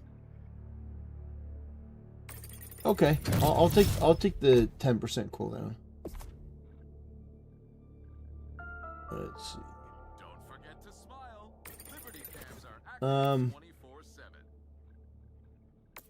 So do we want the cluster bomb? Do we want the Eagle cluster bomb or do we want the napalm airstrike?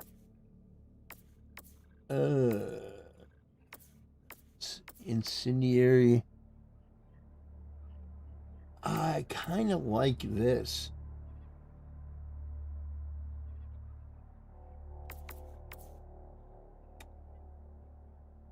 I kind of like that. But okay, but you do get 4 of them with this. And the cooldown is 15 seconds. I'm thinking the Eagle cluster bomb. Eagle cluster bomb because you get double. Okay. Orbital air burst.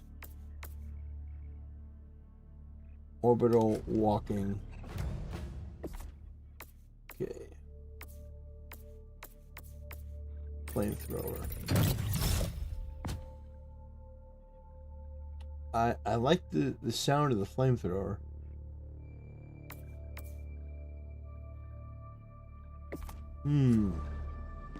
Hail super.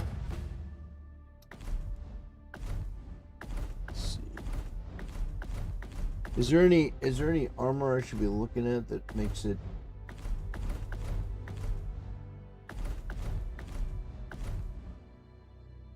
Is there any armor in particular that makes? Yeah, I kind of like the flamethrower. Let's see. But I want to see if there's like a fire specialist. Okay, I don't know if there is, but Freedom's Flame. What does this do? Okay, that's exactly what that does. The cookout. Incendiary rounds.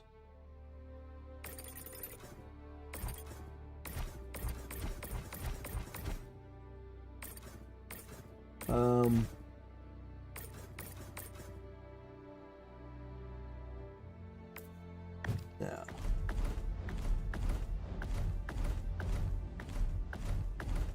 I wonder what do we I don't know, I'll have to pick which war bond I want. I'll have to pick which one I want.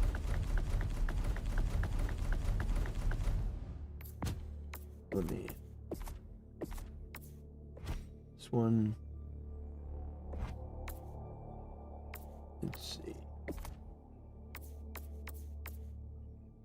Okay, vitality enhancement. Provides minor damage reduction from all sources for all hell levers. That's nice. Okay, some more.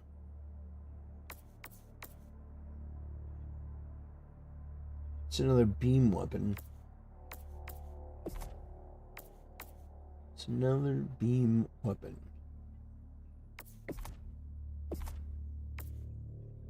Okay. I don't really need a breaker either.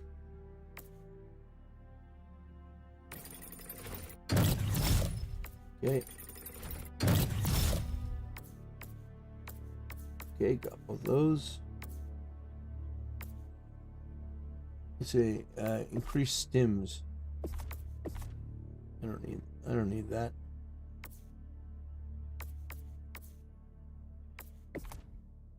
Don't need that.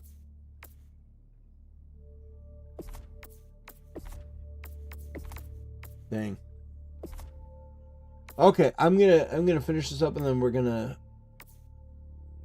see. The Cape of Stars and Suffrage. It's like a Palestinian flag. It's retarded.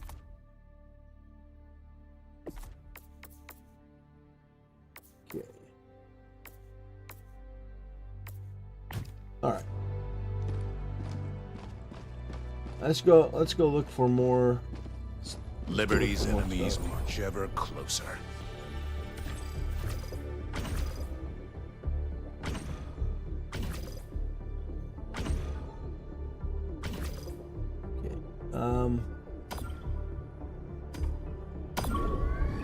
Find an ongoing mission.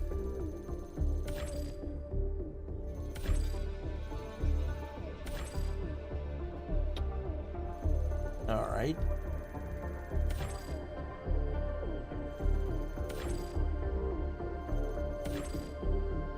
Allied destroyer coordinates received. All right, here we go. Mission coordinates locked. Hellpods prime. Engaging orbital thrusters.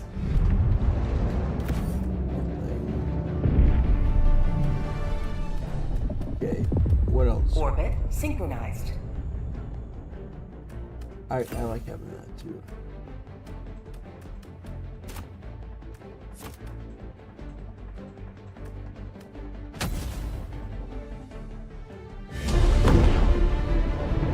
All right, here we go.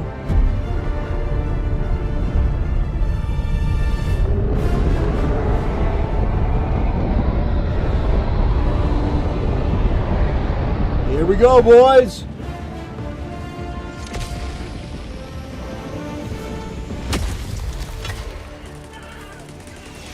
Go now, and fear the shadow of neither death nor tyranny, for justice is your cause. Requesting advanced weaponry! Requesting tac-tac!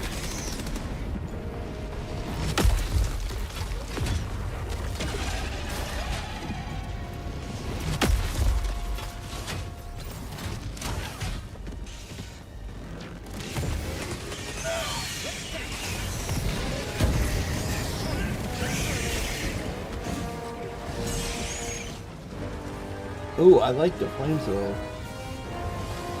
so far.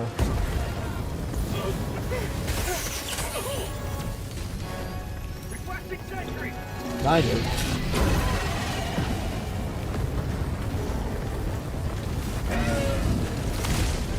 Very nice.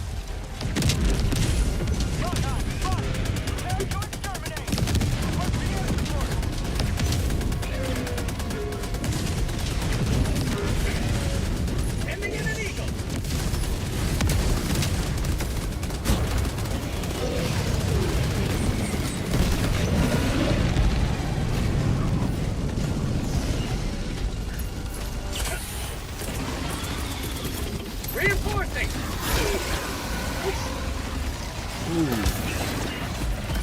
Request approved. Reinforcements on the way.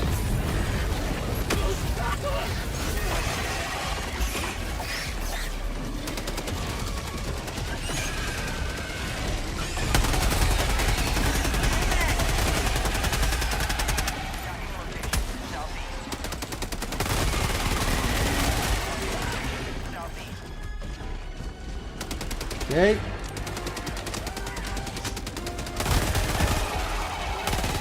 Oh shoot.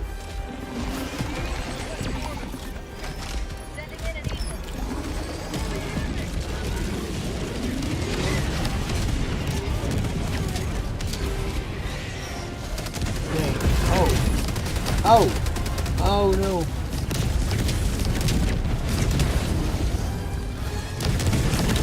Oh. Alright.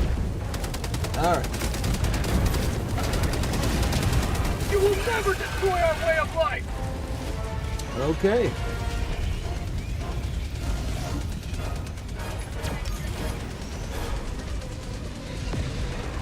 Throwing grenade!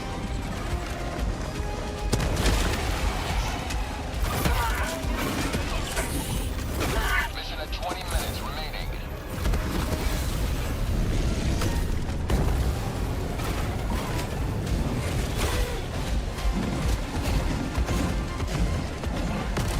Oh shoot.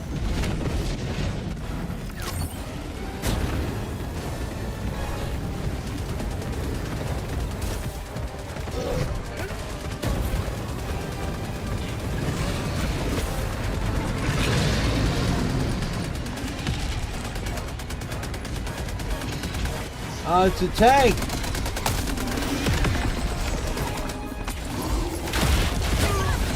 Freedom has prevailed. Now Woo. head to the extraction point. Okay. Calling in reinforcements!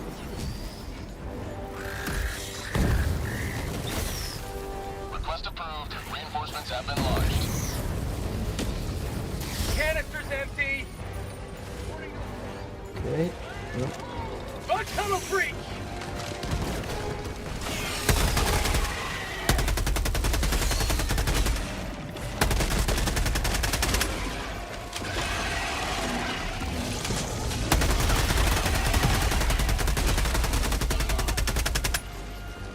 Sweet liberty!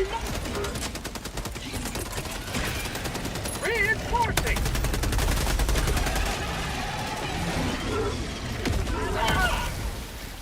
To the sky!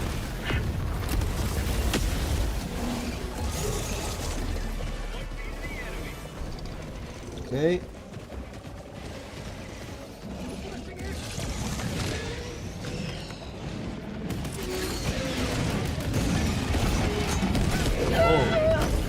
Sweet liberty! My leg!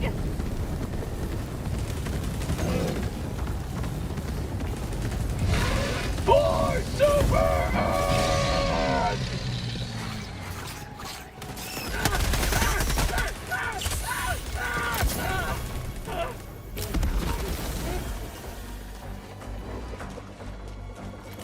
All right.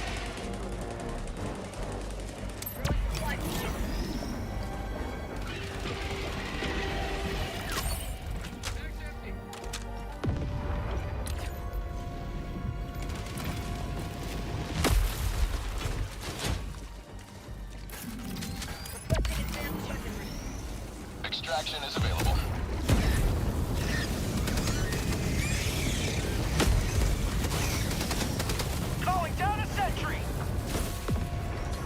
All right. Oh gosh. Found something.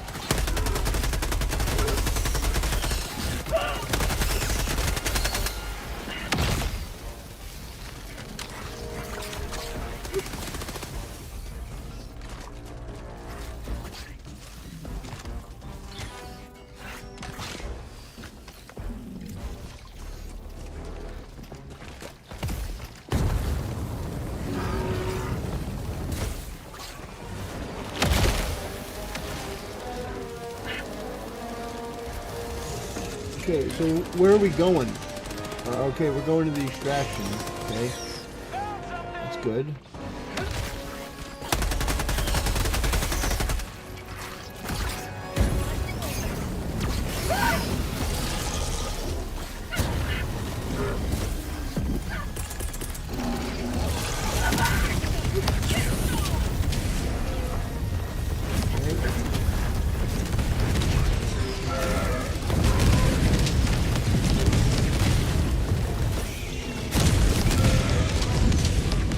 Damn.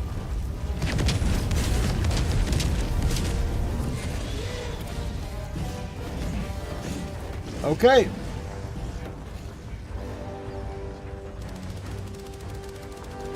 Let's go.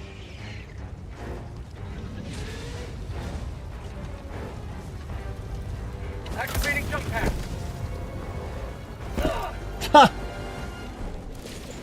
Come on.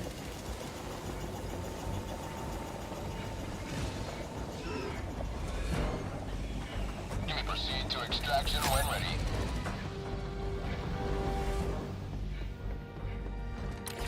Yeah, they're all sort of coming this way, but I don't know if they're.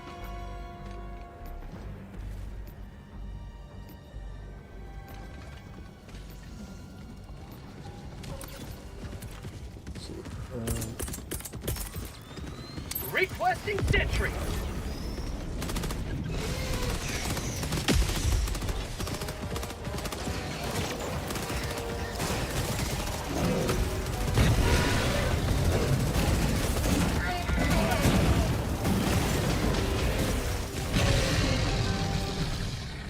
Sample collection. Sending in an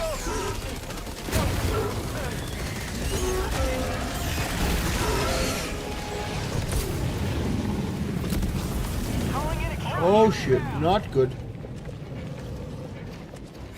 Extraction request confirmed. Shuttle inbound.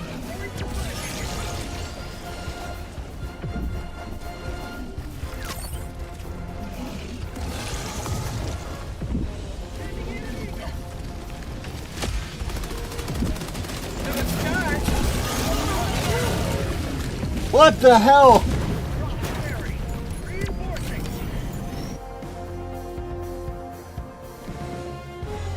Request approved. Reinforcements have been launched. ETA T-minus 1 minute 30 seconds. Joining the fray.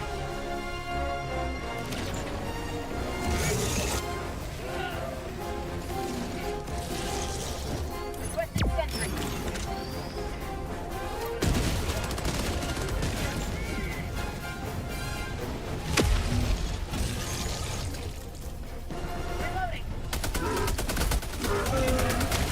ETA T-minus 1 minute.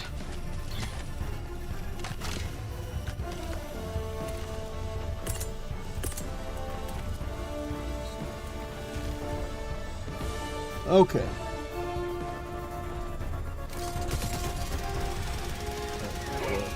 Where are we looking?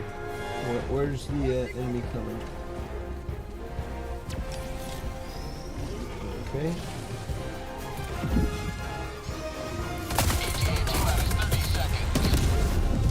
Requesting air support. Helldivers never die. ETA T-minus 20 seconds.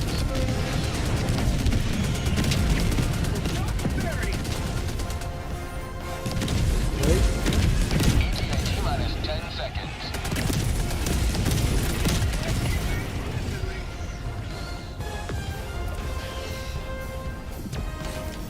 Pelican 1 approaching pickup. Ooh. We did it.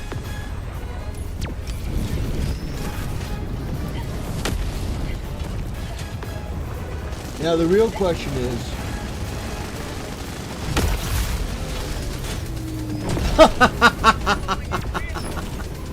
no!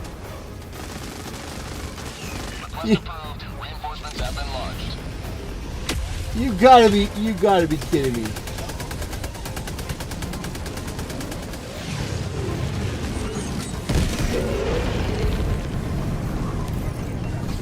Did they get my samples? They got my samples, thank goodness. Pelican 1 preparing to depart. Shuttle launch in 20 seconds. Budget depleted. Extraction complete.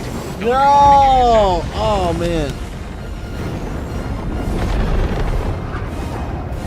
No. You have proven beyond doubt the No.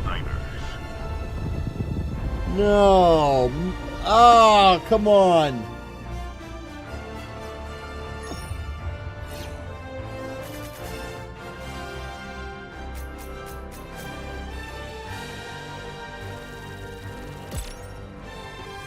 Dang.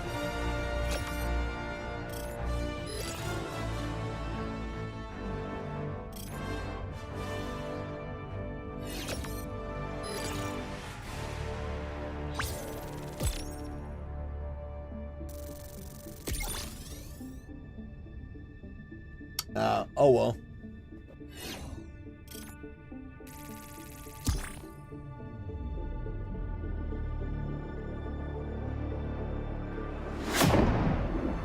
We did it, boys.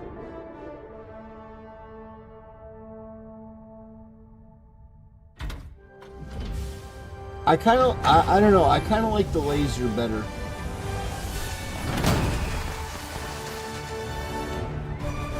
I kind of like the laser.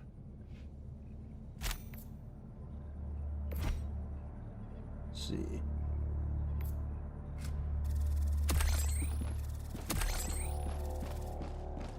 My Allied Liberator. destroyer has left squadron. My Liberator leveled up.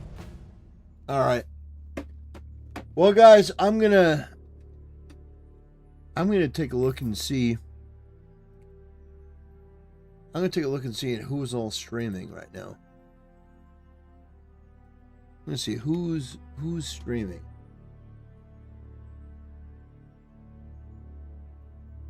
Who's doing what? Ember Paradox. Don't know who that is.